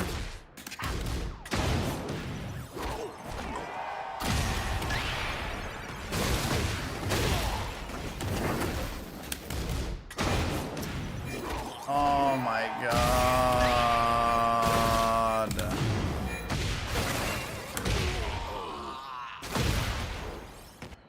Dude, everyone is sweating their fucking balls off, man.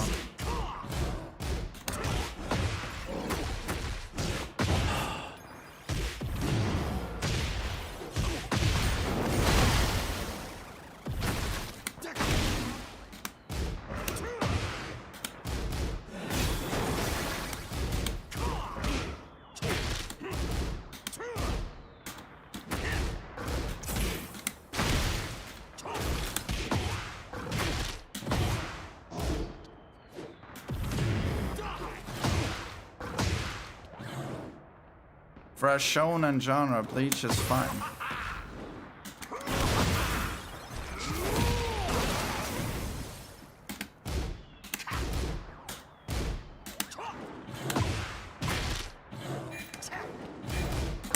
You know what I gotta do? I gotta Google the story of Bleach. I remember it being so stupid. Fight.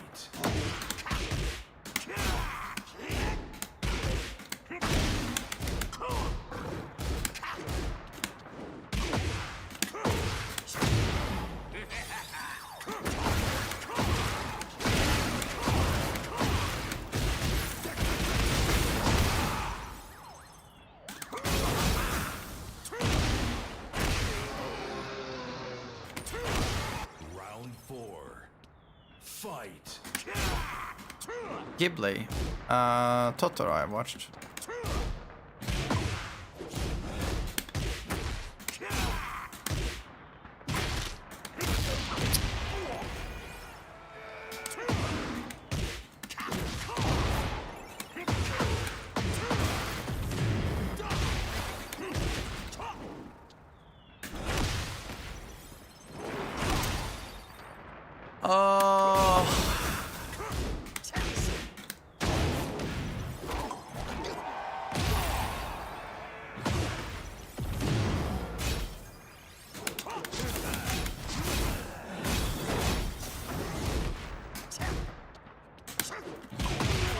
Elijah, you win. GG's. Sick king. GG.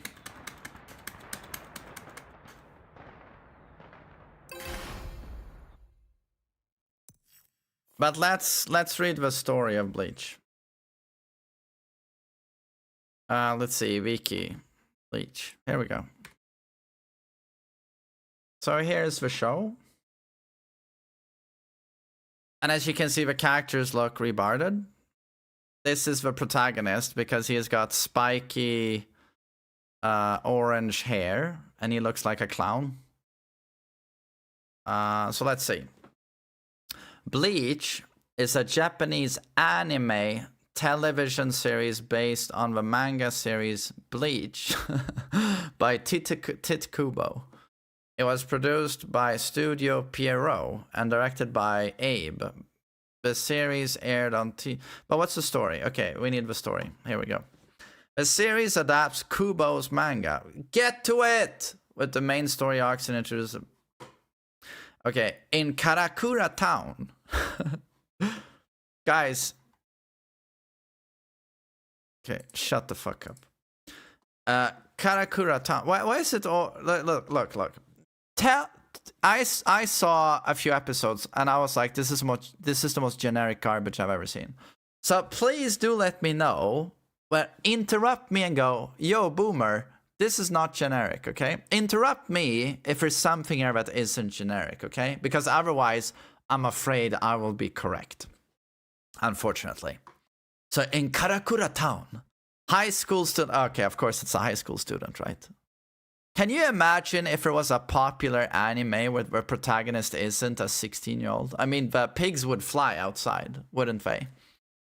High school student Ishigo Kurosaki.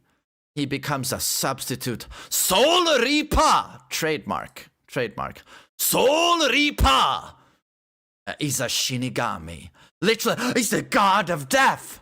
Oh my god, death god! He kills them until they die. He kills them. He's the Lord of Death. He's the Death God. Ah! And then he transforms into... he transforms into Densetsumo, Death God 5. Ah! And his hair turns purple now, and he's even stronger. When Rukia Kuchiki puts her life at risk to protect him from a hollow. It's a hollow demon.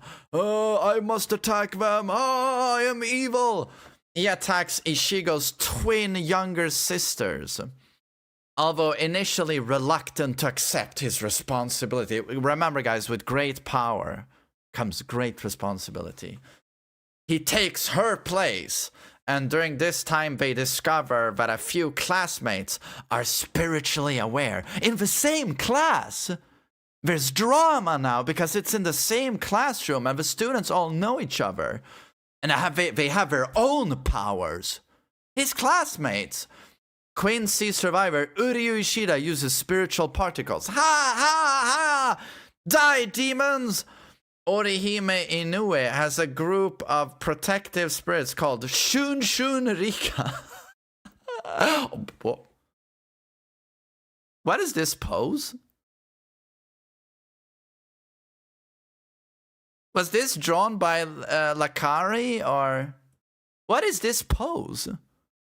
I mean, if this doesn't tell you everything you need to know about anime and the people who watch it, I mean, I just start reading and I'm like, everything I ever say about this is just reinforced.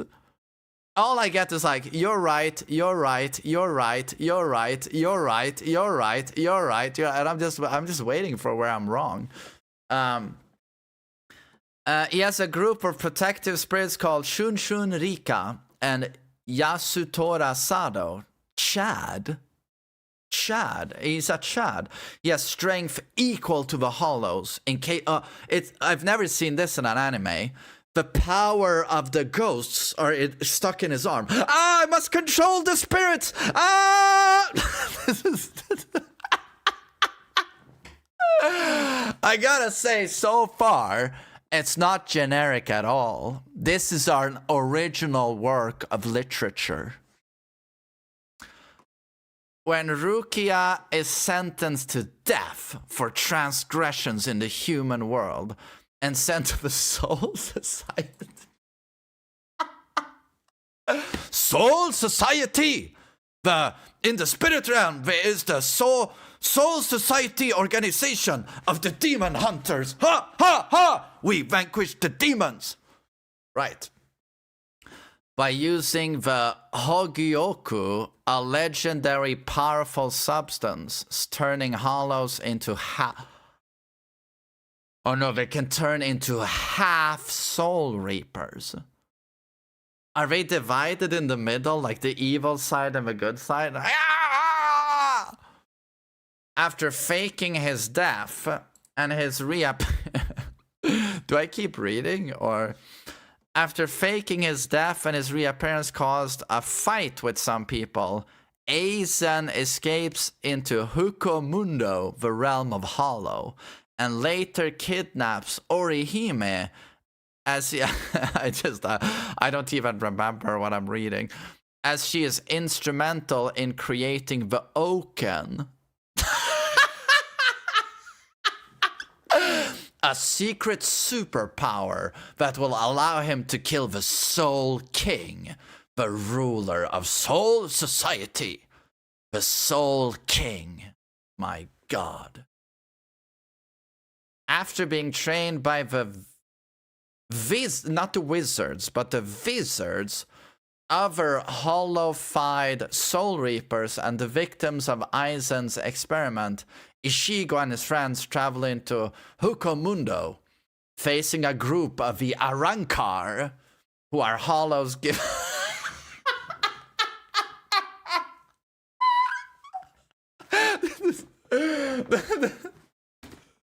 This is as creative as animes get. They come up with some mumbo-jumbo garbage demons and whatever, and the Jedis, you know, the good guys. And oh my god, the hollows, they mix with the Soul Reaper, and this one's gay, this one's has spiky hair, but it's red, and so that's as creative as anime gets. Charto, thanks for 46 months. Thank you. Led by an elite group of the Espada. Even those of you who are fans of this, are even you remembering this garbage? Which are composed of 10 Arankars with very, very strong. Espadas serve as commanders. And where's the plot anyway? Where's the plot? And where are the characters? But there are gonna be no characters. And each has the faction of weaker Arankars, and then there are the Babankars, who are stronger than the Shapadars, but they're not as strong as the Ishibadangars. They are so strong. They can solo 50 of the Espandars alone. One Shabadabar. He can kill 50 of the Shudupadupers. He solos them. But even above him, in season 3, there's the secret Shada Hambam. And he has yellow, really long blonde hair and white eyes. And he goes like this. And then everyone can die, including the Soul King.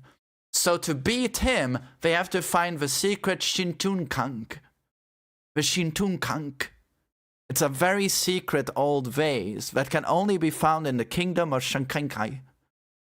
But if they find that, if our hero drinks that, he becomes Super Densmetsu Shinkanpemp 6. And now his hair is completely silver, copper, gold. It blends all the metals, and he does this. Shankaya Shinkain Kinkai! Final Dankarai! And it's a huge, like, Kamehameha beam. And it can kill anyone. Anyone who's hit by it dies. And it can blow up 50 planets. Because it never stops going through the universe. It can go 50 planets in a row. That's how strong he is. No, seriously, I just wrote the story. They could hire me to keep making Bleach. I could do this. Where were we? I mean, that's the story, right? That's it. I mean, I don't want to keep reading this. It's so boring. And then the Shaba Kababa, they're super strong. I mean, who gives a shit? Does it ever get interesting? After being trained by his father, Ishin, another exiled Soul Reaper, Ishigo sacrifices his Soul Reaper power to seal Aizen away when the Hogyoku rejects its master and the Soul Reapers defeat the Espadas. Okay, the Espadas were defeated. Months later, Chad and the members reveal themselves as Fullbringers. Oh my god. Who are these? The secret society of the Fullbringers. They revealed themselves. Ayas Fullbringer! In a group called Execution. Series never does it justice. Because it wouldn't be cool enough. It's If a good and group was just called multicultural. Execution, that would not be edgy enough. So they're called Execution. Yeah. Those other guys, they're the executioners. Us, we're Execution. I mean, guys, now this is peak. This is the greatest thing I've ever seen. Execution. I'm gonna execute you. They can give up their powers to restore other ones, and they plan on doing so for Ishigo.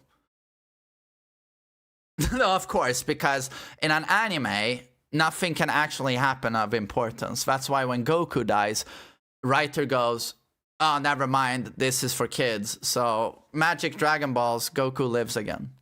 Everyone lives again. Nothing of consequence ever happens because it's a cartoon. So, when someone loses their power, we are the Fullbringers, restore power. Okay. However, it's all a ruse by their leader, Kugo Ginjo, a Fullbringer and former substitute Soul Reaper, to extract his powers and empower all of them. Haha, my master plan. Wait, does he do that? Does he have a scene like that in the show? My master plan. I swear to God, that scene exists. Without watching this show, I know that exists. After helping other Soul Reapers defeat Ginjo's team, Ishigo resumes his duty as an official substitute Soul Reaper. Several anime-exclusive story arcs are introduced during... Oh, that's the story. That is the story of Bleach. My God, I'm blown away. Several anime-exclusive story arcs are introduced during the series. The first arc focuses on the Bound, a group of spiritual humans. God, how many groups are there? That's the story. Here's another gimmick. Here's a new gimmick. These are zombies that suck cocks. Look at them there. They're all sucking each other off. Okay, interesting offer. What more do you have? Trans, rabies, dog fucking, pig fucking, vampires. Holy shit, dude. What more do you got? Like, I could write this. So now we have a Bound, a group of spiritual humans who are immortal. They are immortal longer. I thought immortal meant eternity, forever. But they are immortal for a longer period of time by stealing souls. Their leader, Jinkaria, Natakoi, seeks to destroy Soul Society in revenge. However, Ishigo and his allies defeat them. Okay, dumpstered in 1 second. The second arc focuses on Shushuke Amagai. Amagay. Shushuke Amagay. Unfortunate name there. A Soul Reaper captain replacing Ishimaru. Amagay seeks revenge against Captain Yamamoto for the death of his boyfriend and uses the clan's forbidden experiment. I wonder what that experiment looks like. However, Amagay realizes his mistake and kills himself. This guy's the fucking goat. The third arc features the evil Zanpakuto spirit Muramasa, who turns itself and other ones into spiritual beings to take revenge on Soul Society for imprisoning its master Koga Kushiki. After succeeding, he is double-crossed and transforms into a monstrous creature that Ishigo defeats. But after Muramasa reveals the intention was to have Soul Reapers and Zanpakuto communicate on equal terms. The fourth and final arc features an event in which Kagerosa Inaba creates modified copies of all Soul Reapers in Reigei bodies. He attempts to fuse with Nozomi Kujo into an original being. Of course they have fusion as well. I mean...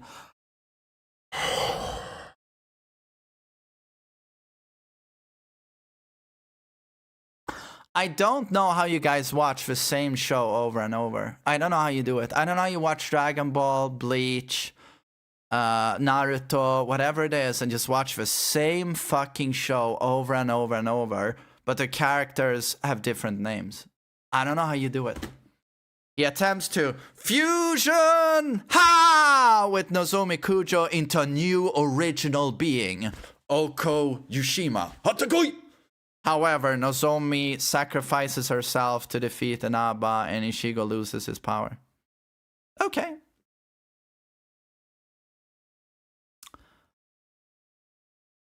That's the story. Wow. That is the story. Okay.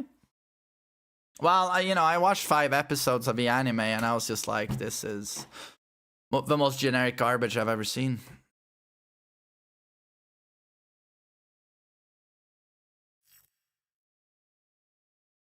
Thank you for spoiling Bleach. If there wasn't a whole lot to spoil, you can say this shit about Warhammer as well.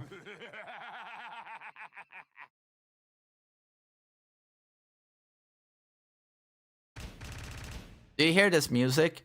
This is an angel playing a sad little guitar, listening to your statement.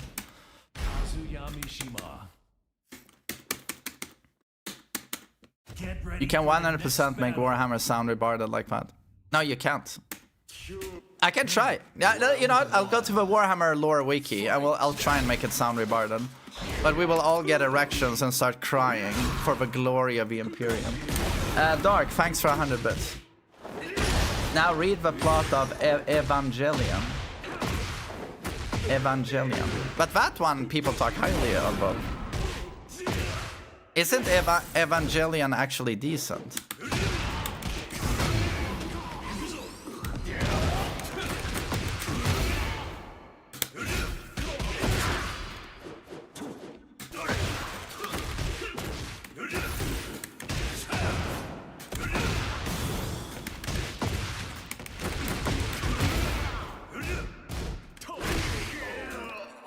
It's Ankslop, really. Round 2.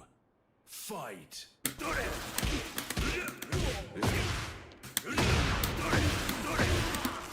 Shit.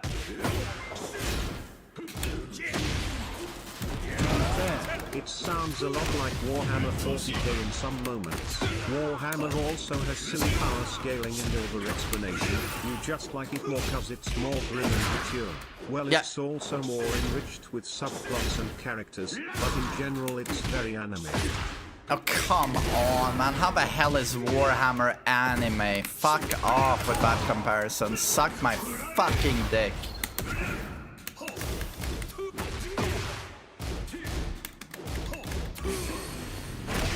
Warhammer is anime. It's the dumbest thing I've ever heard. Round 3. Fight. It's anime as fuck.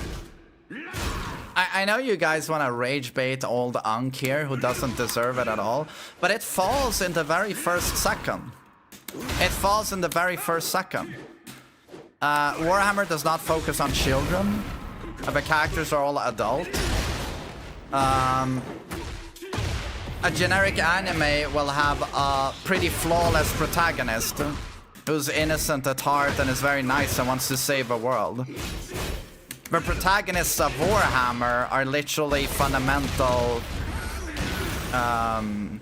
space Nazis. It's not an anime. Sorry, guys. Sorry. Round 4. Fight. I'm sorry, guys. I'm so sorry, but I must say you guys are wrong and suck Unk's fucking huge cock. Take it in the mouth. Fuck you. Turns out you are wrong.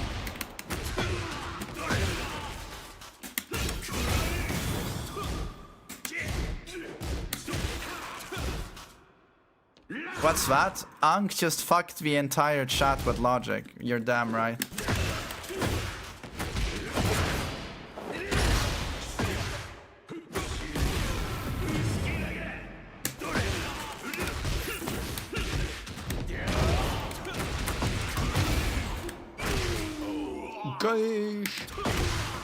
Final round. Fight.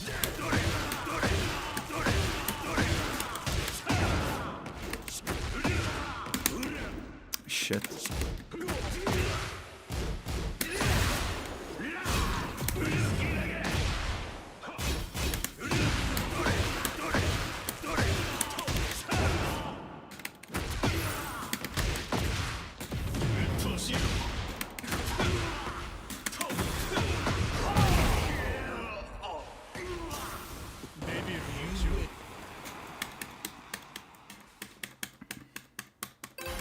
Lord of the Rings, masterpiece. Round one. Fight. Soraisen made a cool fan of it. Who is Soraisen?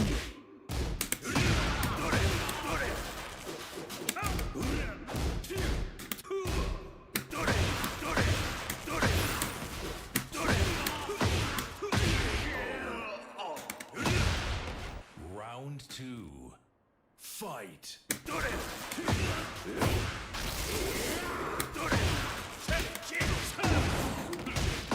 You're being so wrong. How was I wrong? I was completely correct. Objectively correct in everything I just fucking told you.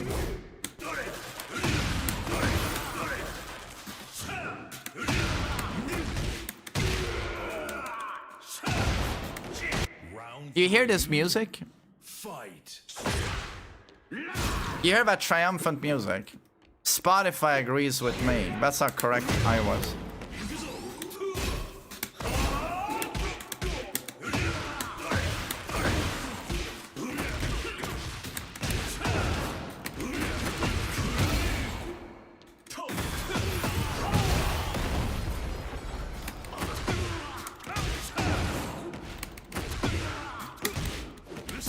Fuck. Naked Ghost, stop being so butthurt and just admit I'm correct.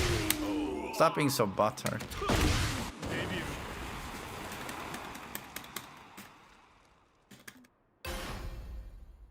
I should make a channel for anime reviews. It would go pretty hard, I think. Fight. So the Emperor equals typical Seinen / dark fantasy perfect dude that gets a sad ending. Just stop, just stop, just stop. Stop, stop, stop. Like Adeptus Sororitas and Living Saints, and a lot of silly pots and chapters with silly names. Come on now. Sovereign, you know we don't allow lying here.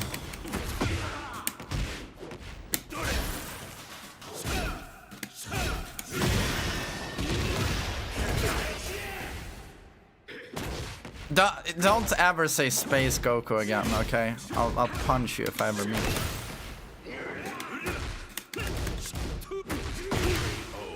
Space Goku is Buzz Lightyear.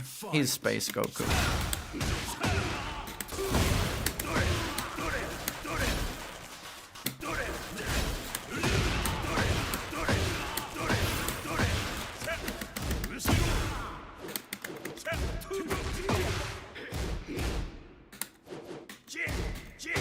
Buzz is bald, bro. Yeah, but forget about it being fucking bald. I'm talking about how they are as characters.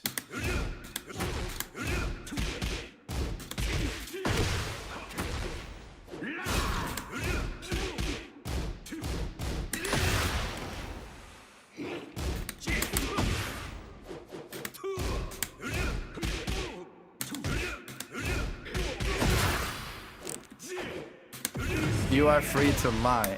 I don't lie. Come on, man. Liters of power. Boltazar, thanks for a 1.5 years, man. Thanks.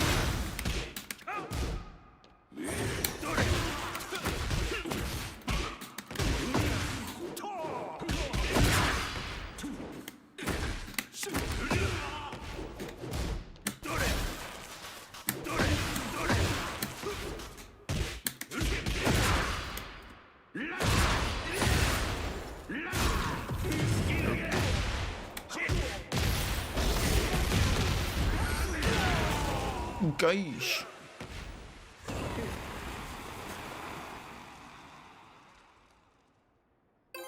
The anime genres where teen male protagonists get sexually Assaulted? Which anime are you thinking of? I don't think I've seen that. Anime's target audience is 15-year-olds. It's even younger. I think it's 7 to 12-year-olds. Which makes sense. I would say, as Tekken players, we should all worship Noble Underlord Mortarion. Mortarion, but he's a fucking traitor, dude. I can't do that.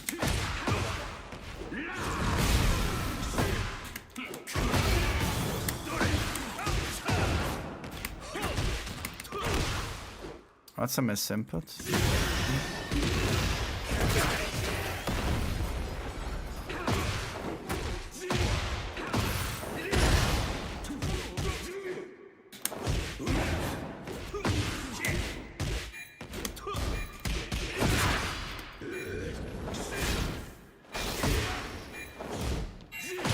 Oh, okay. Nice mix. Round 2. Fight. Narba Bleach's anime for teenagers. I don't think it has any substantial plot in the story, so it's kinda not fair to do it like that. It's like you trying to critique the Tinky Winky in its show. And come on, Warhammer has plenty of silly tropes and anime like power scaling, that's the truth.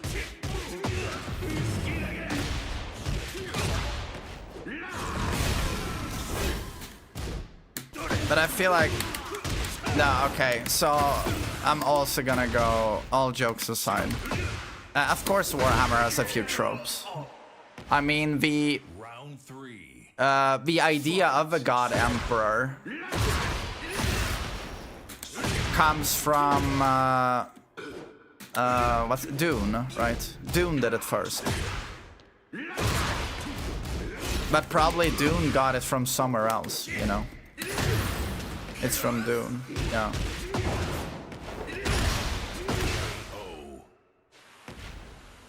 Round 4. Fight. Emperor Soul King. Just stop now. Don't be offensive, okay? Stop. That's a low blow. I was nice to anime, so you gotta be nice to Warhammer.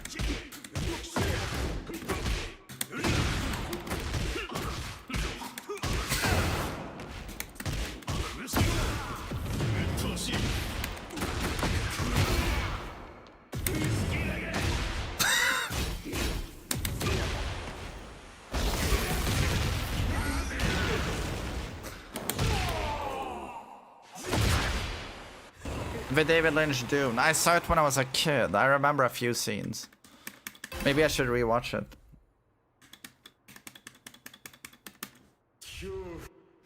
Did you watch Psycho Pass? I don't even know what it is.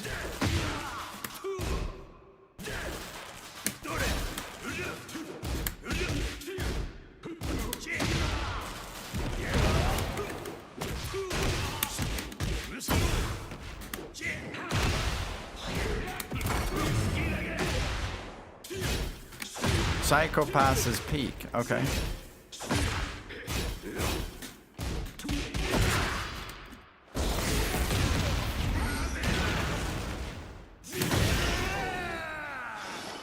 Marty Supreme. Haven't watched it. Fight.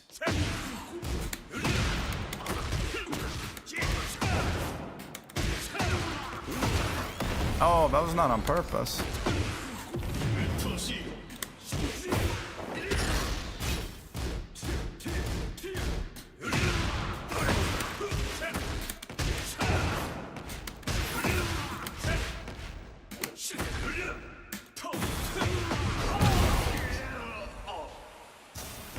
Round 3. Fight. Oh.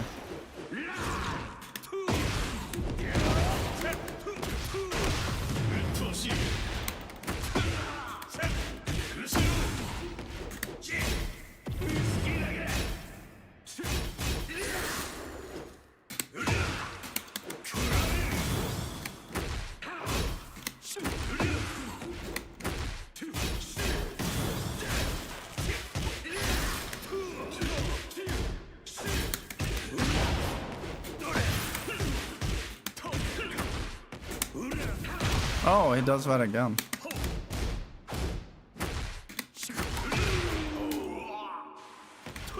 Watch Boruto. Isn't that just like uber garbage? Even worse than Naruto?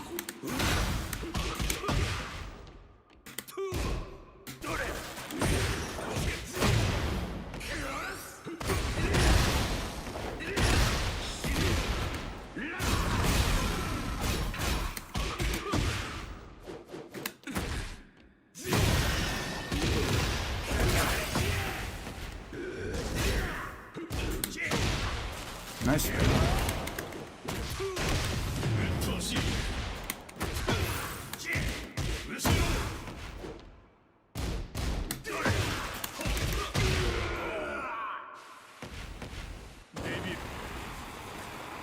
Well played, Jag. Well played.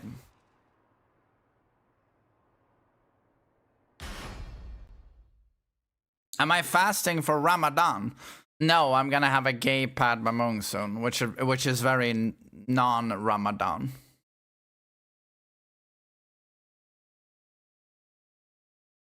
Guys, I'm just gonna order a gay pad.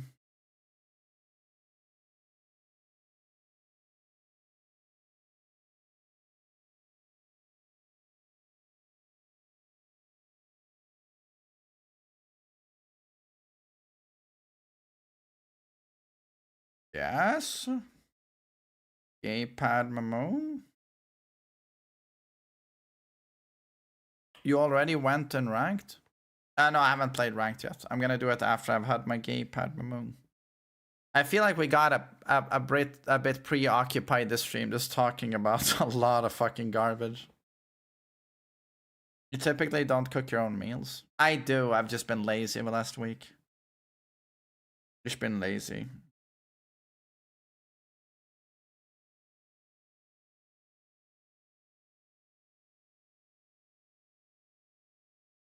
Bum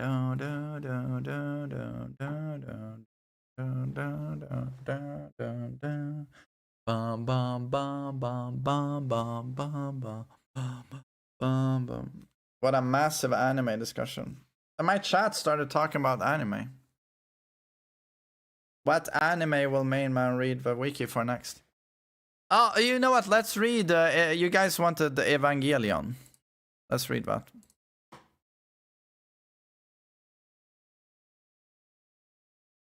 I gotta wait for my gay pad anyway.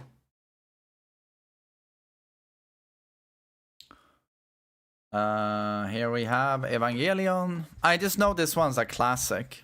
I know nothing about it, literally. NGL, I felt kinda dirty trolling, comparing Warhammer to Shonen and all. I think I'm gonna take a shower so anime fans don't think I'm one of them. But yeah, TBF, there's plenty of good you better retro retract shows that shit very quickly. Themes. Sadly, there's not a lot of children there, so it's not very popular. What's that? There's plenty of good retro shows. Yeah, exactly.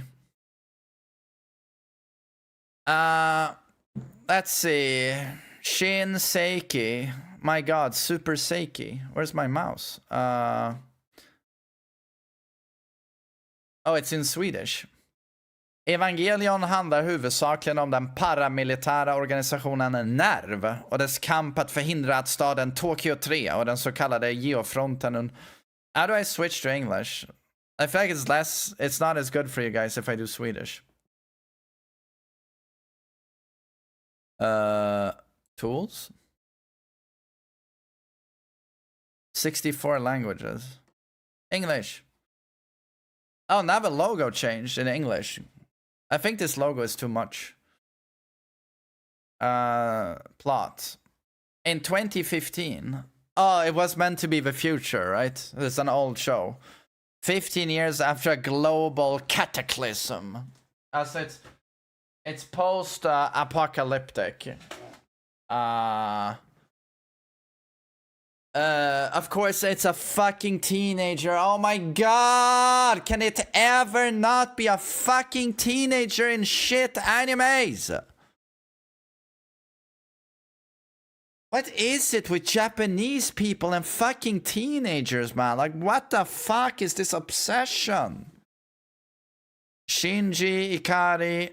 Good Tekken streamer, by the way, Ikari. He's summoned to the futuristic city of Tokyo free by his estranged father Gendo Ikari, who is the director of a special paramilitary organization, NERV. Shinji witnesses United Nations forces battling a giant creature named Sakiel. Okay. One of a rare of monstrous beings known as angels. Here we go again. The Hollow, but now it's the angels. Whose awakening was foretold, of course, in the Dead Sea Scrolls of Shakara Mara. Because of the angels near impenetrable force fields known as absolute terror fields. Or simply AT fields. Nerves Evangelion biomechanical mechas. Oh, this is where Pacific Rim and all of that trope comes from. Did Evangelion start that trope? This is not Warhammer, no. Okay, so the biomechanical mechas fight the angels. Which are synchronized to their pilots' nervous systems. Okay, and possess their own force fields. Are the only weapons capable of combating and destroying the angels. Nerve officer Misato escorts Shinji into the nerve complex, blah, blah, blah, blah, blah. Because of a nervous system synchronization, Shinji is overwhelmed by the pain and loses consciousness, but his penis still has an erection, causing the Evangelion to go berserk and kill the angels on its own. Oh, so here we also have a trope of like, he's taken over by a different entity. So he has a beast version of himself where he's OP and he just rages and kills everyone, right? And then he wakes up. Oh, Sakatai Nakatamai. That means, what did I do? So we see this with Goku as well when he goes ape form. And of course, Attack on Titan. What's his name? Aaron Jaeger or something. Following hospitalization, Shinji moves in with Misato and settles into life in Tokyo Free. In a second battle, Shinji defeats the angel Sham Shell, but runs away afterwards, distraught. Misato confronts Shinji and he decides to remain a pilot. Shinji and Nerve's crew must defeat the remaining 14 angels to prevent the third impact. A global cataclysm, but will destroy the entire world! Evangelion Unit 00 is repaired shortly afterwards, and Shinji... Oh, I can see the characters.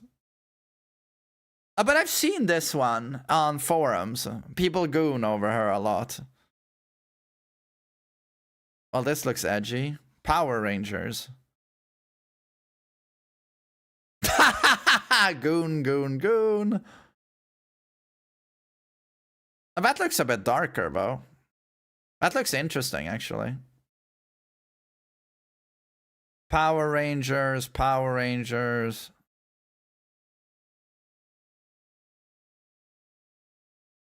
Oh, it's basically just children in the show as well. It's just children. They're all children. Oh, is this meant to be a child? Oh, this is meant to be a child. But why does she have tits then? Why is she sexualized in that suit? Like, do you understand the problem here, or?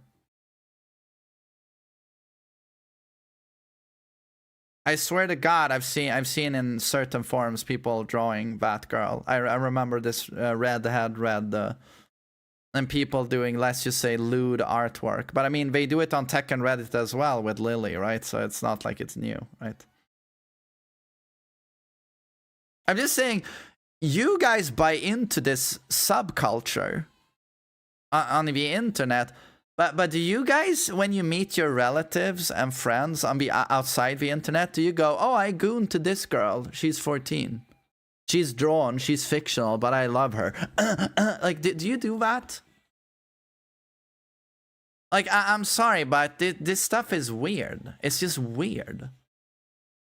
You do that, but fair enough. I know there's a subculture of you guys. Lakari was one of you, and he was arrested, you know. But it's just like, for guys like me, it's really weird. Do you get it?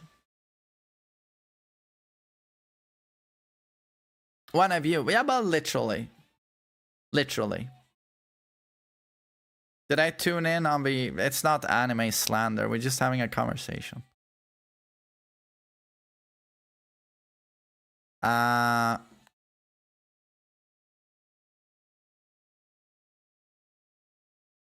Okay, but let's just jump to the ending.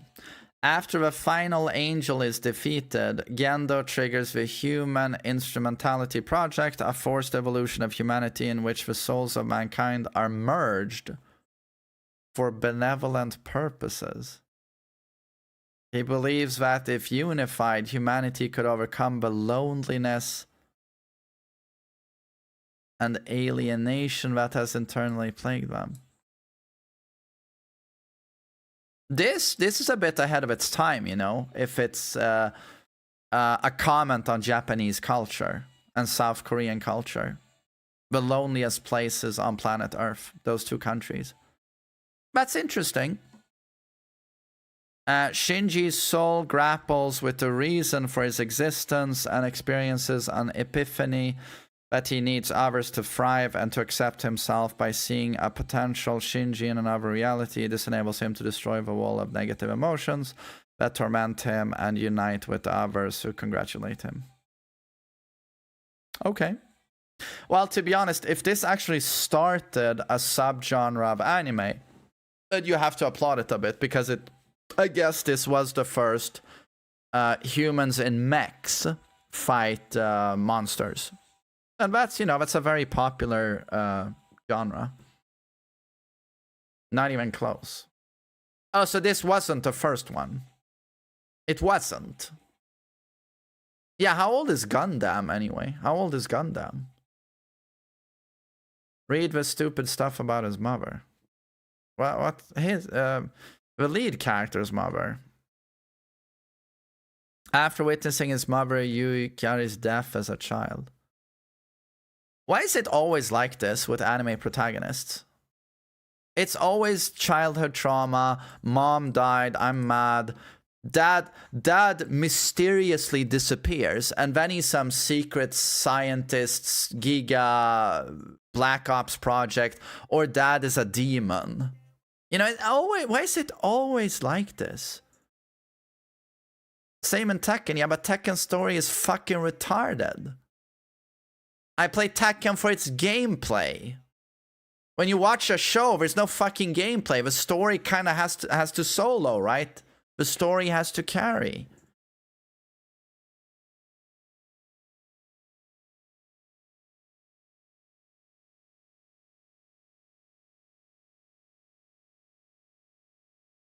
Where were we?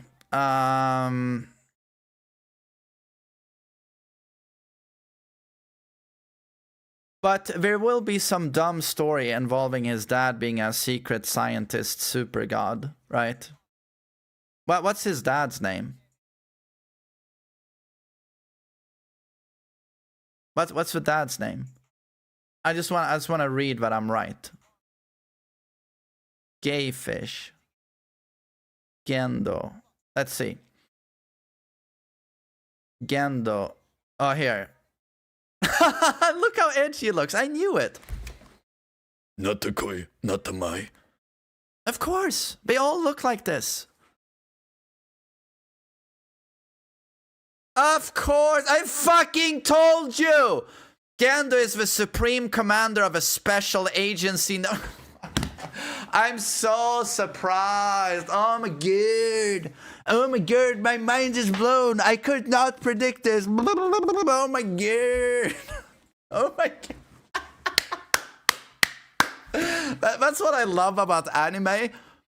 Any anime I watch one episode, and then I can sit with my weeb friend Chris and go, this has happened. I go, okay, so we just watched the first episode.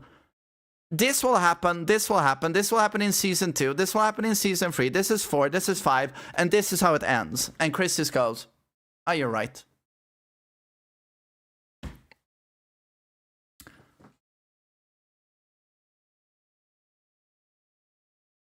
But okay. So now we have watched Evangelion, and I've given you guys my review.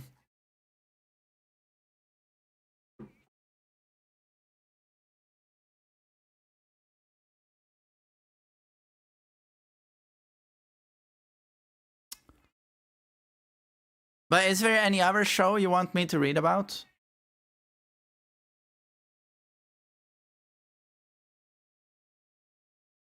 Monster.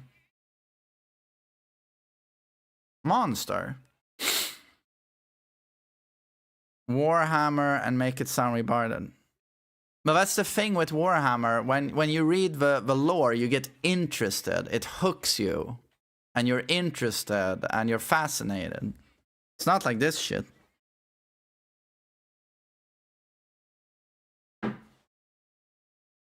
Attack on Titan, oh dear lord, no. Fuck no. Let's see. What were we watching? Monster anime. Monster manga. So this is the one. Monster stylized in all caps. No, wait. Story. Dr. Kenzo Tenma is a highly skilled Japanese neurosurgeon. Oh, it's not a child. It's not a child. My god, I'm already like... I stand back in awe at Monster. It's not a child. He's working at Eisler Memorial Hospital in Düsseldorf. Oh, in Germany. Though professionally accomplished and engaged to Eva Heinemann, the hospital director's daughter, he becomes disillusioned with the institution's practice of prioritizing politically influential patients over those in dire need. This ethical dilemma culminates when fraternal twins Johann Liebert and Anna Liebert are admitted after a massacre, with Johann requiring emergency surgery for a gunshot. Well, wait a minute. This has a story? This has a story. This is not an anime. This is not an anime. This is not an anime. Things are happening. Things are happening here. This is called a story. Plot. This is called plot. Animes don't have a plot. Strong guy punches bad guy. Where's strong guy punches bad guy? Hello? Where is it? Is it coming soon? When will Johann Liebert transform? When the mayor arrives shortly after, he rips a Kamehameha. No, okay, I made that up. He's also in critical condition. Tenma disregards orders and operates on Yuan. Though the boy survives, the mayor dies, and Tenma faces severe repercussions. Oh, right.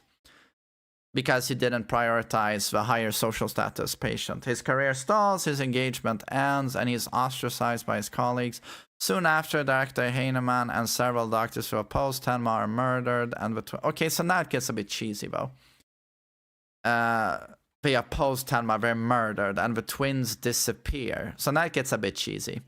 Though Tenma is suspected, no evidence links him to the crimes, leaving him to confront the consequences of his choice. Years later, Tenma has regained his standing as chief of surgery. Oh, years later. His life is upended when he treats Adolf Junkers. Is that a real German name? Junkers. A criminal who cryptically warns of a monster. Visiting Junkers later, Tenma finds the guard dead and the patient missing.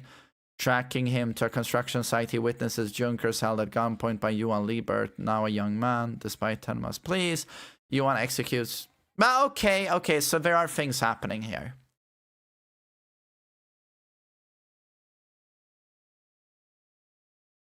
Okay, I surrender. From what I read, this could actually be decent. So I surrender. I haven't seen this, but it could be decent. Yeah. So you're a seinen guy. Nah, I mean, isn't... I'm a good story guy. Isn't Attack on Titan a seinen? I believe it is. I think Attack on Titan is junk. This from just from reading it, this absolutely has potential. This absolutely has potential. What do you mean fucking shonen?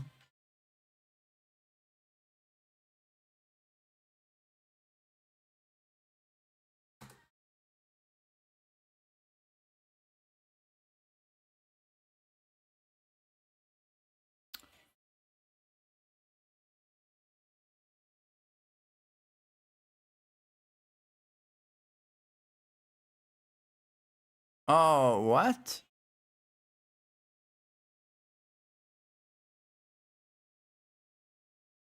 Okay.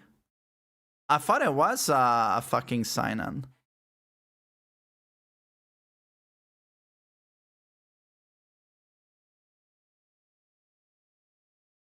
Attack on Titan is a seinen.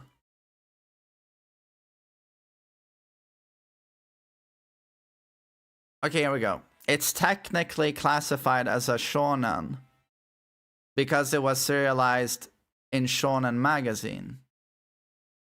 Oh, so fans see it as a shonen just because it was in a magazine, a shonen magazine. However, its mature themes, extreme gore, and complex political narrative often leads fans to consider it a seinen. It's just a shonen. I don't think it's a shonen. No. From what I saw, and I saw like 13 episodes, it did not seem like a shonen to me. I think seinen is for like young adults, right? It's like teenagers. Whereas for something to be shonen, it should be a little bit more kid-friendly.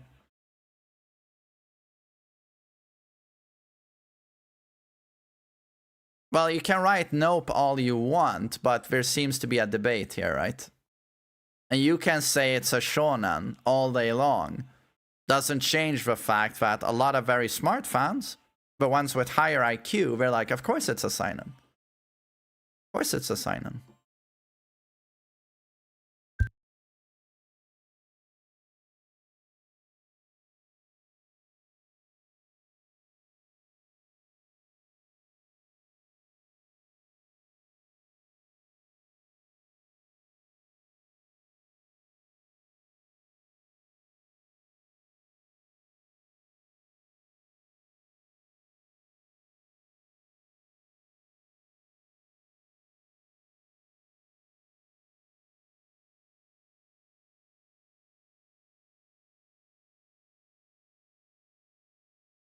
Uber guy struggled a bit, but I think he found the door now. Hope so.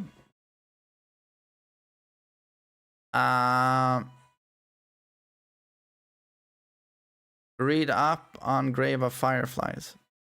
You know how hard I dodged a bullet? I was sitting with Wilhelm. I'm like, 2 weeks ago, we're watching movies on Netflix on my projector, and I'm like, oh, this is an anime movie I've heard a lot of good things about, and it's a Grave of the Fireflies, or whatever the fuck it's called. And I start watching the little preview Netflix gives you, and I could immediately tell it was gonna be more mature, and I was like, no. You know, is it World War II, Nagasaki or something? I was just like, no. Yeah. Yeah, so I was like, I think I dodged a bullet on that one. Depressing as fuck, I think, most likely.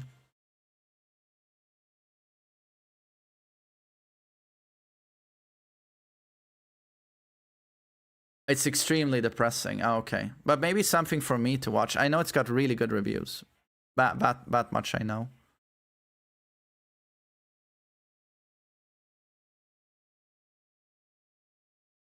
Stick to playing Tekken ranked, lil bro. Oh, well, were you mentally touched by my reviews? You have to understand that when you say lil bro, I know you're an anime fan, okay? Like, I don't know. It's like a self-own. Or what do you guys say? Self-report. Like, sorry, but you insulted them. I'm not even trying to insult anyone, you know. I think I'm being so fair. Unbelievably fair. What about Hot Wheels accelerators? LOL. Hot Wheels accelerators. Why does this sound peak? Accelerators. Dude, this is a show? Doesn't look retarded. Accelerators ignition. How many in chat watch this daily? Is this seinen? Or is it shonen? I can't tell. Hot Wheels accelerators. Here we go. Plot. Is this seinen?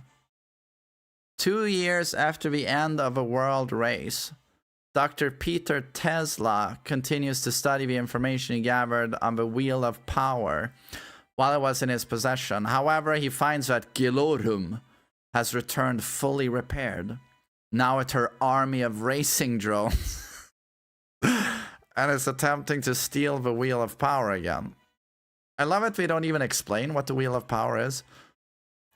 Tesla enters Highway 35 himself and attempts to stop Gilorum, but fails and is greatly injured as the drones capture the wheel.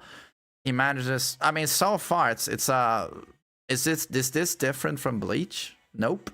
He manages to escape back to Earth, and the drones turn Hot Wheels City into their new headquarters. Meanwhile, in present-day California, former world race drivers Vert Wheeler, Kurt Wilde, Taro Kitano, Mortal Kombat reference, I love it, and Mark Wilde have now become members of two street racing teams, the Teku and the Metal Maniacs. Is Vin Diesel doing a voice in this? He's a great voice actor. During a grudge race on the coastline, Dr. Tesla robotic assistant Gig appears, telling the world race drivers that Dr. Tesla needs their help.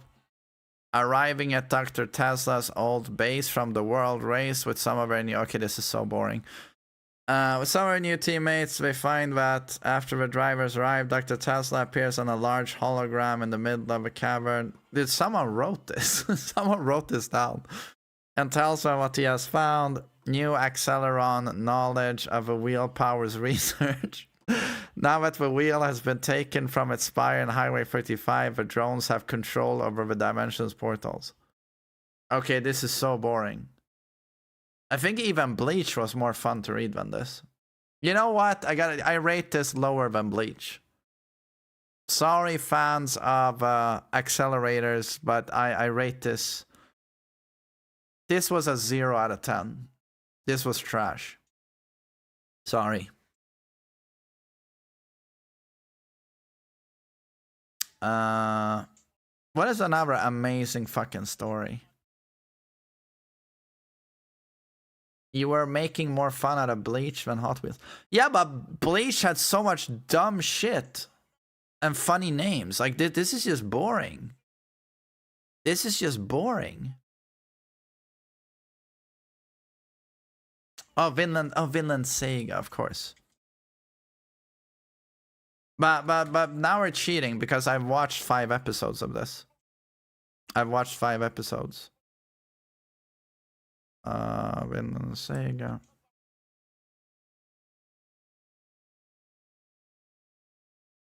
I just gotta make sure the Uber guy delivered the food. Oh, it seems like he did. Oh, and I gotta read Warhammer so you guys know what you're missing out on.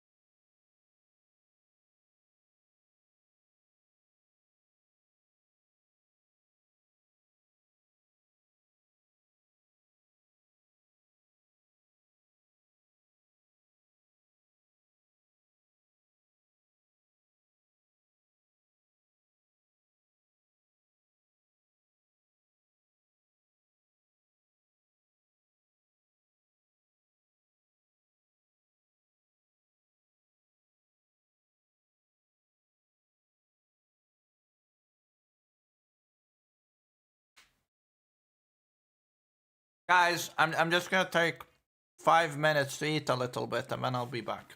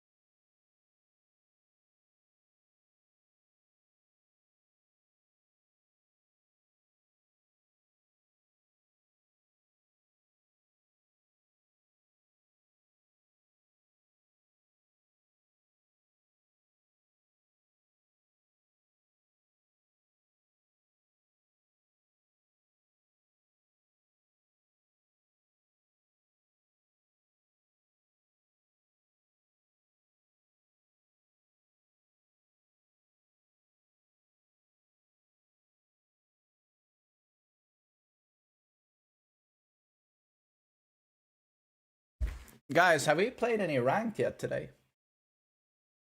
We haven't, right?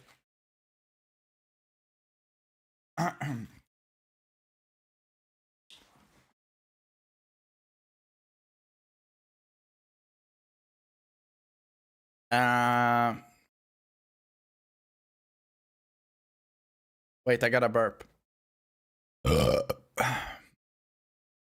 Sorry. I did warn you. Wait, where's the plot?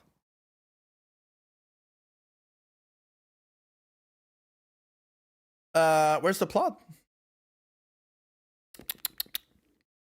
Oh, I'm already on at casting characters. Thorfinn is a young Iceland villager, or so I saw this, yeah, who aims to participate in wars like his retired father Thors. He sneaks onto his father's ship, while at the same time mercenaries are hired to kill Thors for abandoning the forces. They are attacked by Askeladd. That character was a bit cool, though. Forces enter to prevent the deaths of his son and his men. Thor surrenders and is killed. Enraged, Thorfinn starts training and working as a mercenary for the Vikings for several jobs, blah, blah, blah, blah, blah. But this is unbelievably generic, though. You all agree here. This is generic as fuck.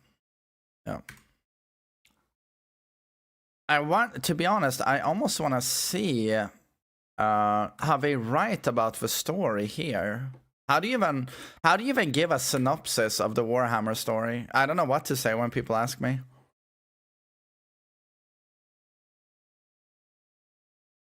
Setting here.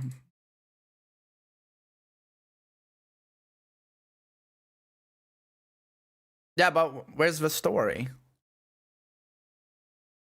The setting of Warhammer 40k is violent and pessimistic. Human scientific and social progress have ceased. Humanity is in a state of total war with hostile alien races and occult forces, and the supernatural exists, is powerful, and is usually untrustworthy if not outright malevolent. There are effectively no benevolent gods or spirits in the cosmos, only demons and evil gods, and the cults dedicated to them are proliferating. In the long run, the Imperium of Man cannot hope to defeat its enemies, so the heroes of the Imperium are not fighting for a brighter future, but raging against the dying of a light. It's like Dark Souls, in my opinion. Dark Souls feels very... Am I the only one who feels Dark Souls is a lot like fucking Warhammer? 1,000 years ago, it was the age of the gods and humanity, and all was great. But slowly everything is dying, and you join the story when the light is fading out, the world is ending, right? It's turning into ash. And now you see it. But 1,000 years ago, a god walked among us, Gwyn, the Lord of Sunlight. But he had to go to the Golden Throne and kindle, what's it called? Kindle the flame. And it consumes him, and he's a corpse god. Stuck there. Like, I'm sorry, but there's a little bit of, like... I'm pretty sure, what's his name? Miyazaki? He read a novel of Warhammer, and he was like, my god! And Dark Souls was born.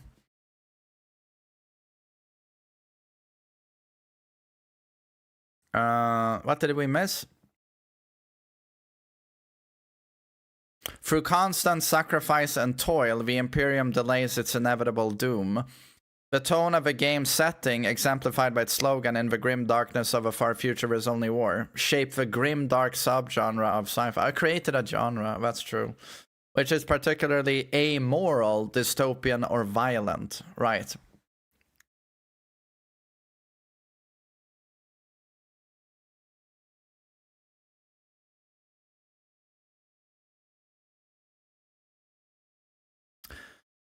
So now we're gonna go into peak. So these are the protagonists, okay? Let's go. The Imperium of Man is described as an authoritarian, techno-feudal, theocratic human empire that comprises approximately 1 million worlds and has existed for over 10,000 years.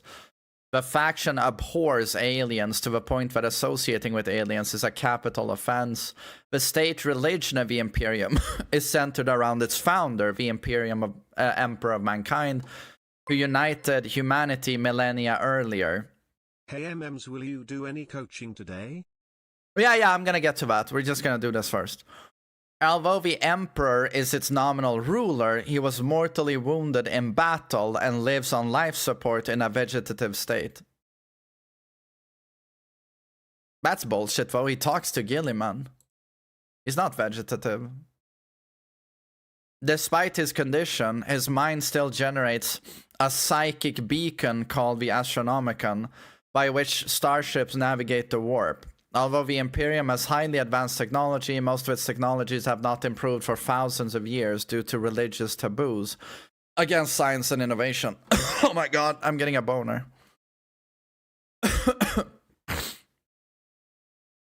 He literally is.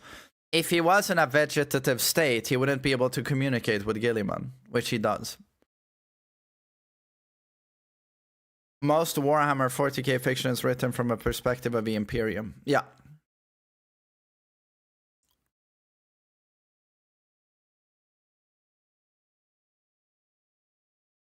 But my god, they almost tell you nothing of the story. They tell you almost nothing. Like...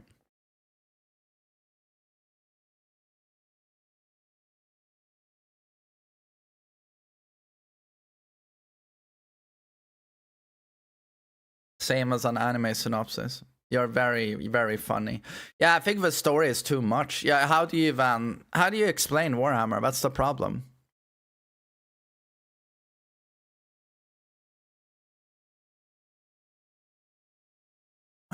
Seems like it's Bleach. Guys, pathetic rage baiting. Pathetic rage baiting. There are too many words here that anime fans don't even understand what they mean. Like techno, feudal, theocratic. You're like... what?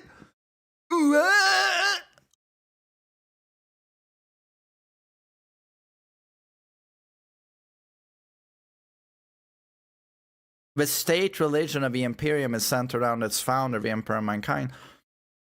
But that's the thing. There's every sentence here. There's so many bazillion things you can say about it. Oh, and now we get even Spotify agrees. This is a really epic track that plays in a very popular Warhammer series, Hell's Reach. The state religion used to be the Imperial Truth, but then turned into the Imperial Creed when they turned Giga-Fundamentalist after the death of the Emperor. It's super interesting, but here they just say the state religion of the Imperium is centered around its founder, the Emperor of Mankind. Okay?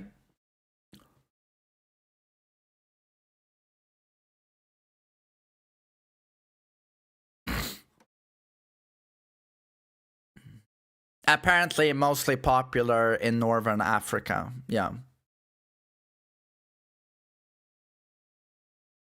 Check Avatar: The Last Airbender. Is that if I want a huge laugh? Didn't know you were a huge 40k fan. I'm a huge 40k fan. I love Warhammer. What was it called? Avatar: The Last... Avatar: The Last... No offense, but when I hear Bender, isn't that a gay guy? So he's an air gay. What the hell does that even mean?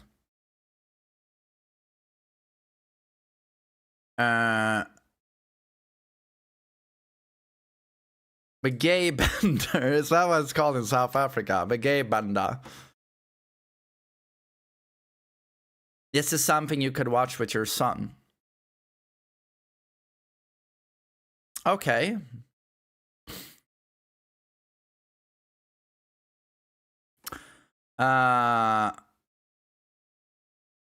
Synopsis.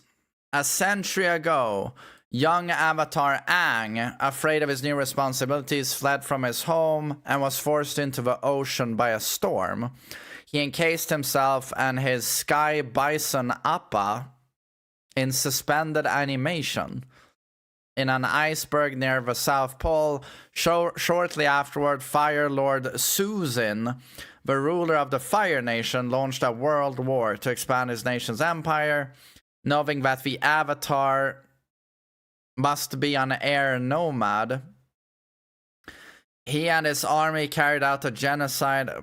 Oh, wow. Okay, so this goes dark. Against the air nomads, which he timed with the arrival of a comet that gives fire benders. Really? Fire gays? I don't know what that is. Do they set gay guys on fire? That's really dark shit. It gives them tremendous power. 100 years later, siblings Katara and Sokka, teenagers of a sovereign water tribe, accidentally discover Aang and revive him. No, shit, fire means something is really good. Yeah, this is fire. So those are really good looking gay guys. Okay. So basically George Michael. Or Timothy Chalamet. In the first season, Aang travels with Katara and Sokka to the Northern Water Tribe to learn water bending and be prepared to defeat the Fire Nation. Prince Zuko, the banished son of Fire Lord Usai, pursues them, accompanied by his uncle Iroh, hoping to capture the Avatar in order to restore his honor. Aang is also pursued by Zhao, a Fire Nation admiral aspiring to win Usai's favor. When his navy attacks the Northern Water Tribe, Zhao kills the Moon Spirit. I have no clue what the fuck this is. Bender there, Air Bender, Moon Spirit. Yui, the princess of the tribe, sacrifices her life to revive it, and Aang drives off the enemy fleet. Okay. In the second season, Aang learns earth bending from Toph Beifong. Nice name. A blind earth bending prodigy.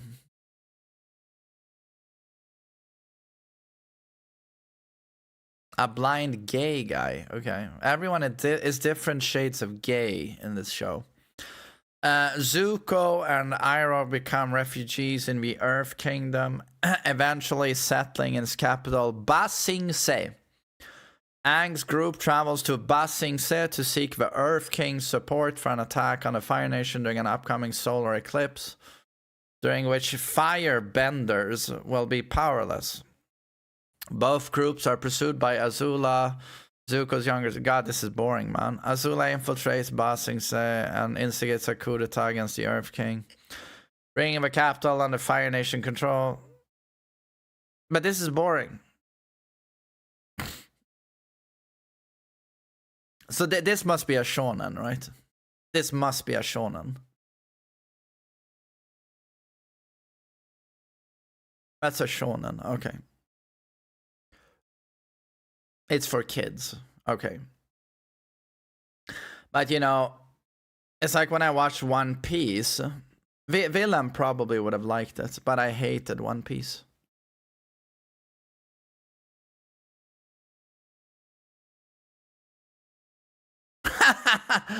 I mean, look at his face. Look at his face. I watched one episode of this show. Is Luffy the same in the anime? He looks like a... He looks like... When I knew nothing about One Piece, and I watched one episode of a Netflix show, and I came to a conclusion that the protagonist is a psychopath. Luffy, to me, had all the traits of a psychopath. Is he a psychopath? Like, when I see... So this is him in the anime. Did I just open my Netflix? I didn't even know this is a thing. I didn't even know this is a thing.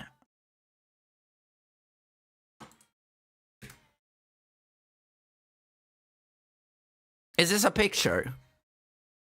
I just want to enlarge this. This is so retarded! Can I use a fucking browser anymore?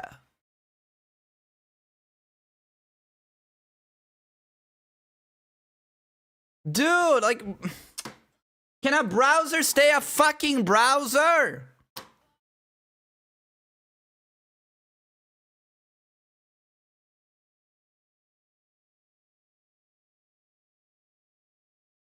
So yeah, I mean... Can I enlarge this? Now and I'm on IMDb. Okay.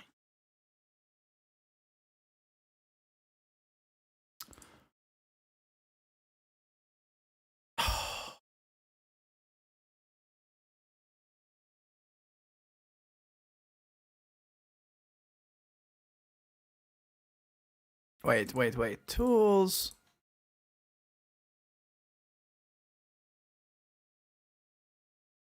You know what? Fuck it. You can see this anyway. But he is a psychopath. Am I correct? Am I correct?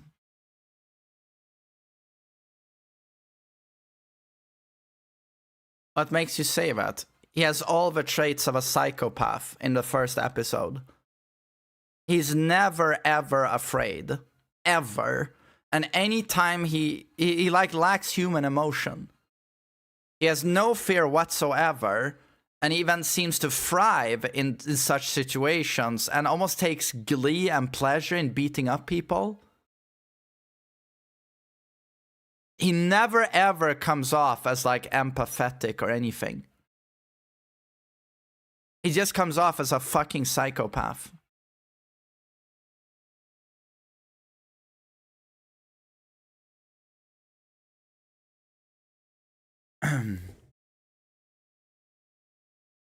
What's his name? Luffy, right? Oh, okay.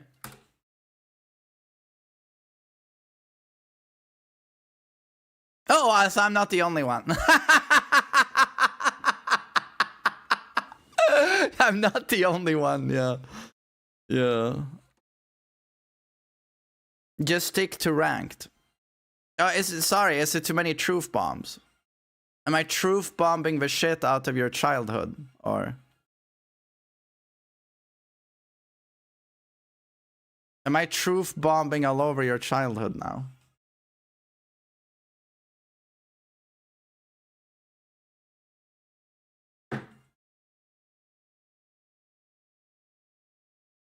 Scrolled past AI result.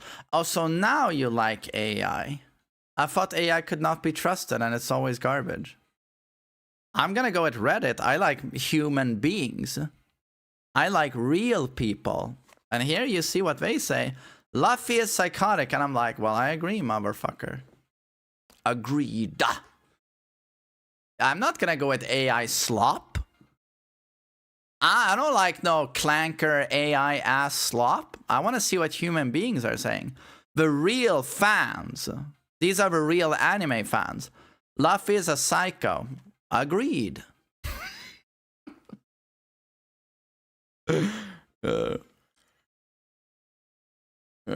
Oh yeah.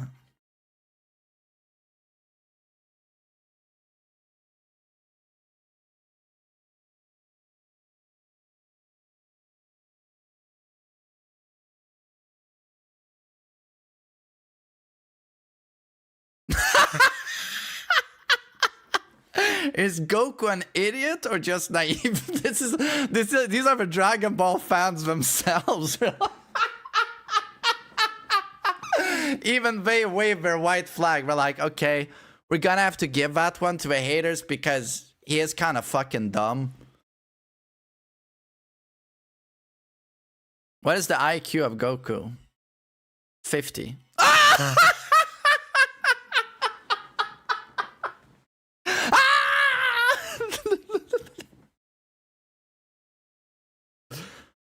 But honestly, yeah. But no... Okay, I'm not gonna laugh. Like, no, seriously though. You gotta give it to Goku. No one judges someone's human value off of IQ. Right? Who gives a shit if he's dumb as fuck? Have you seen him at the gym? Super strong, super disciplined, never stops exercising, and he's a good guy. But who cares? He has a 76 IQ. He can't even work at McDonald's, but who cares? He saved the world.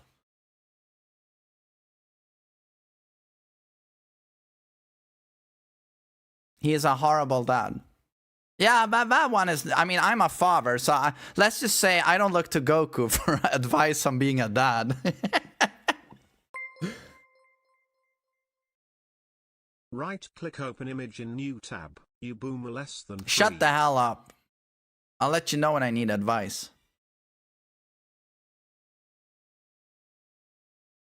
What's Vegeta's IQ? Well, Vegeta is not a fucking rebard, though. He's smart. Well, smarter than Goku.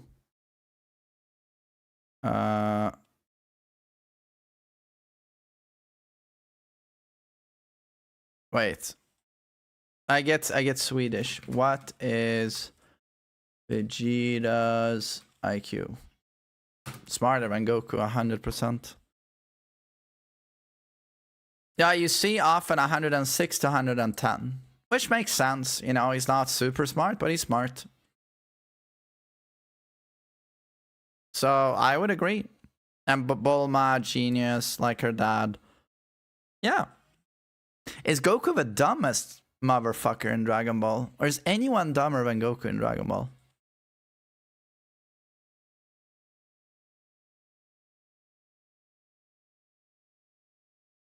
Is anyone dumber than Goku? No. Who in anime, like, let's just stretch this, right? Let's stretch this.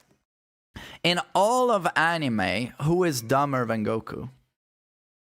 Krillin, no, Krillin is smarter than Goku, don't even try. Who is dumber than Goku in all of anime? Naruto, no, I swear to God, he's smarter than Goku. What is Naruto's IQ? Fucking told you. Yeah, you see, he's not smart, but he can at least work as an Uber guy. He can work at McDonald's. Goku is collecting fucking handicap welfare checks. Like, Naruto can hold a job. 90 to 100. He can hold a job.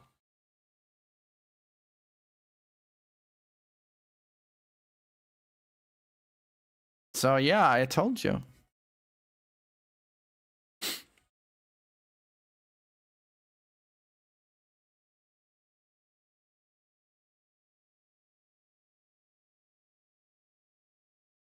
Seventeen is borderline retarded. I love it. We have to tell you, you know. Yeah.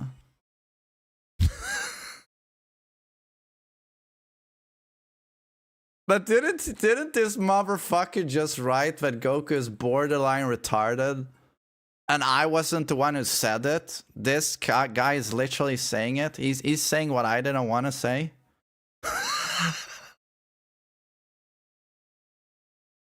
But again, like, Goku is a hero. He saves mankind. He's so strong, and he's so disciplined at the gym. He hits the weights like no one else, and he has a very strict diet as well. Cartel on your ass for dissing their goat Goku the Dragon Baller. Who is dissing Goku? I mean, the internet is dissing Goku. I didn't say his IQ is 76, by the way.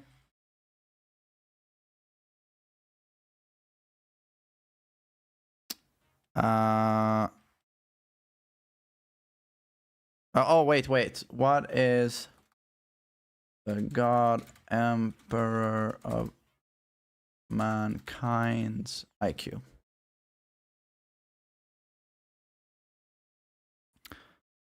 His IQ is between 350, 400, and it rises up to 950 within the warp. Oh, that's true. Oh, yeah, that's true. That's gonna be tough for Goku with 76. That's gonna be tough, actually. But Goku Goku has insane biceps, though. Have you seen those biceps?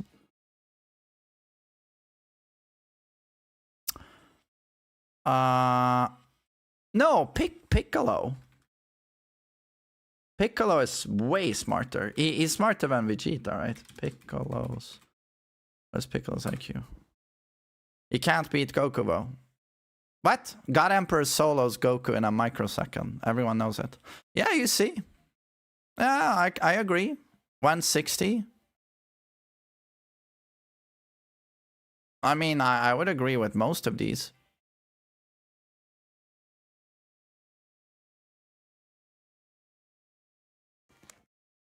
What is IQ of 40-year-old man researching anime characters' IQ? Well, in terms of rage bait, that's like 200 IQ, I would say. I would actually say it's pretty smart. Yeah.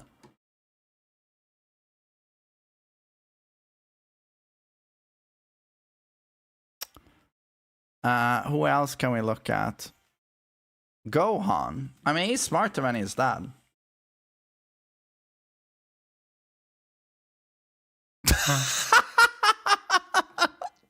Oh, he's so fucking cool, Gohan. Wait. Oh, so he's like way smarter than Goku. But that's because of Chi-Chi. But were both of Goku's parents like mental midgets? They must have been, right?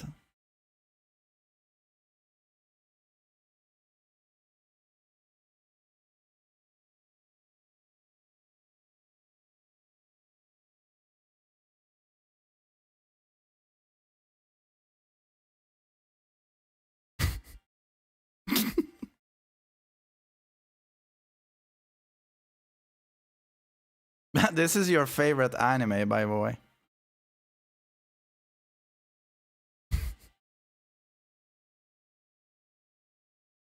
But you know what? We've been doing this for so long. I'm gonna fight Bersahan, and then we gotta do coaching.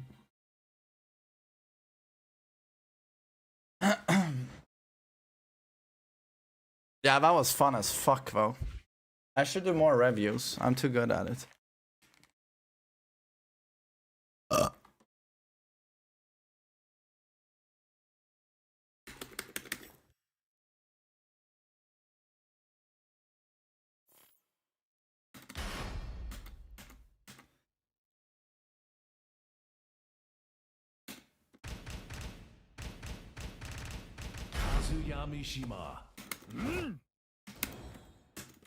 Anime fans left in shambles. Oh, come on, I wasn't that rough. Please play Alan Wake 2. I've decided to play it next week because I love this song. I found this song by accident.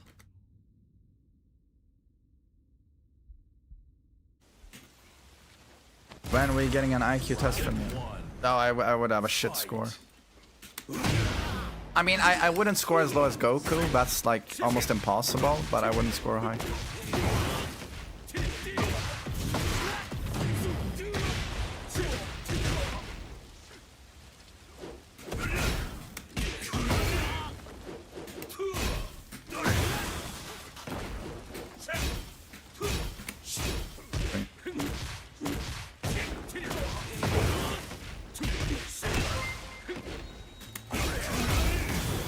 Thanks for the content you put out every day. Hope the upcoming patch is finally good.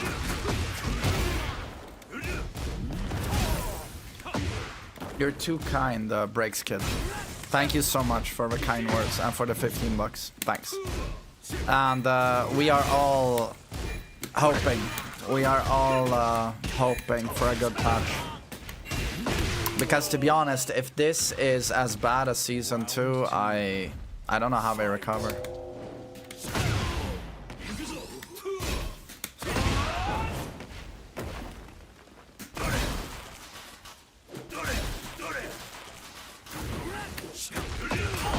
You've seen a popular YouTuber with an IQ of 43. Who has an IQ of 43? I mean, I've seen some dumb YouTubers, but 43, I mean... Do you even know how a door handle works at 43?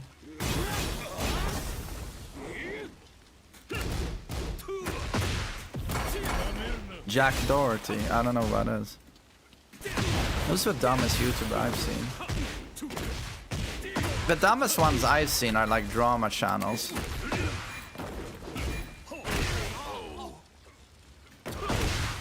Yeah, at 43, I don't think people understand how dumb that is. I don't think Keemstar, fuck off.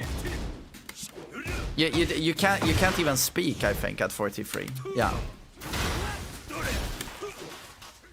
I think you're in like Down syndrome territory. I worked a lot with people who had Down syndromes many years ago when I lived in a home for handicapped people.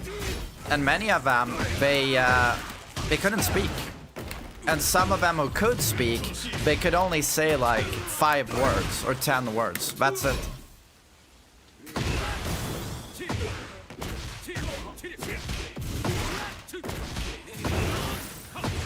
"43 is like dementia." Yeah, exactly.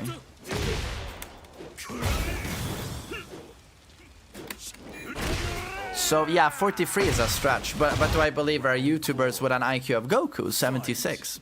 Plenty of them.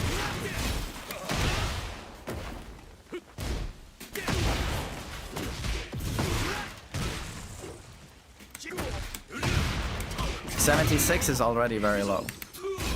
I mean, it's basically mentally handicapped, I think.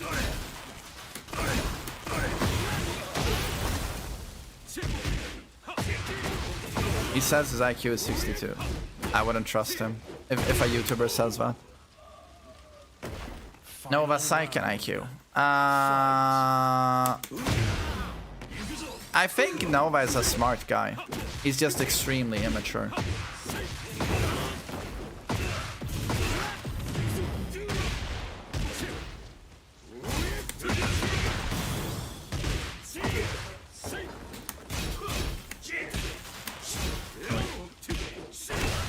Gosh. Oh wow, nice one, Bersahan. If you are below 80 IQ, not even the US Army takes you in. Yes, because they make the... they say that if you are below 80 IQ, there's no job you can do. You will be a liability and not an asset. I think it's like 80. If you're below 85 IQ, that's where people say like, you can't do a job properly. So that's very low. And now, imagine Goku is at 76. That's why I'm saying Goku couldn't get a job at McDonald's. He couldn't. He'd be like, oh, where do I put the French fries? Kamehameha. Wouldn't work.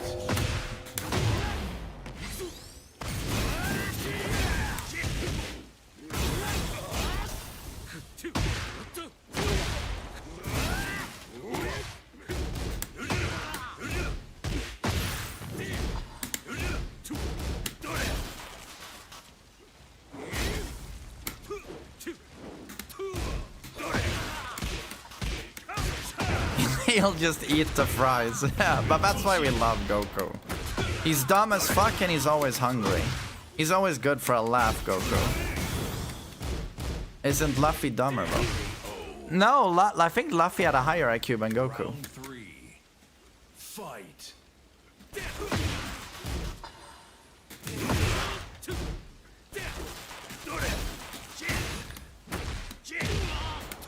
His chin is good. He's very good. Bersahan. I think I played as Heihachi last.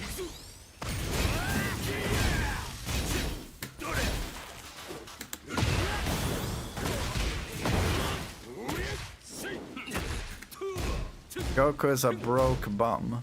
Yeah, but have you seen his body? Have you seen how fit he is?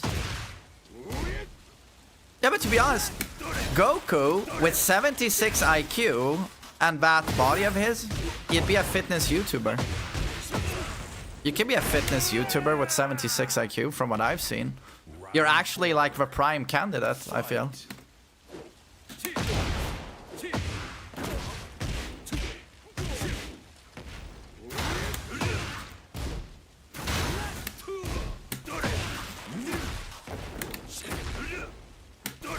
Is Goku natty? Fuck no.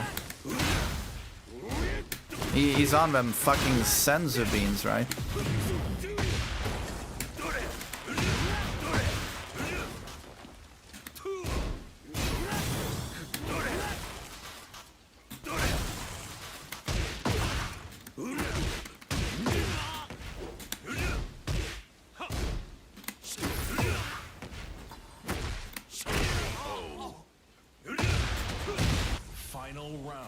Who's smarter, SpongeBob or Goku? Is that a question? SpongeBob.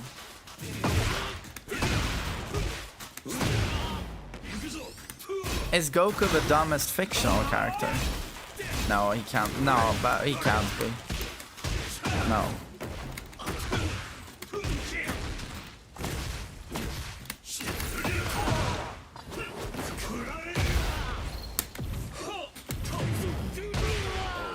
Hodor is dumber. Yeah. Hodor is dumber.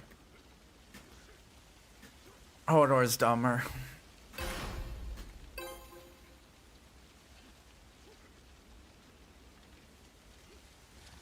Just women in Sweden watch anime or more movies.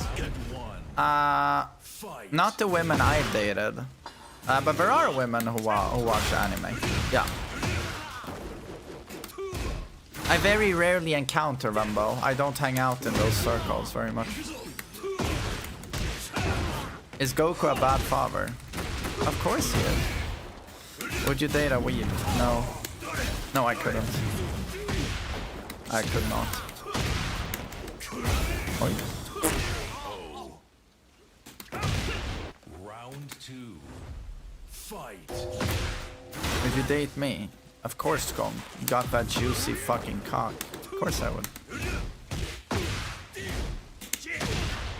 Goosh.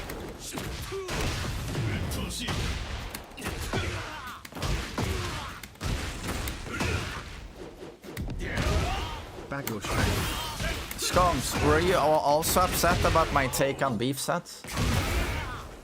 Easy. Thanks for 46 months. Thanks, buddy.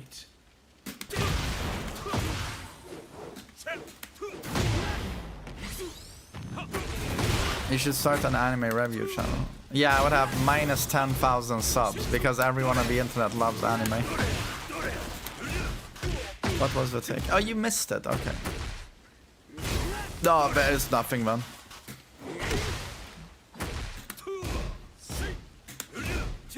Just rage baited you. I mean, it would be funny as fuck, though. I would laugh a lot. Round 4. You hate One Piece. Stop hating on anime, man. Fuck you. Leave us alone as anime fans. Do women laugh at your dick cum jokes?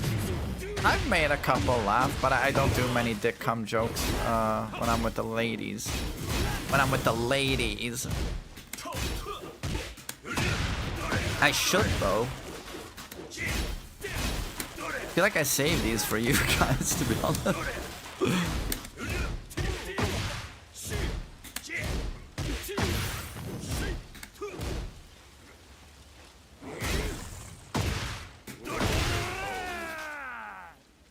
Can you give some pickup lines? I don't have any fucking pickup lines, man. I just go on a date and when you feel it out, if you know what I'm saying. No. But I don't have any fucking pickup lines.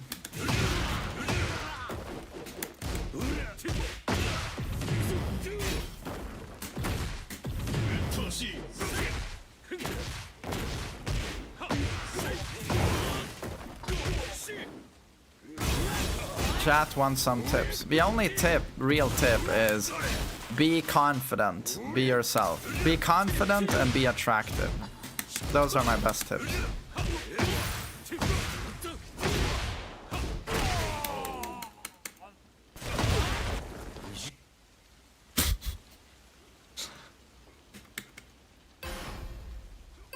What Tekken were you in your prime?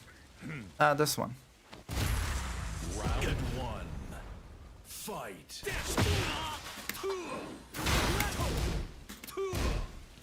Yeah, if you look like Henry Cavill, you can actually talk about Warhammer on a date, and she won't run away.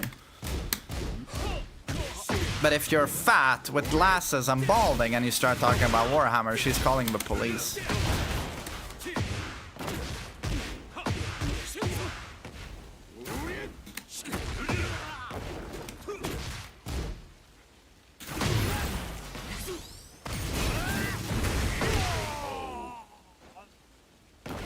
Round 2. Fight.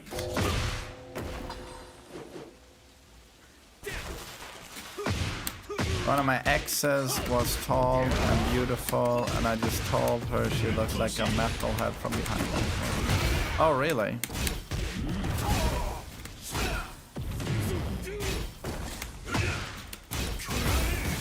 Goose, goose!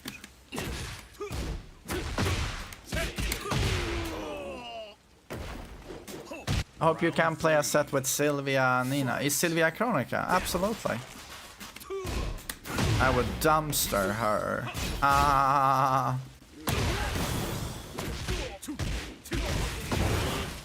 What if she says she hates Tekken? I don't give a shit. Like I've never dated a gamer girl ever. Well, one I told you guys I went on one date with a gamer girl a few months ago, but I've never had a girlfriend who's into gaming, which is pretty funny considering I'm so into gaming. Would you? I wouldn't mind it.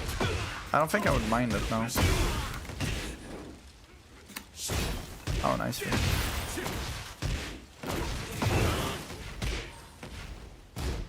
Oh my god, I hate that string. Have I had much common with my girlfriends? Not at all. Not at all. I'm typically with like very feminine girls.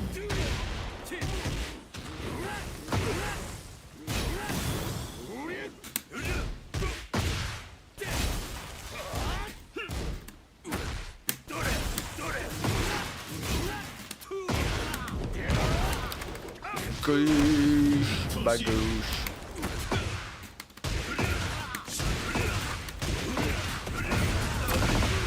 Wow. And he ducks again.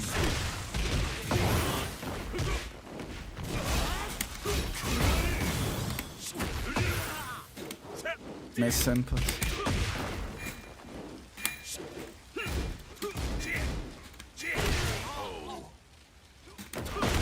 Final round. Maku. Fight.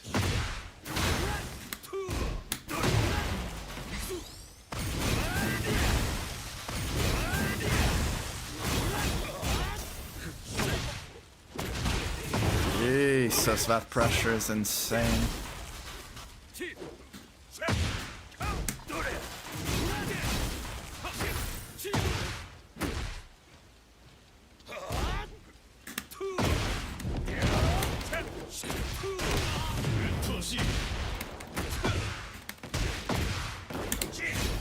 No, good read. And then he taunts. Okay.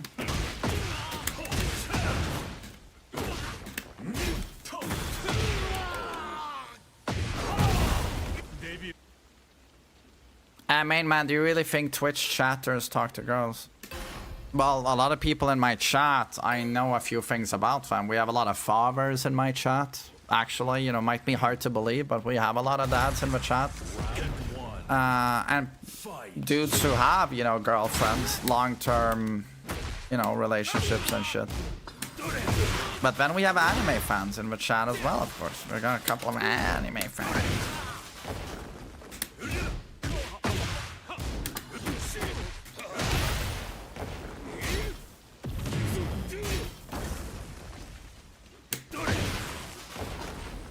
Yeah, I'm streaming Resident Evil 9, yeah. I'm racist against anime fans. That's the only racism I believe in, you know. I don't like weebs. Round 2. Fight.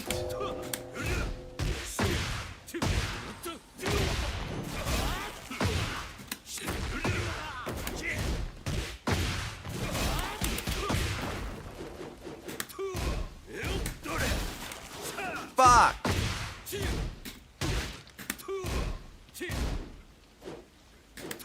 Skunk, you're not a weeb? You're not a weeb.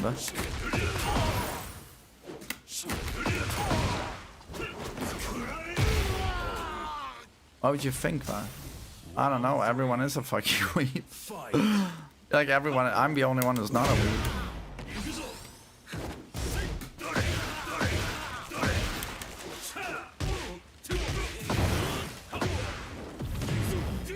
You dabble, right?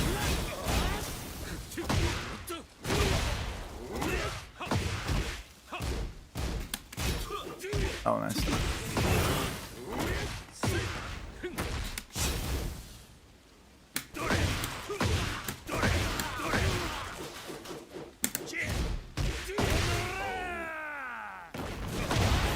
Oh my god. Am I hyped for Dragon Ball Super Remake? What? What are you talking about? Oh, yeah.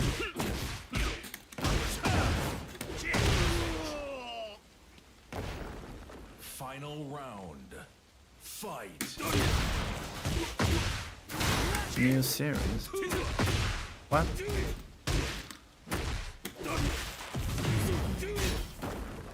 What are you talking about? We're not remaking Dragon Ball Super.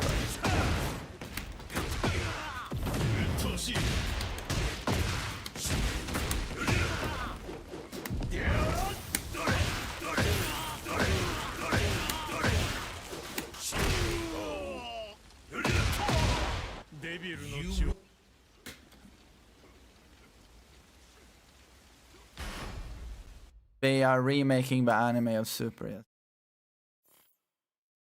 Didn't that just come out? What?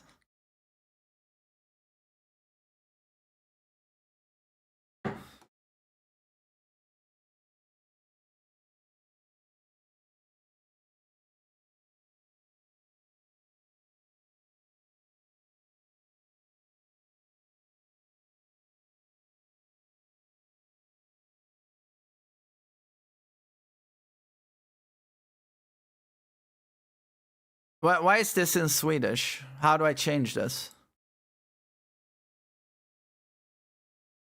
Dragon Ball Super Remake.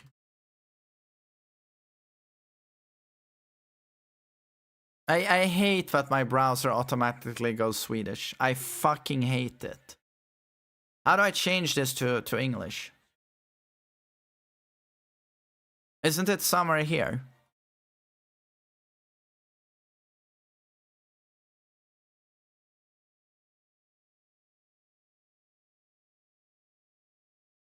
Translate to svenska.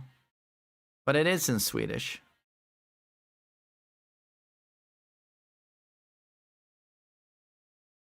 That's Google for you. It's just so annoying. It's so annoying.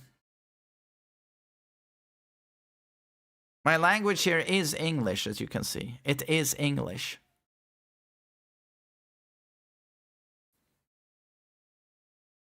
It even translates Reddit. It even translates Reddit. Like... Okay, wait. So we gotta go like this. Is there a Dragon Ball Super Remake? But guys, is this a joke? Didn't this just come out? They're going to remake the entire anime. It's not just a visual touch-up, but an enhanced edition with reconstructed scenes, improved animation.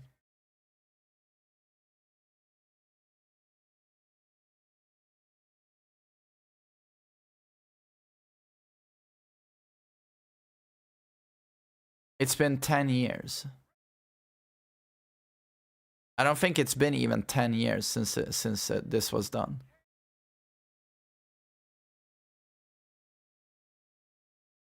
Don't you find it embarrassing that only a few years later we're gonna remake the show? Isn't that a bit embarrassing?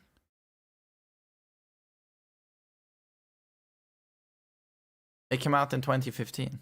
And when did it end? But do you think that's old? Even if it ended in 2015, is that old to you? 10 years? That's old?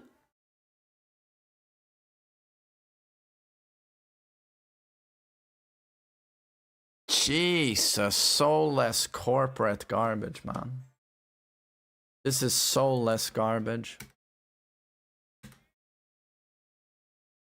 But I mean, I guess it works. Dragon Ball fans will pay every time. Every time. I was just about to say they could remake Dragon Ball Super once per year and fans would buy it. But that's what we're doing though, because there's no story in Dragon Ball anymore. Kid Goku, you know, early Dragon Ball manga had a story.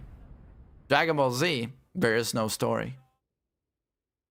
And it's literally been, it's funny, the worse Dragon Ball got, the bigger it got. Like those tits though, Jesus. Everything Dragon Ball does now is be DBZ, and DBZ is soulless. And it's had no story for fucking, what, 30 years now. Round 1. Fight. I'll take. No, it's true what I'm saying. Kid Goku, the early manga of Dragon Ball, is far superior to DBZ and has some heart and soul and some story. When DBZ starts, it deteriorates into garbage where, oh, what power level are you? I am power level 1 million. Ha ha ha, I hit harder than you. Ha ha. Goku, you must train. I have trained. I will now beat him. Ha ha ha, I beat him. And then 1 week later, I am Shababa. I am power level 17 million. Oh my god, he's stronger than Goku, guys. He's 17 million. Ah! That's the story. With a heavy emphasis on story.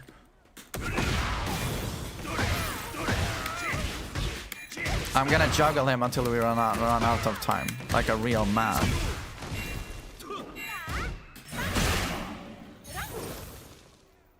Shababa arc went crazy. Was my favorite arc when he... Did you see when he transformed into Shababa Hababa?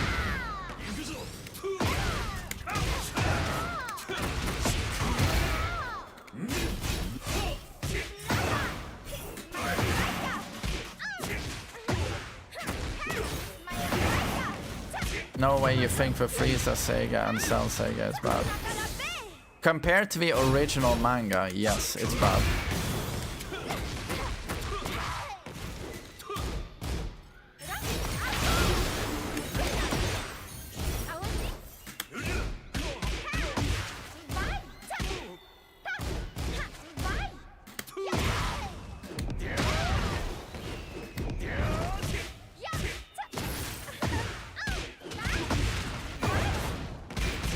In Super, is Vegeta still jobbing to Goku all the time? Time up. Round 3. Fight. He is. Okay, of course. God forbid they did something interesting there, and Goku is weaker than Vegeta for a while.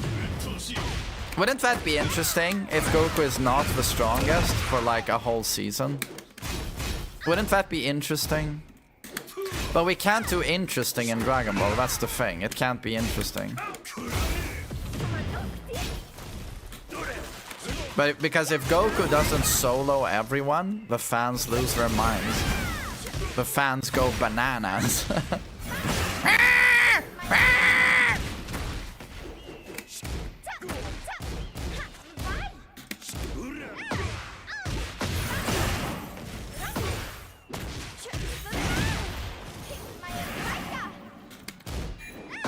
Vegeta is almost unequal, and then Goku gets Ultra Instinct. Yeah, but we've seen that before in Dragon Ball Z, where Vegeta goes Super Saiyan 2, and even with, what's his name, Babiri's power, even with that enhancement, he's not on Goku's level. He's almost on Goku's level. And then 2 seconds later, Goku goes Super Saiyan 3 out of nowhere. And but that's a plot hole, right? I think that's a plot hole. Because he doesn't go Super Saiyan 3 against Vegeta.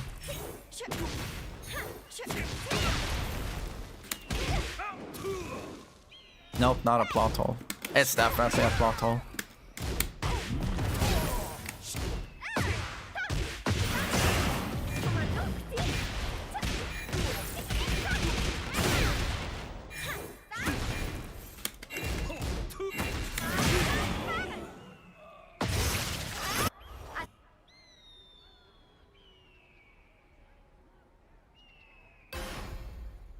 It's clarified that Goku was holding back when fighting Majin. Sure. Round 1. But isn't it fascinating that 30 years later the story is still the same, isn't it? But it's at a complete standstill. And the exact same plot is done. The exact same one. You're almost as strong as me, Vegeta, but here's Ultra Instinct. Ah!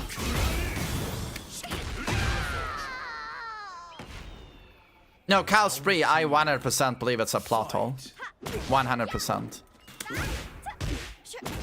Because when Goku is fighting Vegeta, he's like... As soon as Vegeta transforms, Goku sweats and goes like, oh my god, this could be really tough. And then against Boo, I think Toriyama was like, okay, we need a new transformation. We need a new transformation. That's what I think happened.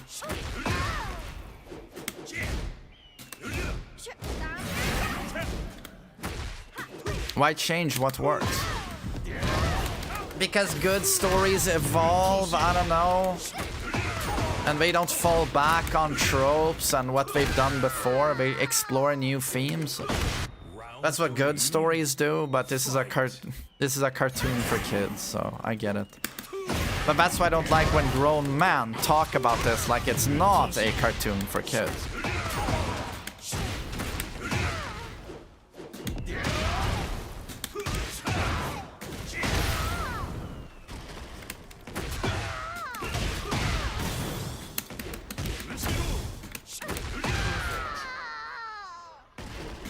There are cartoons for kids that are better written.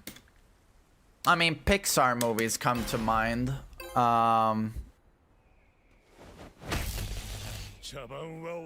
What's an extremely good kids cartoon? Round 1.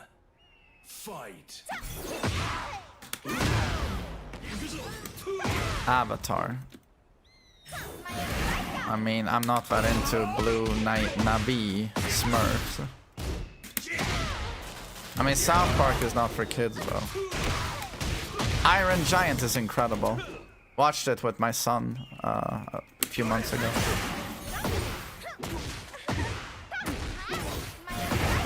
The Airbender. Please no gay slurs in the chat, okay? No one's a bender, okay? Please.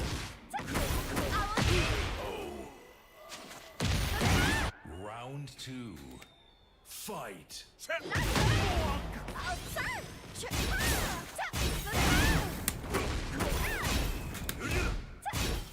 So you didn't like DBC back then? I loved Dragon Ball when I was a kid. I showed you guys some of my drawings. I used to draw Goku and Vegeta. When I was a kid, I loved Dragon Ball. But when I grew up... Oops.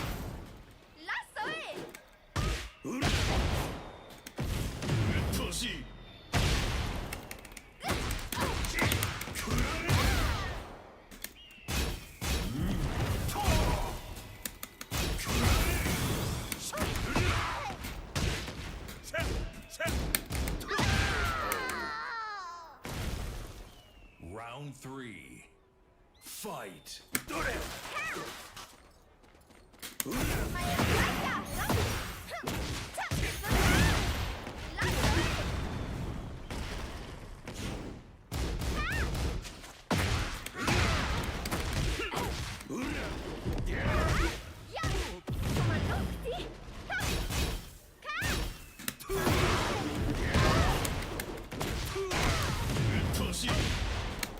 Oj. I bet.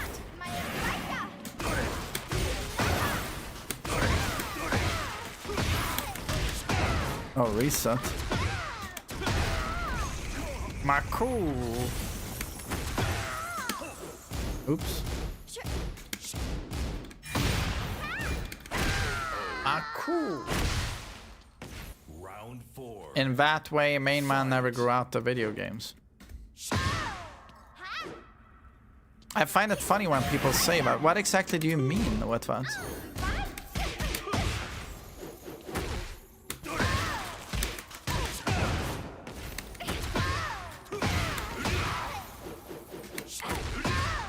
Geesh.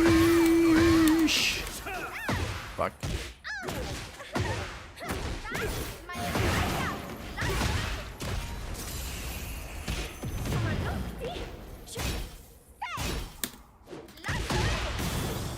Are we still discussing anime? Yeah, Chris, they won't give it a rest. These motherfuckers.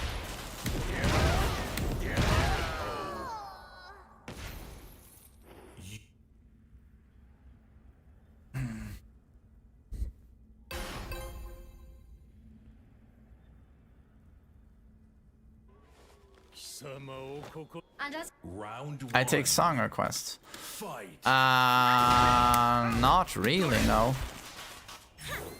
But maybe it could be nice at some point and take one. But honestly, if it's Attack on Titan music, no. Fuck you.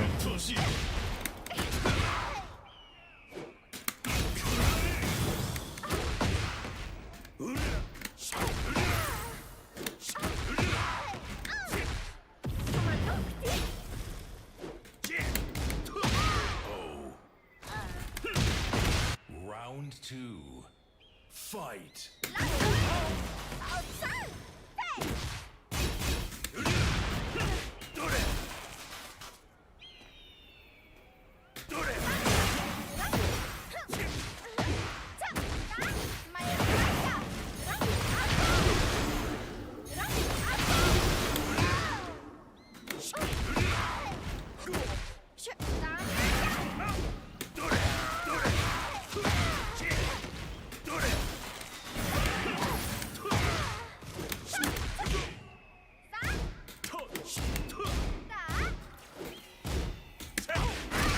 Nanda yo. Round Geesh. 3. Fight.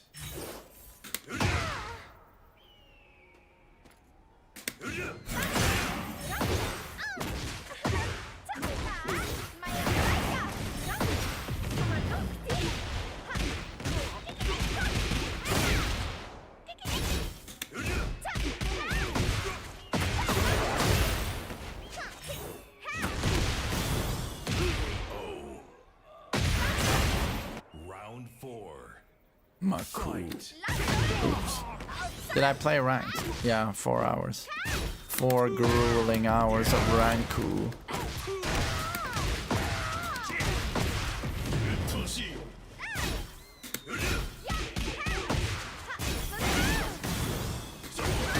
Oh.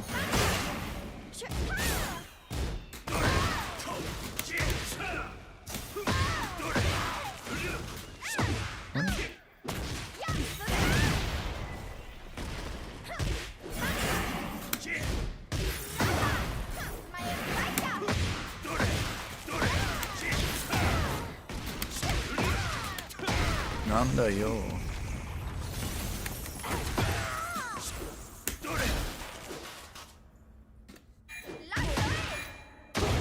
Marco. You win. Yeah, the way you grown out of Dragon Ball, not the same for Tekken and gaming. Oh, you're trying to draw a parallel between me saying I like Dragon Ball as a child, but when I grew out of it, I became an adult. You want to draw a correlation between that and I'm still a grown man playing video games. To me, that's almost the same as saying, like, you're too old to watch movies. You understand? Do you believe at a certain age one should stop watching movies? Or do you think I can be 40 years old and still put on The Godfather and enjoy that? To me, gaming is a medium. I don't put an age on it. I don't put an age on movies either. I can still play Silent Hill 2 Remake or Resident Evil 2 Remake or lately Expedition 33 and enjoy a work of art even at the age of 40 or 50 or 60 or 70 or 80. So I think you're doing a very false and stupid equation there.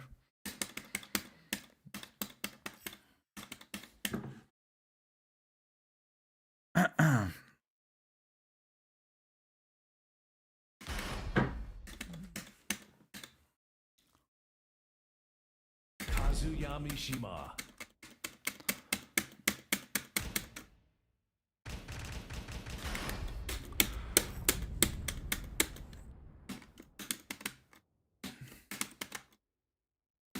When I was a kid, was I impressed by the Tekken story? Yeah, when I was 16, 17, I liked the story. Kazuya came back. Yeah, I mean, I liked it. But also, when I was 16, 17, this game peaked in terms of story. Like, Tekken 4 was very legit for its day. Very legit. It all went downhill after that.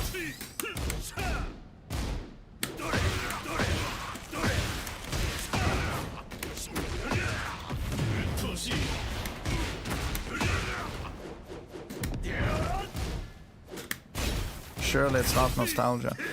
It's not nostalgia. You can play. You can watch the Tekken 4 story on YouTube. It is way more mature than what you got afterwards, and more well written. And all the character portraits reflect it as well. They look more real. They look more like people.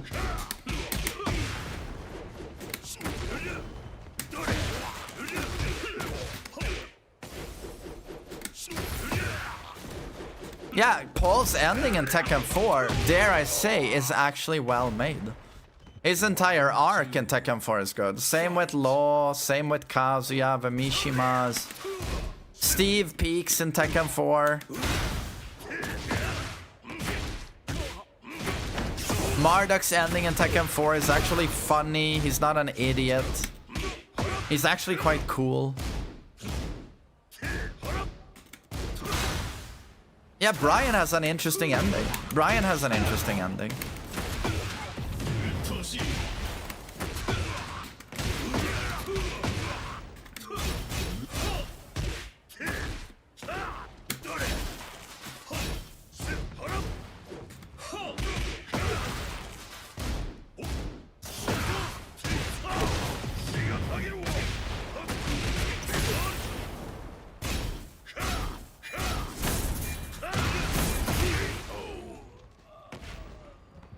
Round 3. Fight. Don't bother getting up. That's still a great ending to me. Still a great ending.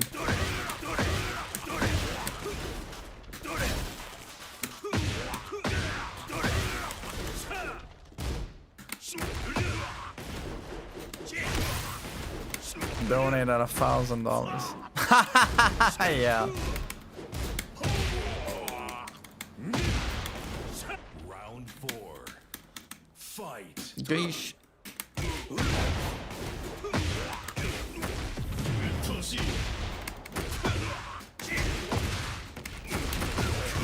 God, we gotta do the coaching, boys. Fuck.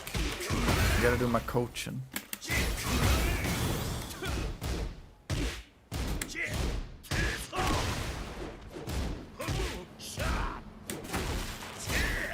I'm doing viewer matches, yeah.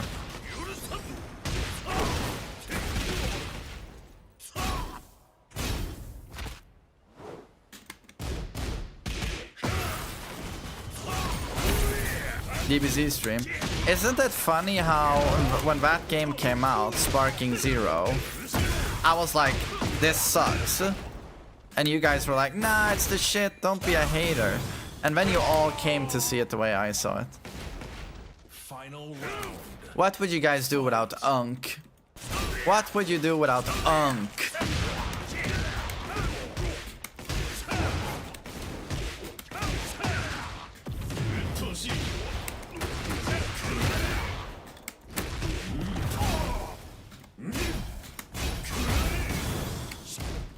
Wow, what a read.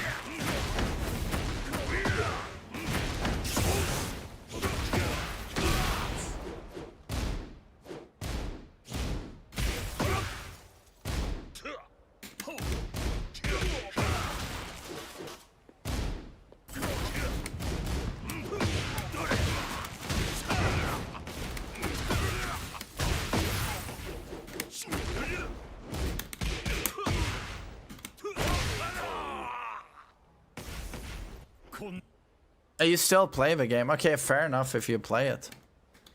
How many people still play Sparking Zero on Steam? Is it a couple of hundred or?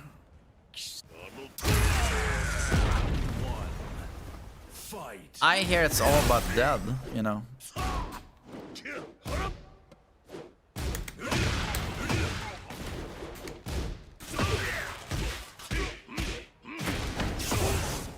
My favorite scary movie.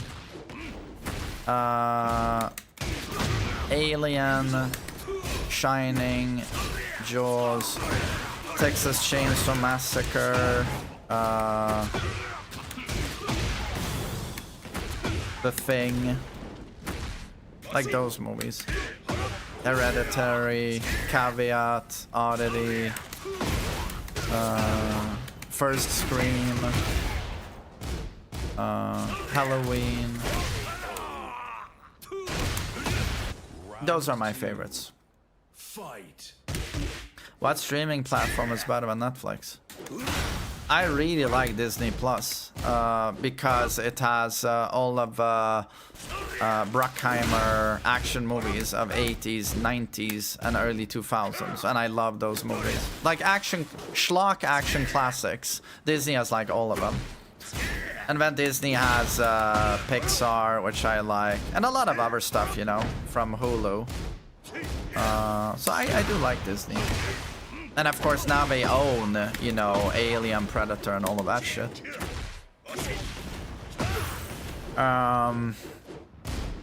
So yeah, I would say Disney Plus, I guess.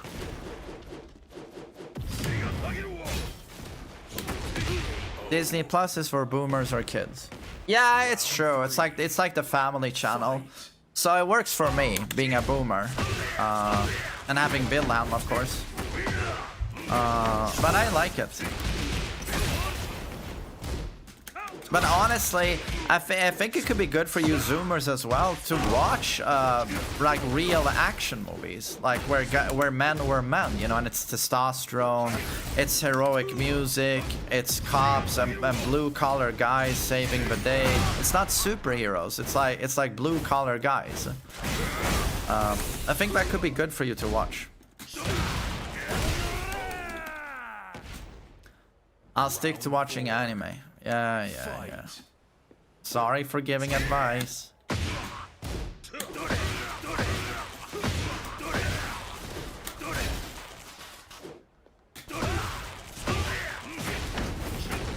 Of course I like Lion King. Wave dash block.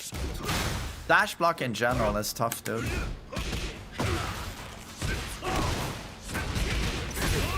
Maybe, you know what, I should just seriously, on my channel, I should just do a review once in a while. And post variety, like I should post my Resident Evil playthrough to YouTube, because it was kind of funny. And then I post my Alan Wake playthrough, Resident Evil 9 playthrough. The best movie ever made. Well, that's the most subjective question in the world. But what's the best movie ever made according to me? I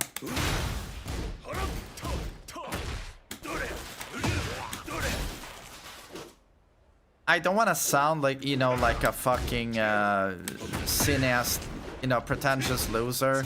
But to be honest, 2001 is way up there. It is way up there.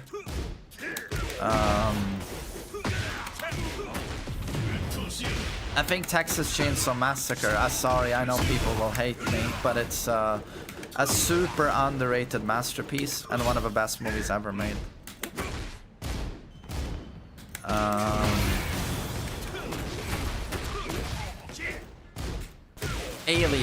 Alien. With the 3 movies, and Godfather 2, with these 4 movies, you can argue for all of them, in my opinion. Fast and Furious. No.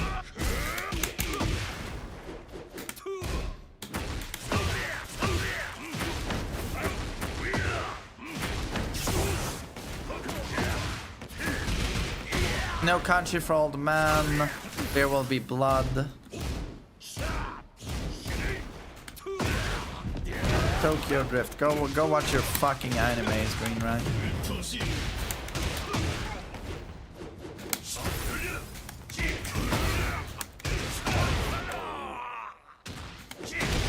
Round 3. How about Marvel? Fight. Not in... If we're talking best movies ever made, Marvel is not in the fucking conversation. Sorry.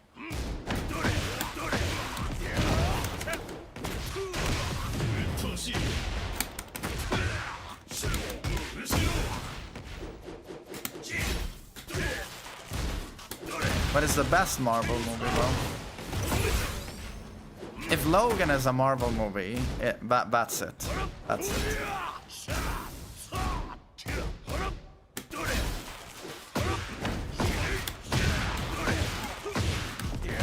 Wow, twice in the same round. Was that twice in the same round? And he's not dead? Did he recover that much health? Now that's nerfed combos, man.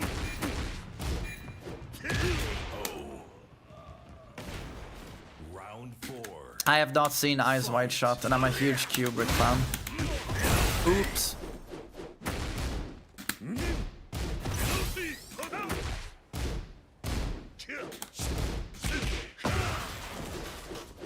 Diaphone did a stream yesterday doing all the hardest inputs in fighting games, and he put perfect lag rate at the top. No, you're kidding! Will this be a video? I need to react to that.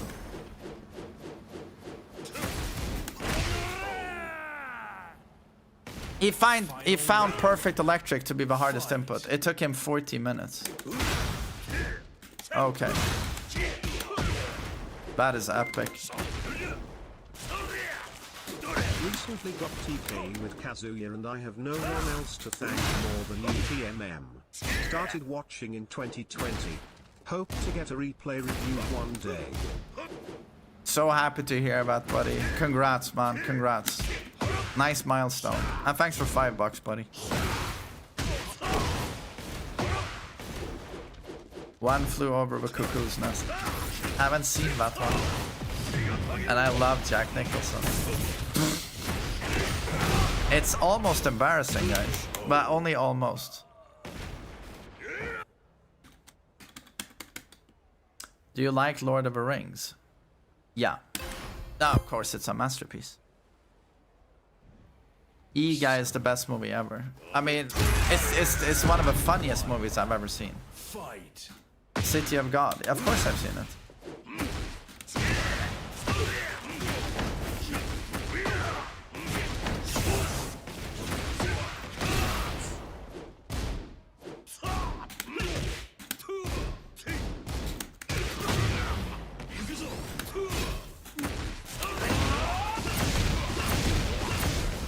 What? No? What's your favorite Star Wars movie? The one where everyone is gay. Or the latest one. Round 2. Fight.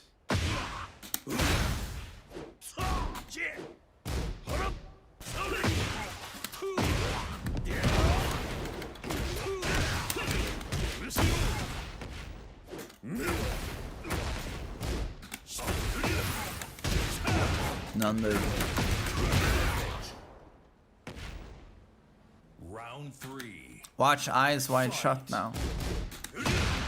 Is that more relevant now with the Epstein shit? My fab Marvel movie is Logan, but if that doesn't count, then Spider-Man Into the Spider-Verse is. As for DC, it will be The Dark Knight. Dark Knight. My favorite Marvel, if we don't count good picks, if we don't count Logan, I would say the first Iron Man or Infinity War, but probably the first Iron Man, probably. Spider-Man 2 is very good as well, but that's Sony, but you know, it is a Marvel character. Round 4. My favorite DC is still Batman Returns. I love that movie. Absolutely love that movie. And the score by Lord Danny Elfman, man. I grew up with that movie. Dude, I'm so old, but I remember when that came out. Batman Returns. Dear Lord. I'm a mummy, guys. But Dark Knight is really, really good. But guys, I prefer Batman Begins to Dark Knight. Am I a criminal?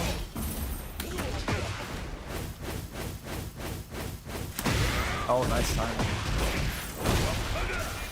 Don't kill me. Buff Heihachi.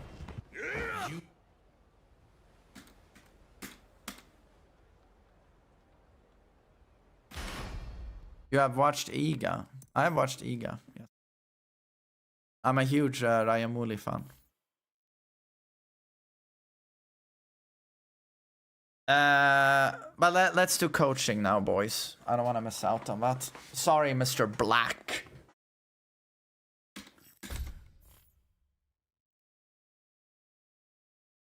Was there anything else we were doing today?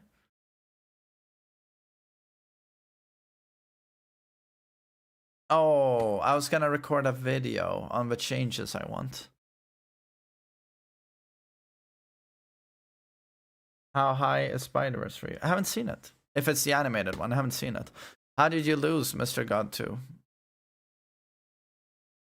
Oh, against Sakanatori. Well, talking movies rather than... I don't really sweat the matches. I sweat in ranked, not in player matches. And Sakanatori is a super strong Heihachi player. He's super good. You really like Spider-Verse over Toby? Oh, you're talking to chat now. I have seen the Batman, but I didn't like it very much. 7 out of 10. It's still good though. What are you going to do now? I need to do I need to coach 2 people today. I was gonna record some videos, but I don't think I have time today. Record the changes video. I feel like we do it tomorrow morning instead. We've talked so much about anime today. This stream got completely hijacked by a couple of anime fans in the chat. I blame them.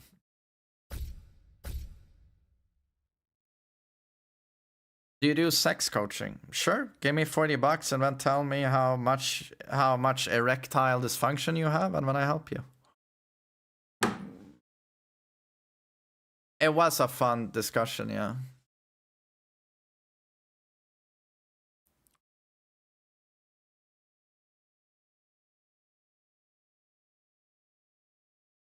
Dude, this song is so good. Mods. Do we have an ID? Coming out of Tech and Hibernation are Frame Whisperer and Blastosalami still around. Frame Whisperer is a hater. Hates Tekken, hates me and FDX. Conspiracy theories. He's playing Street Fighter now though, and is happier from what I hear from people. So happy for him. Arya had a lot of things happening in his private life. As like a month before Tekken 8 dropped, Arya had awful things happen in his private life. Awful things. So that set him back a ton. And rather than focus on Tekken 8 and content creation, he had to figure his life out. And that's been his life the last 2 years, basically. But he's doing much better now. Much better. And I'm very happy for him. And I hope he comes back to YouTube soon. But he has said that that's the goal, at least. So we'll see. But he was in Stockholm a few months ago, so I met him and his girlfriend. It was very nice. But hello. Do we have a code? Code. Where's Richard? Richard, are you alive?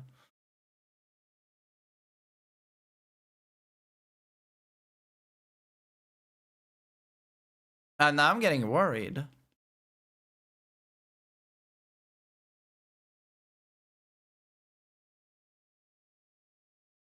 Disclosure is Spielberg's new movie. Oh. Okay, I haven't heard of it. Okay, I need to check that out. What is your opinion on Superman 1978 and 2025? 1978 is a classic. And I think it still remains the best Superman movie. The 2025 one I have not seen, but according to my chat, they recommend me to watch it with Wilhelm, so I might do that.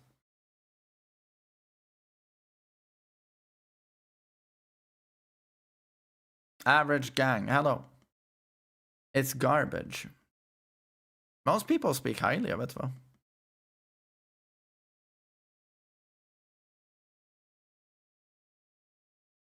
Is it a good time to get into Tekken 8?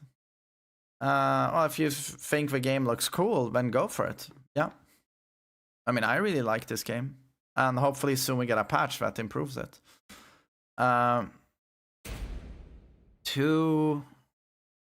Sorry, can you do that again? New Superman was cliche. It's a superhero movie.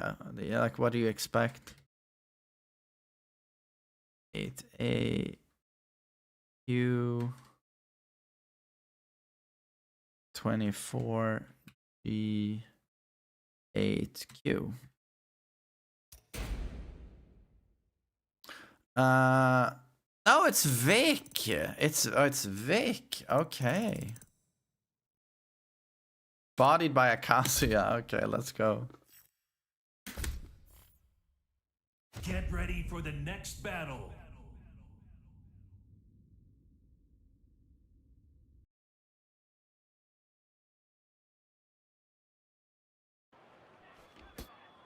Round 1. Fight.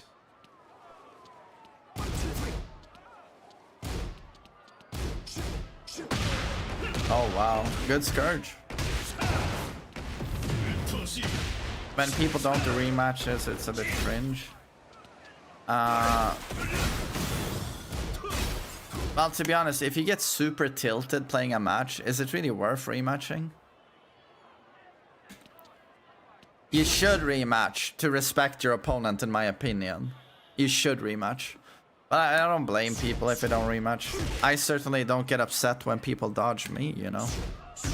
And certain matchups, like, am I surprised people don't want to play against Anna? Fuck no.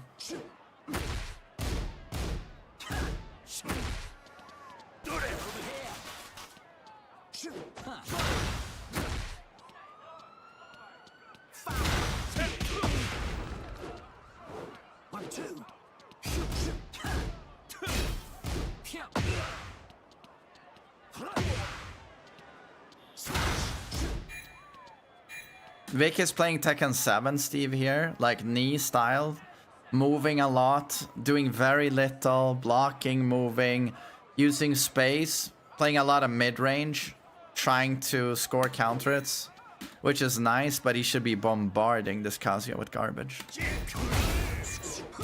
The reality is, in this game, it's actually very little classic Tekken movement. It's more like pressing a button to Kempo or sidestep into counterattack, and then you're doing strings into Lionheart mix. That's pretty much it. And well, Steve still has depth. He still has depth. Oh, Bearzahan, thanks for another gift sub. And well played, man. Well played.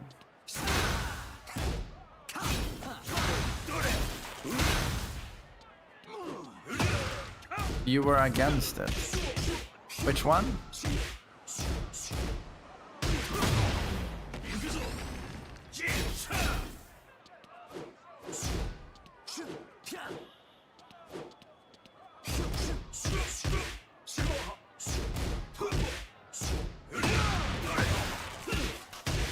Oh dear. Damn, no hesitation. That was really nice. He's holding his guard. Yeah, sorry, Vic Black, but I'm gonna commend your opponent here. He holds his guard.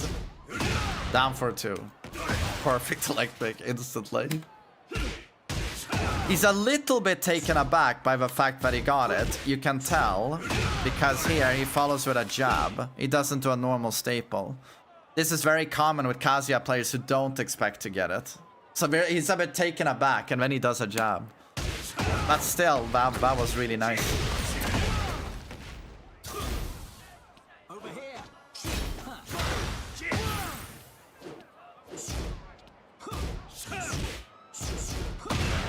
Oh, good one. Oh yeah, that was bad, Vic.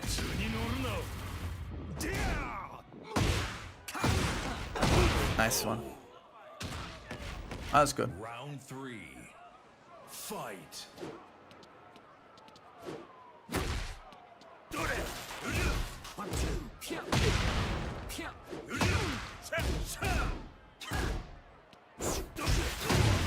Nice.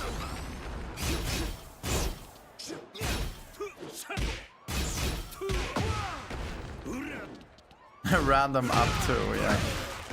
Hey, try it again.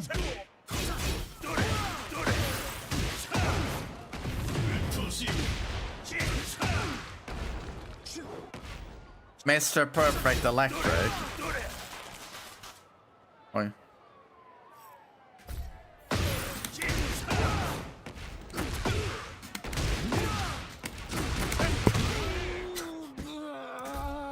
Come on, man.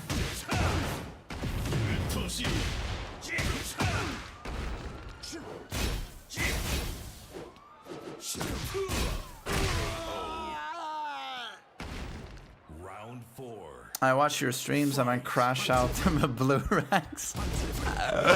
Yeah.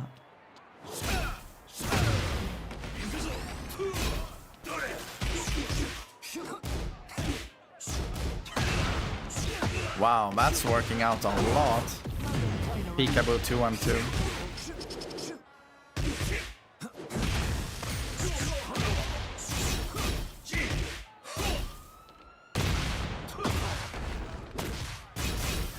New character in winter. I'm hoping for Scorpion. What was my worst dream? Oh god. I don't know if I would remember. I mean, I dreamt. I had a lot of anxiety in like September over many different things. I just had a month of like almost depression. I did not feel good in September. Thank God I got over it, you know, but I felt like shit. But then I dreamt that it felt very real in the dream. I saw Willem ride his bike and then fall like this, smash his head on the concrete, and just blood flying everywhere. That I dreamt. And I immediately wake up. Immediately, like, and I can't tell you how awful I felt that entire day. Like, that was a fun dream. But I also remember from when I was a teenager, I would dream that my father died and my brothers, and I was at their funeral. I remember those were like really, really awful. Oh.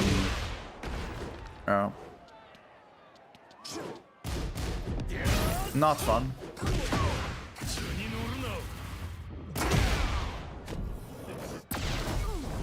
But luckily these days I dream very chill things. I meet old friends I haven't seen in a long time. I can jump super high. I can jump into trees and shit. So it's mostly nice stuff. Oh, thank God. I talked about dreams yesterday with Willem. Funny coincidence. But he said, oh, that sounds so nice, Dad, that you have fun dreams. Because Willem says he doesn't have fun dreams. He has a lot of nightmares. He told me yesterday. It's okay, it sounded awful, but I couldn't help but chuckle a bit. But he said that he dreams that he's okay, it is awful, sorry, but he's in school and he's chased by a zombie. And Willem runs around. I mean, it is awful. But I remember dreaming similar things when I was a kid. I was also chased in school by a zombie and shit.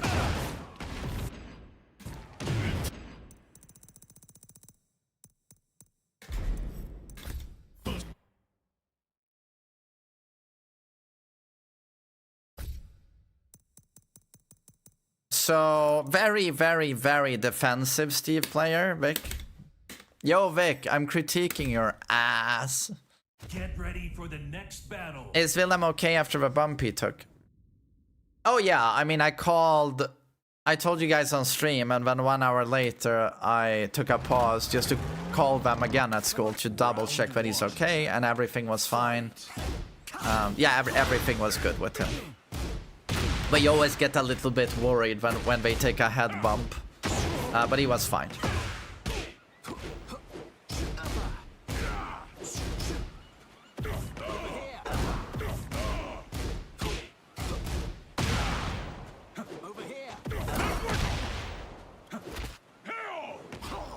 Zombie was coming at you and you punched a wall when you woke up. God damn.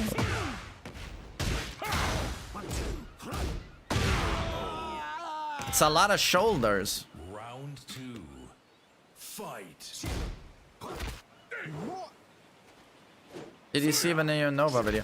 Those of you who are interested in my response to that, rewind this VOD. I think the first hour or so of this stream, I talk about that. So you can check that out if you're interested.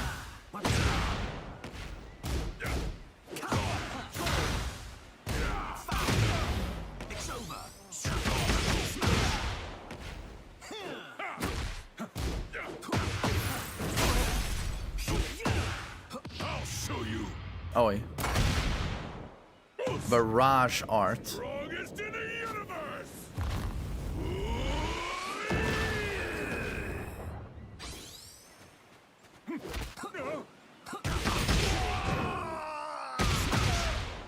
Round 3. Fight. Over here. Gage!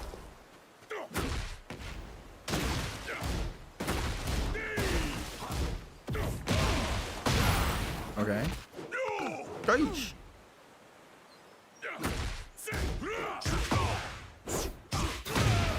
It's over.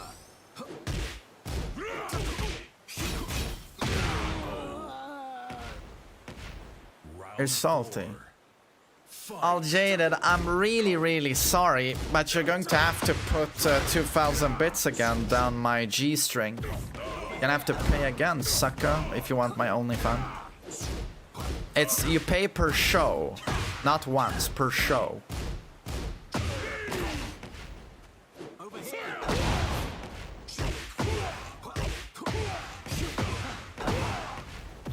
Coming around.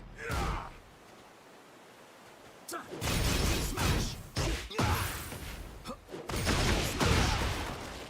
Okay, so now it's more Tekken 8, yeah. Gosh. Final round. Fight. Oh wow, okay. One of dies today, guess who? Fair enough. It's over. You're just going to have to wait for me to coach Vic here.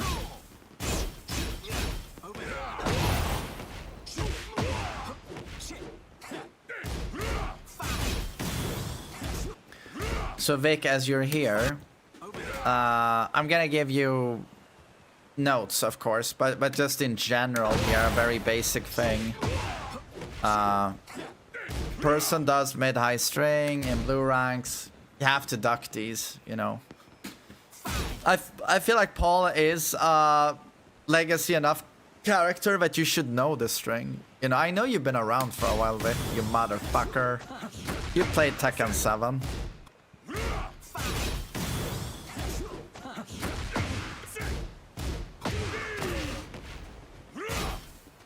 So yeah, he has ducked it so far. Okay, thanks. You played only drunk. Tiny man, no. Oh, I do remember you. It was super nice meeting you as well, man. Super nice. Now this is what I call fun.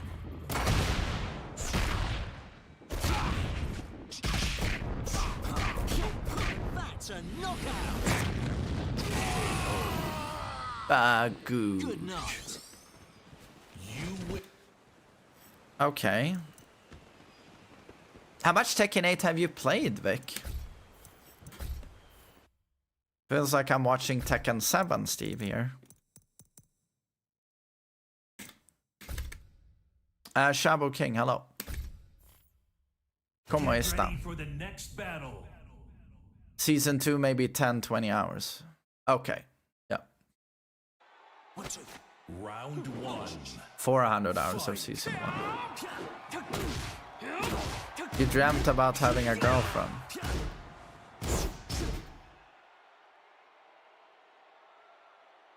You found me intimidating. Oh, you thought I was gonna be a fucking asshole or something. I think I'm pretty nice. I'm not as awful as I come off sometimes on stream. It's just that, you know, being a streamer is quite different to meeting people for real.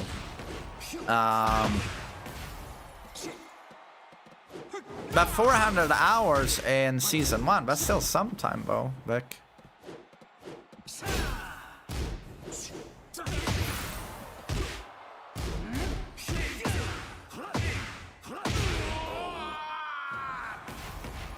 Round 2.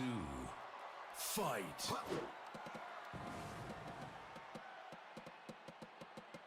Oh, Vima is so kind.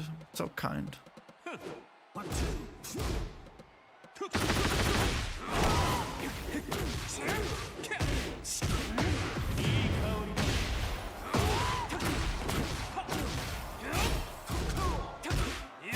Okay.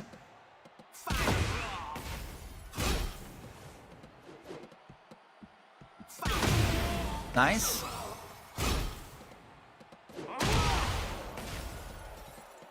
Is there a particular reason you're not constantly looking for an outfox? Like, maybe you don't like that tool, you know, which I can respect, but it's just, it's so broken.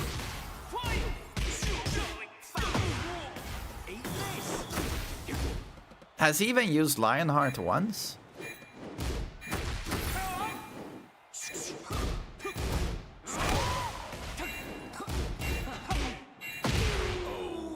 You beat Steves that rely on it. Round 3.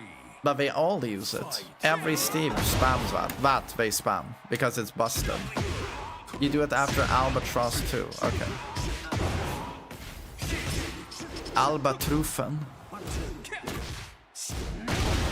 The Albatrufen too.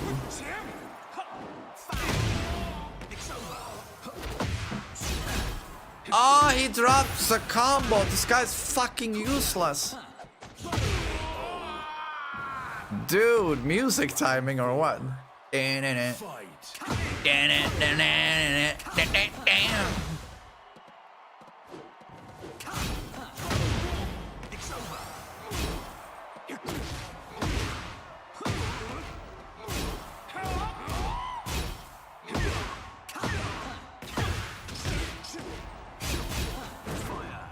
Fire.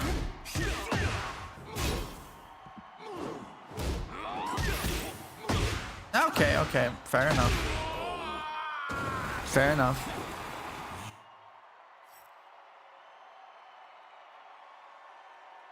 I just want to watch one more.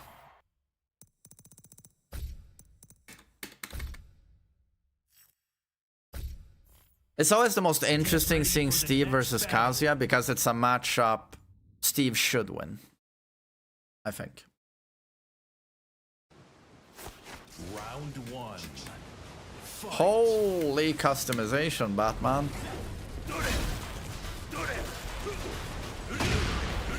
I don't know if this is super fucking gay or like the best thing ever.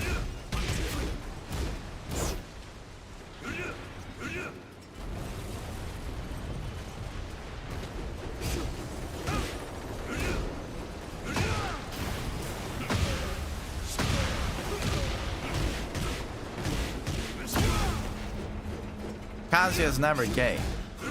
Well, this one's pushing it.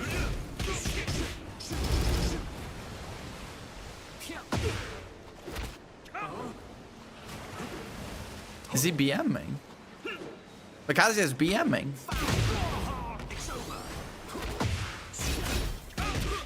He's literally BMing, I think. Round two. Fight.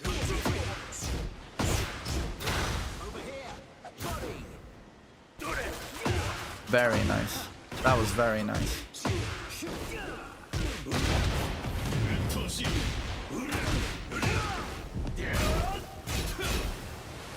Protostar. He actually is so manly, but he looks manly in a G-string. Should I use that?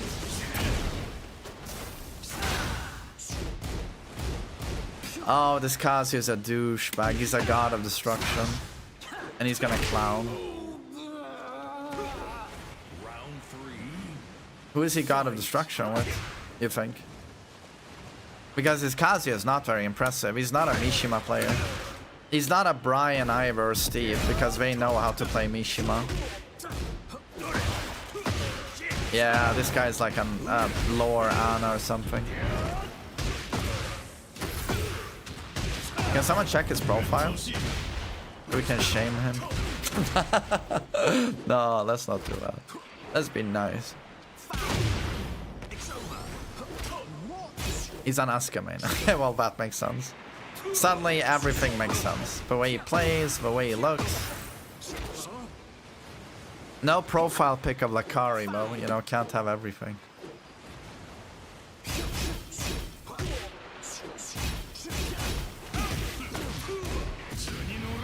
Oh wow, now that's a lot. That's an Asuka setup. Round four. Fight.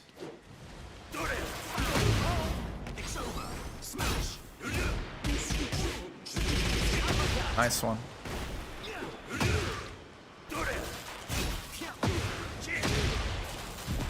He's doing electrics without special style. Oh, he did a cancel. He did a cancel.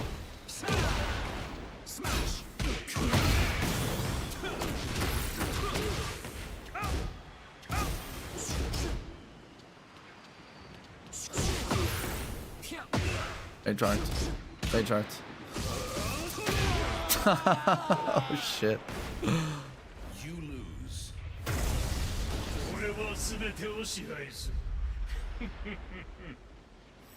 Least gay Kazuya. And the Jonkler theme plays right now. Is this a coincidence? Jonkler theme.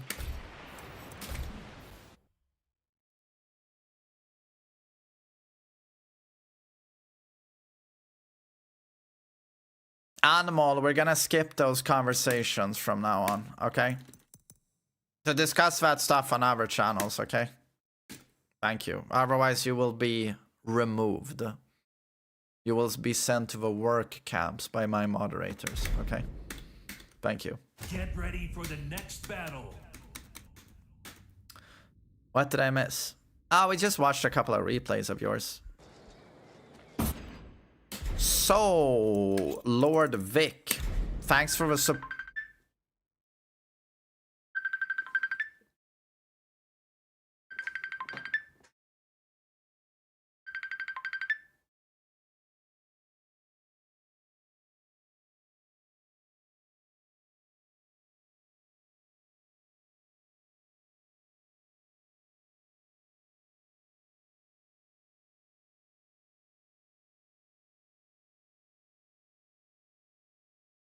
Thanks for the support over the years.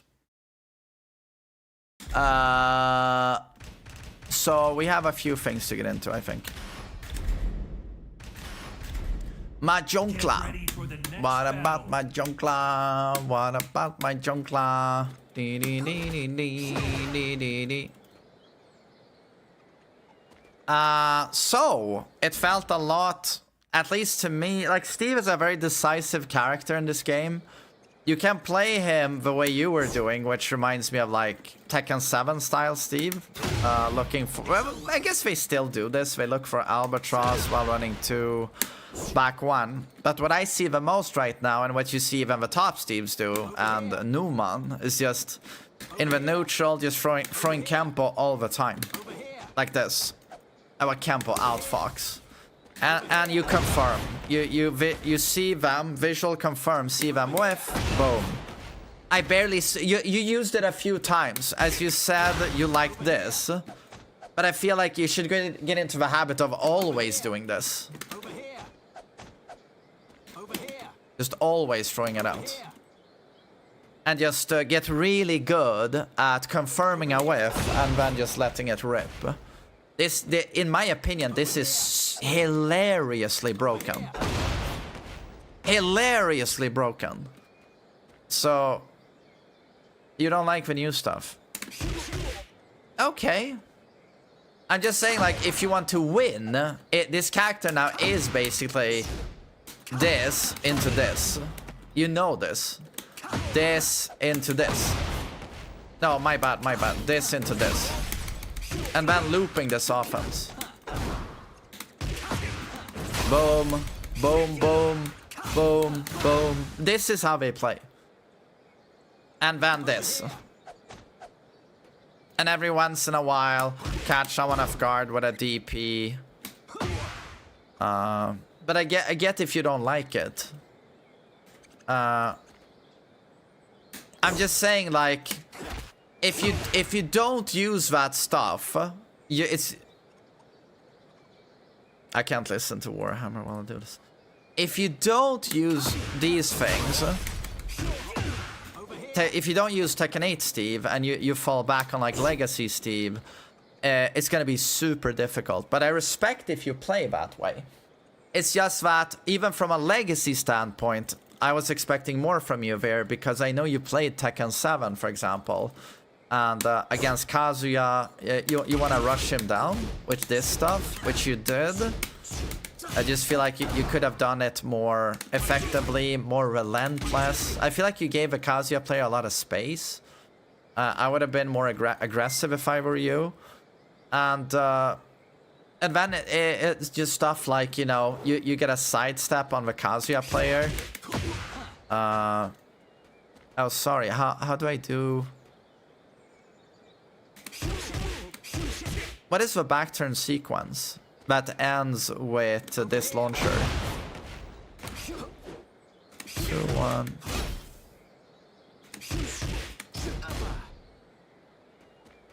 Does anyone know that sequence? Because it's key in this matchup. Peekaboo, 1, 2, peekaboo. Into while standing 2, 2. Okay.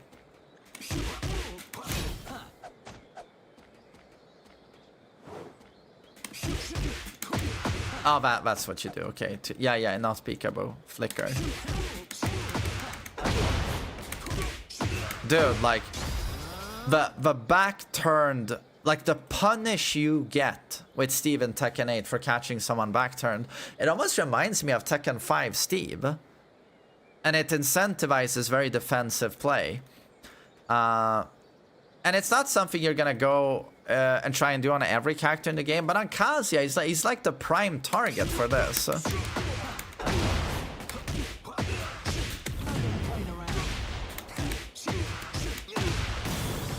It's just something I would have liked to see you try at least. But I feel like you play insanely patient. Like I felt like any given matchup you liked playing from this range.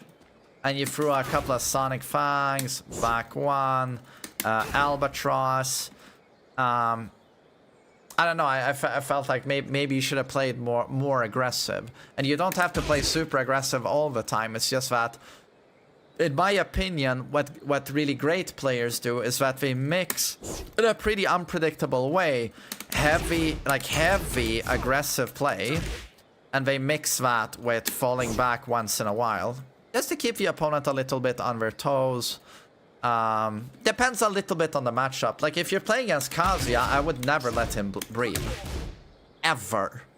I would just go ham in his face. Like, maybe you look for a sidestep once in a while, or like you like to do something like this on block into an outfox attempt, but I just wouldn't let him breathe.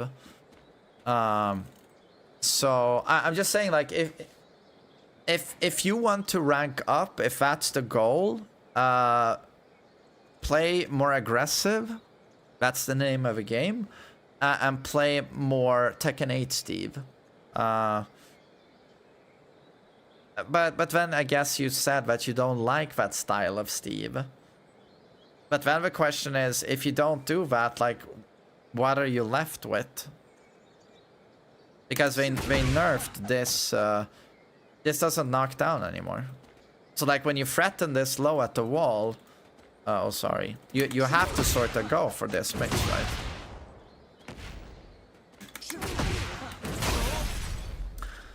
right? You had some nice rocket launchers.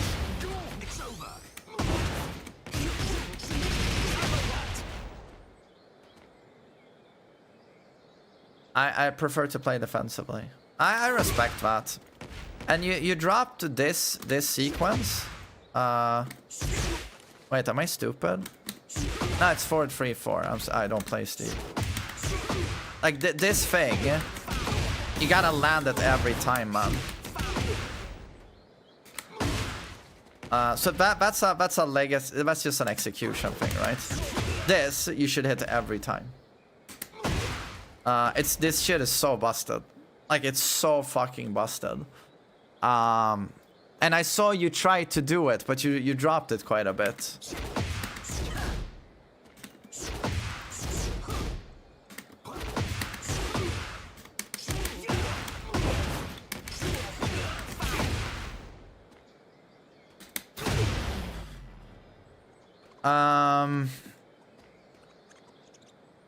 To be honest, I thought your defense was way above what we typically see in blue ranks. You had good spacing, you had good timing, you ducked mid-high strings, you knew to punish down for 2. I think the defensive basics are there. I just think you're playing way too honest and careful.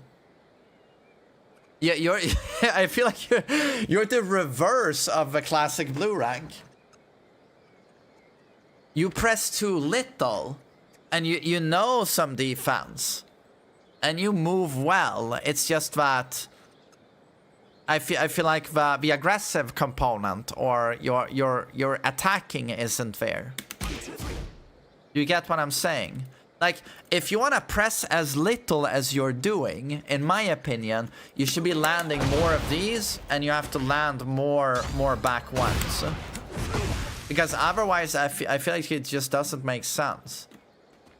If you play super well around outfox, with punish with DP, and score back ones, you can play like knee. Even in this game, I think.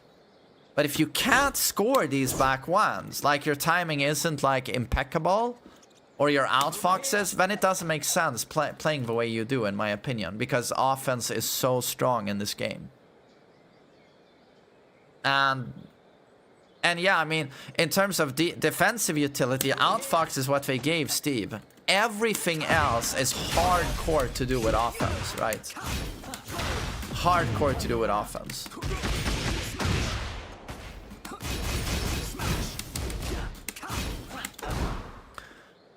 So I think the road for you, like, if you want to keep playing your style, I would get way more comfortable with outfox. Way more comfortable with outfox. And there are no easy tricks for you. If you want to play knee style, it's like it's gonna take... You have to learn on every single character and player. When do they typically like to press? What's a good range against this? Because you really like playing the mid-range. And it's like, well, what does Clive typically do at this range? Well, against Clive, you can't even play this playstyle. You can't play the mid-range, and you can't play outfox against Clive. It doesn't matter where you are on the screen. He's always a threat. So your style will not work. But I mean, Clive is barely Tekken, though, so maybe it's an unfair comparison. But it's the same thing with Ana. Ana throws her homing while you're doing this, you go down into the ground. Like, there's just so many... I'm just trying to tell you, like, when you choose to not press in this game, there are so many characters that your defensive style of playing around here, it's gonna be a nightmare, man. So I feel like either for you, Vic, you keep going with what you're doing and you get like super strong with your timing. And spam outfox. You should spam outfox. Like, there's no way around it. You have to use this, in my opinion. And then you keep doing what you're doing. You learn the matchups. You press very little, and you learn. But then you better learn to punish really well. But you're on your way. For a blue rank, you're definitely on your way. But in my opinion, like, if you want to get a shiny rank, you're gonna press more no matter what. You're gonna press more. But probably you want to start doing this, right?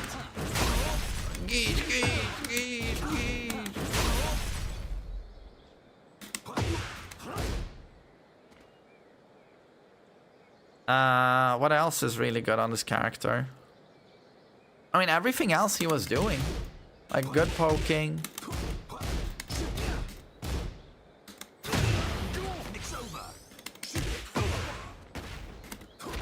This, yeah, again, this wall throw is super important.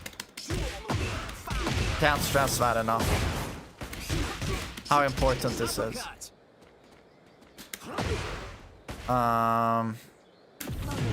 Yeah, and I guess the clinch in general.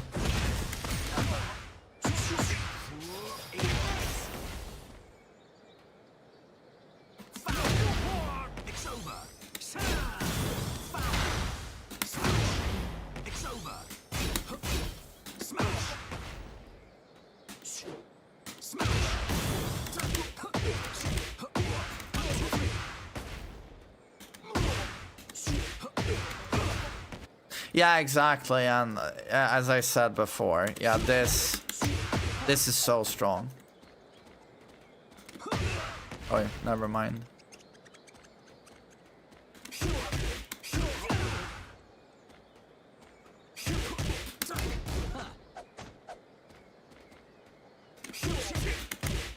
Wait.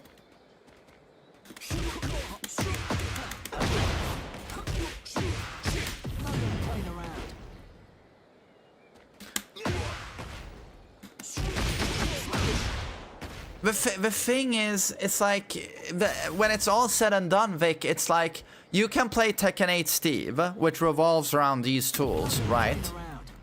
Or you have, if you don't do that, you play one of the most complicated fighting games characters ever. When you're gonna start getting into, like, what does this do? What does this do? How do I apply pressure with flicker? I can counter it with this. You can use this. You can poke with this. Power low, mix with this. It's like, it's such a complicated character. And doing a coaching session with you, I can barely begin to scratch the surface on that. All I can do really is tell you, I think you should 100% be attacking more. You are pressing way too few buttons in Tekken 8. Way too few. And in my opinion, yeah, you can become a genius with peekaboo and all of that stuff, but it's like, when it's all said and done, in this game, you apply this shit. You go into heat and you apply this shit on fucking block, right? And now we take the flicker mix, and then wait, how do you do this? Well, how does he transition into Lionheart? They always do end this with a Lionheart mix. Playing around. What is the flowchart?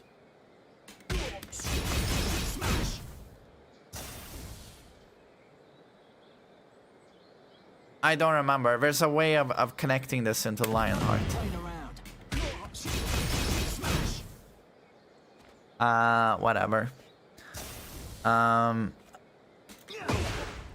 Duck forward 1. That one? No. Forward 2. Playing around.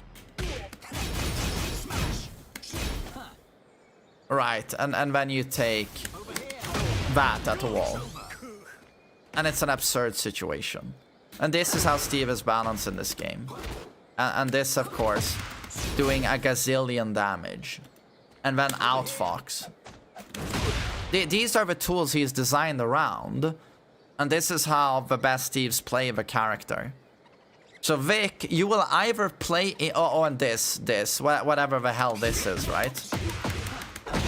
So for Vic, it's either you play into these things, in my opinion, you play into these things, because you're not doing it right now, or you keep doing what you're doing, and you have to become a player who is 3 times better than your opponent.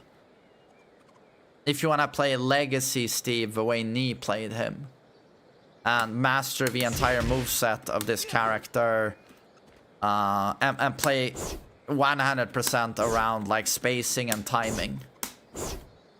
So I feel like that's your crossroad right now. One of those is very easily achievable, and the latter one you're looking at, I mean, thousands of hundreds or thousands of hours. You want to stick to traditional Steve. Oh, that's so cool, and I really admire that. Yeah, I'm just saying, it's like it's a very difficult path to walk, and those Steves are extinct. Maybe Frism plays a little bit like that. I don't know, or am I giving him too much credit?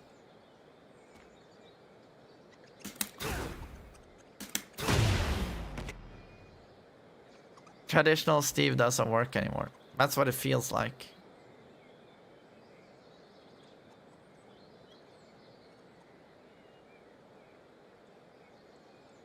Doug from Paris still plays like that.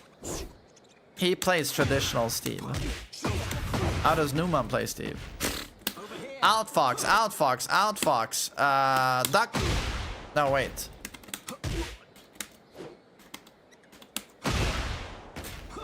How do you do the skyscraper?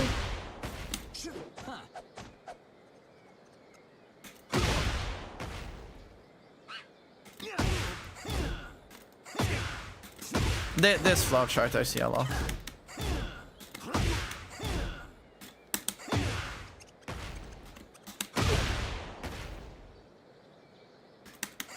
Now this I see.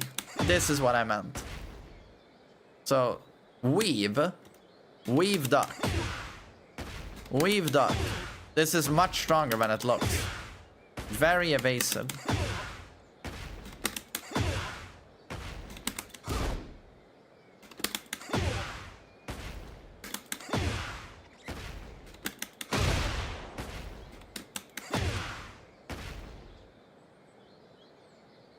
But yeah, Vic, when that's your path, all I can tell you is get good. There's nothing else I can tell you.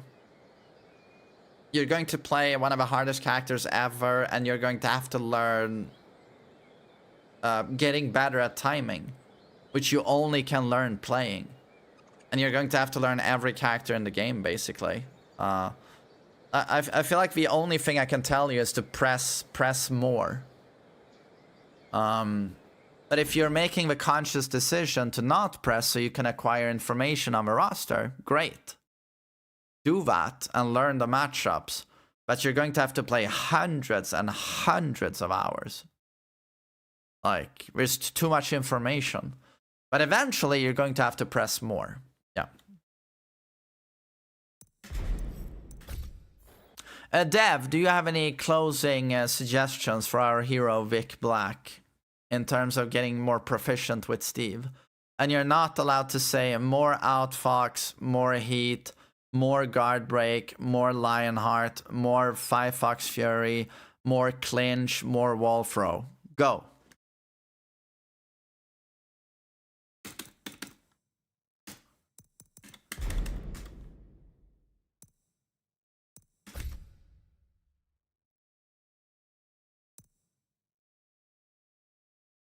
Back one. The only thing that's left is 1-1 and back one. Yeah. Challenge impossible.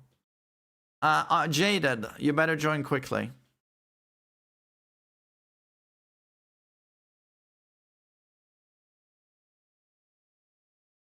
If you want to learn him fundamentally. Okay. Abuse up back 2.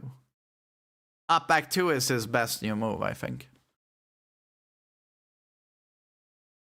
Okay, Vic, we can play a quick set. You dick sucker. And now he's gonna smoke me. He's gonna beat the shit out of me, even though I'm a good man.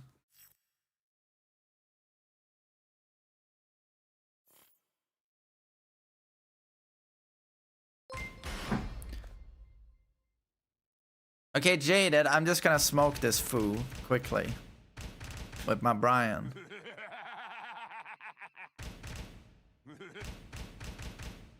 Brian Fury.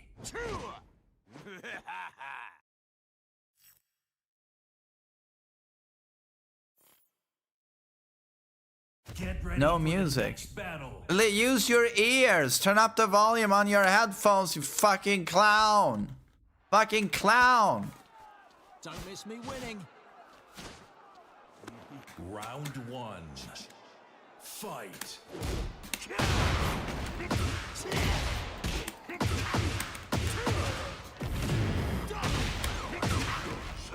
So that whiffed.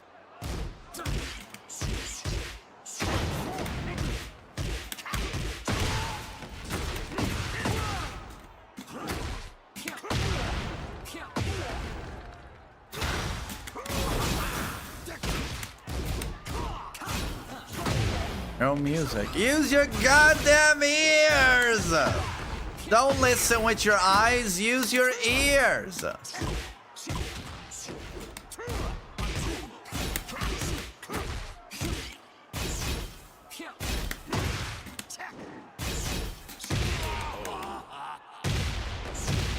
Round 2. Fight.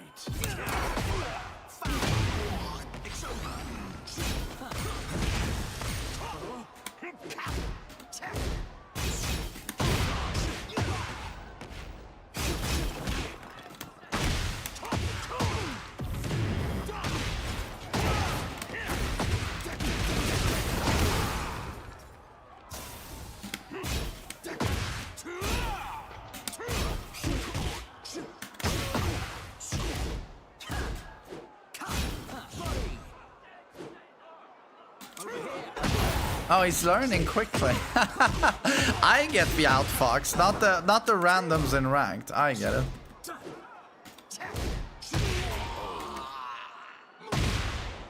Round 3. Come on.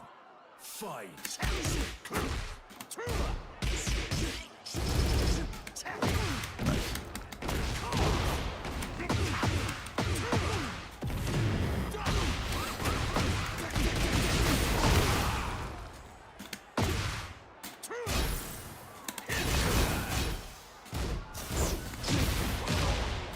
Holy outplayed.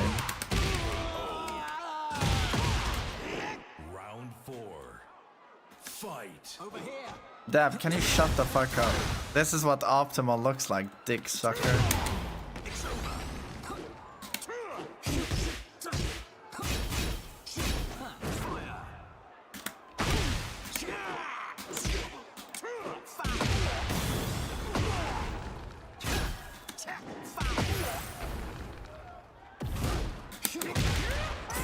Oh, blue spark.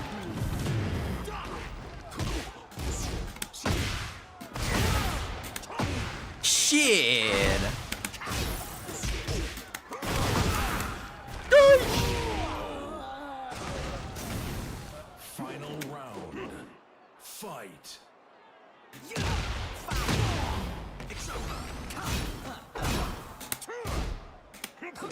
Oh god.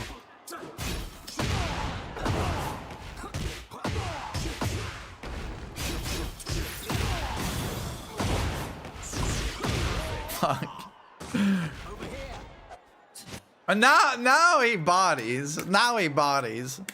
I don't know what it is with me, but I bring out the best in all of these motherfuckers. Or they just hate me so much that they have like giga motivation suddenly. KMM's been waiting for coaching since before TWT. Since before Tekken World Tour. Amhad, you're making that up. Don't lie. No, but you have been waiting, I assume. Yeah. I'm gonna fix that, Amhad.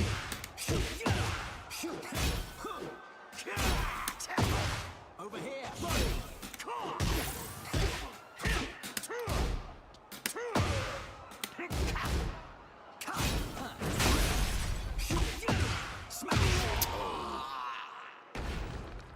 Round 2. Fight. Over here. I love Steve.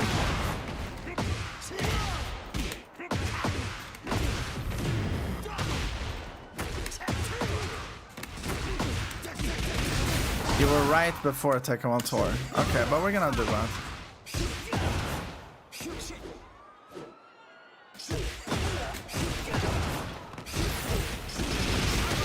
You taught him this. But I didn't think he would do it against his teacher. That's immoral.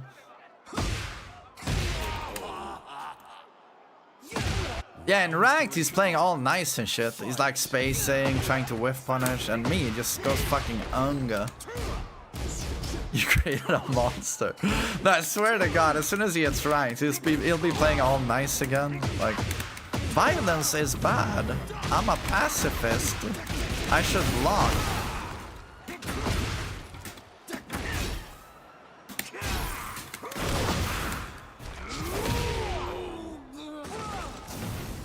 Round 4. Fight.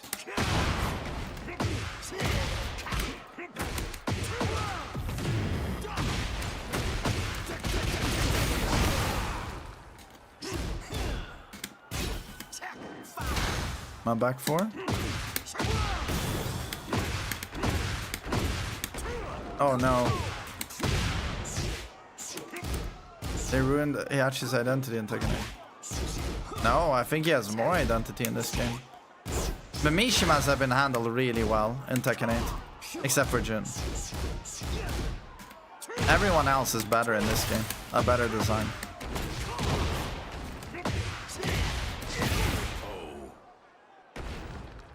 Final round. Fight.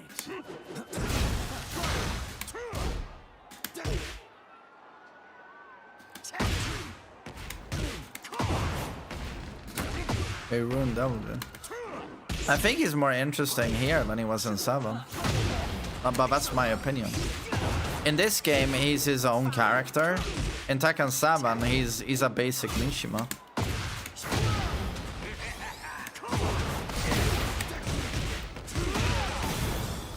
Dev, I'll teach you this combo if you're real fucking nice. He is, he's just shit. No, he's dog shit. Don't get me wrong, he's dog shit. I'm just saying he's more interesting.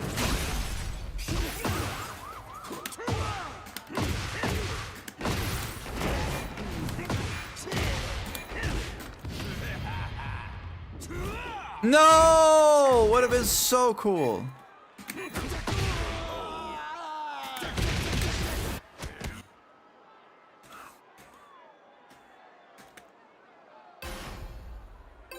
What is Heihachi's identity without Omen? Heihachi's identity without Omen. But he has Omen.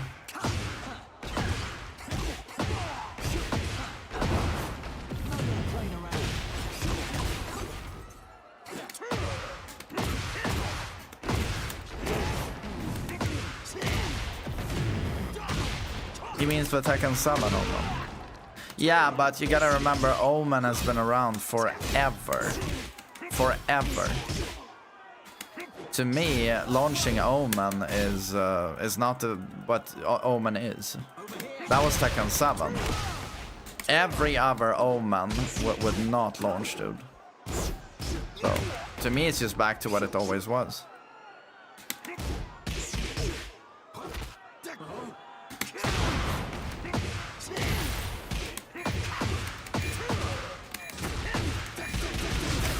What about my damage?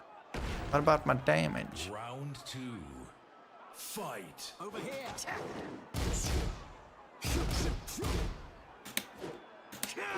Terry Raging Demon. What?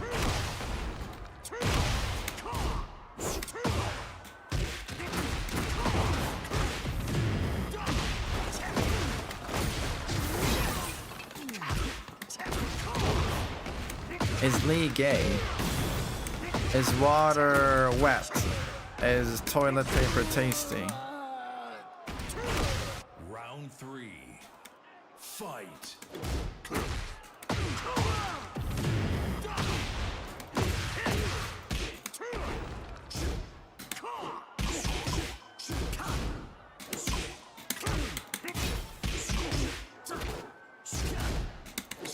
God damn it! I want a fisherman!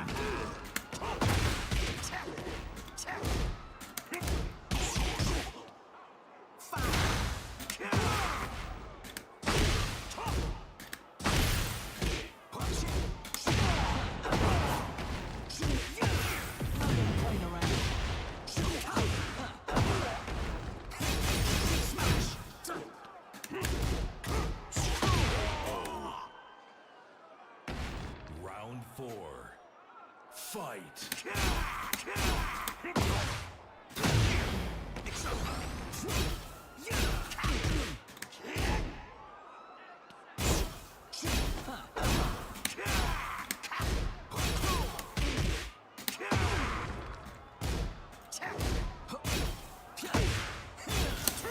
Shit.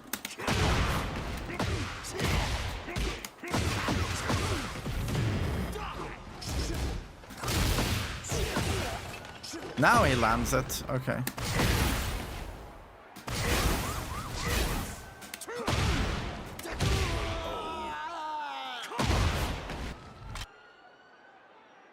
Why do I think Lee is gay? I don't know. I took a look at him.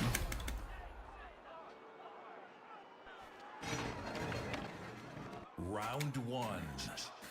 Fight.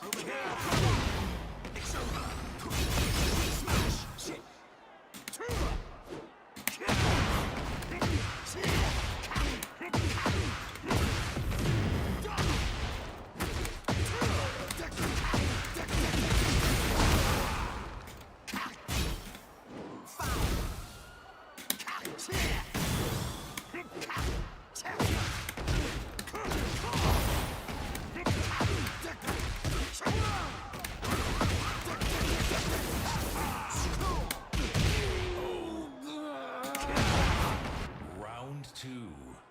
Fight.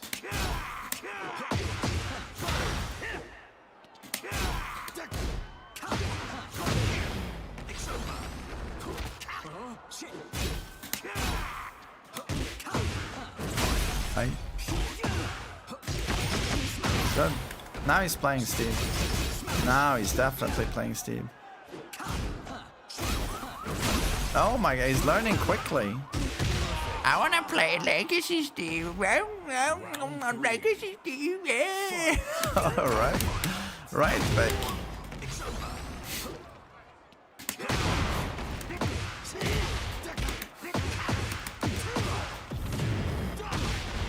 It's almost like someone here is full of shit.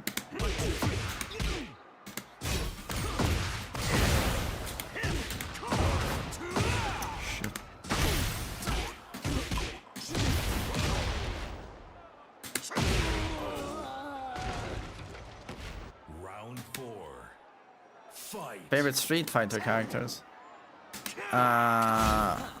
The ones whose gameplay is like Chad gameplay. So like JP, Bison, Mai.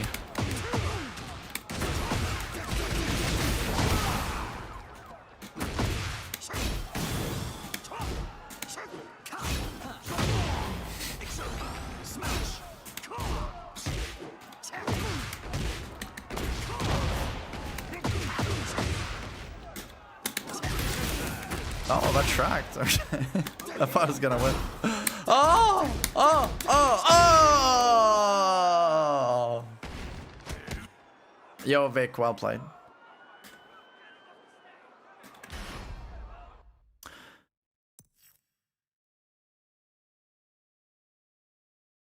Jaded, you are going to want to murder me, but I kinda gotta leave, man.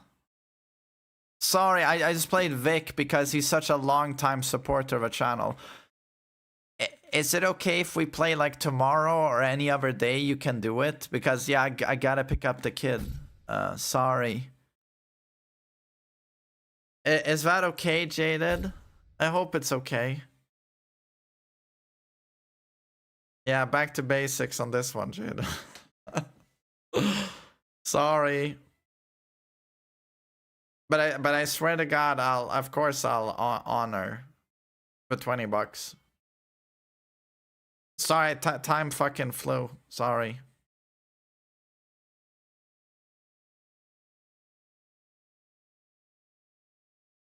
It's okay. Don't keep my doom waiting. Okay, I'll try. But thanks, man. I swear to God, we'll do it tomorrow. Well, anytime you show up on the stream, we'll do it. I promise. Ninja Freak, we are not going. I made clear this. I guess I'll mention it a final time. The last 2 weeks, there's been a million videos made about me on YouTube. Like drama videos, people have issues with things I've said on stream. I'm not going to watch those videos, and I'm not going to keep discussing it here on stream because it feeds into an eternity loop where these people feel, I don't know, that I'm talking about them and that's content for them, etc. And so I'm just gonna ignore it because at the end of the day, I'm not a huge fan of drama and gossip, and I just don't give a shit, you know. It's like if I give my opinion, and then you guys can go and watch those videos, and feel free to agree with those YouTubers if you want to, or disagree with them. That's fine. But I'm just not going to discuss it anymore on this stream. We've done it a lot lately with involving many different content creators. We've discussed them greatly. But at the end of the day, I don't see what the value is for me other than petty drama. But for those guys, they get more content all the time. I feel like I'm getting like almost content farmed in a way. And the way I look at it, I'm just like, what the hell do I get out of it other than very annoying interactions on my stream? So I'm just gonna stop discussing it.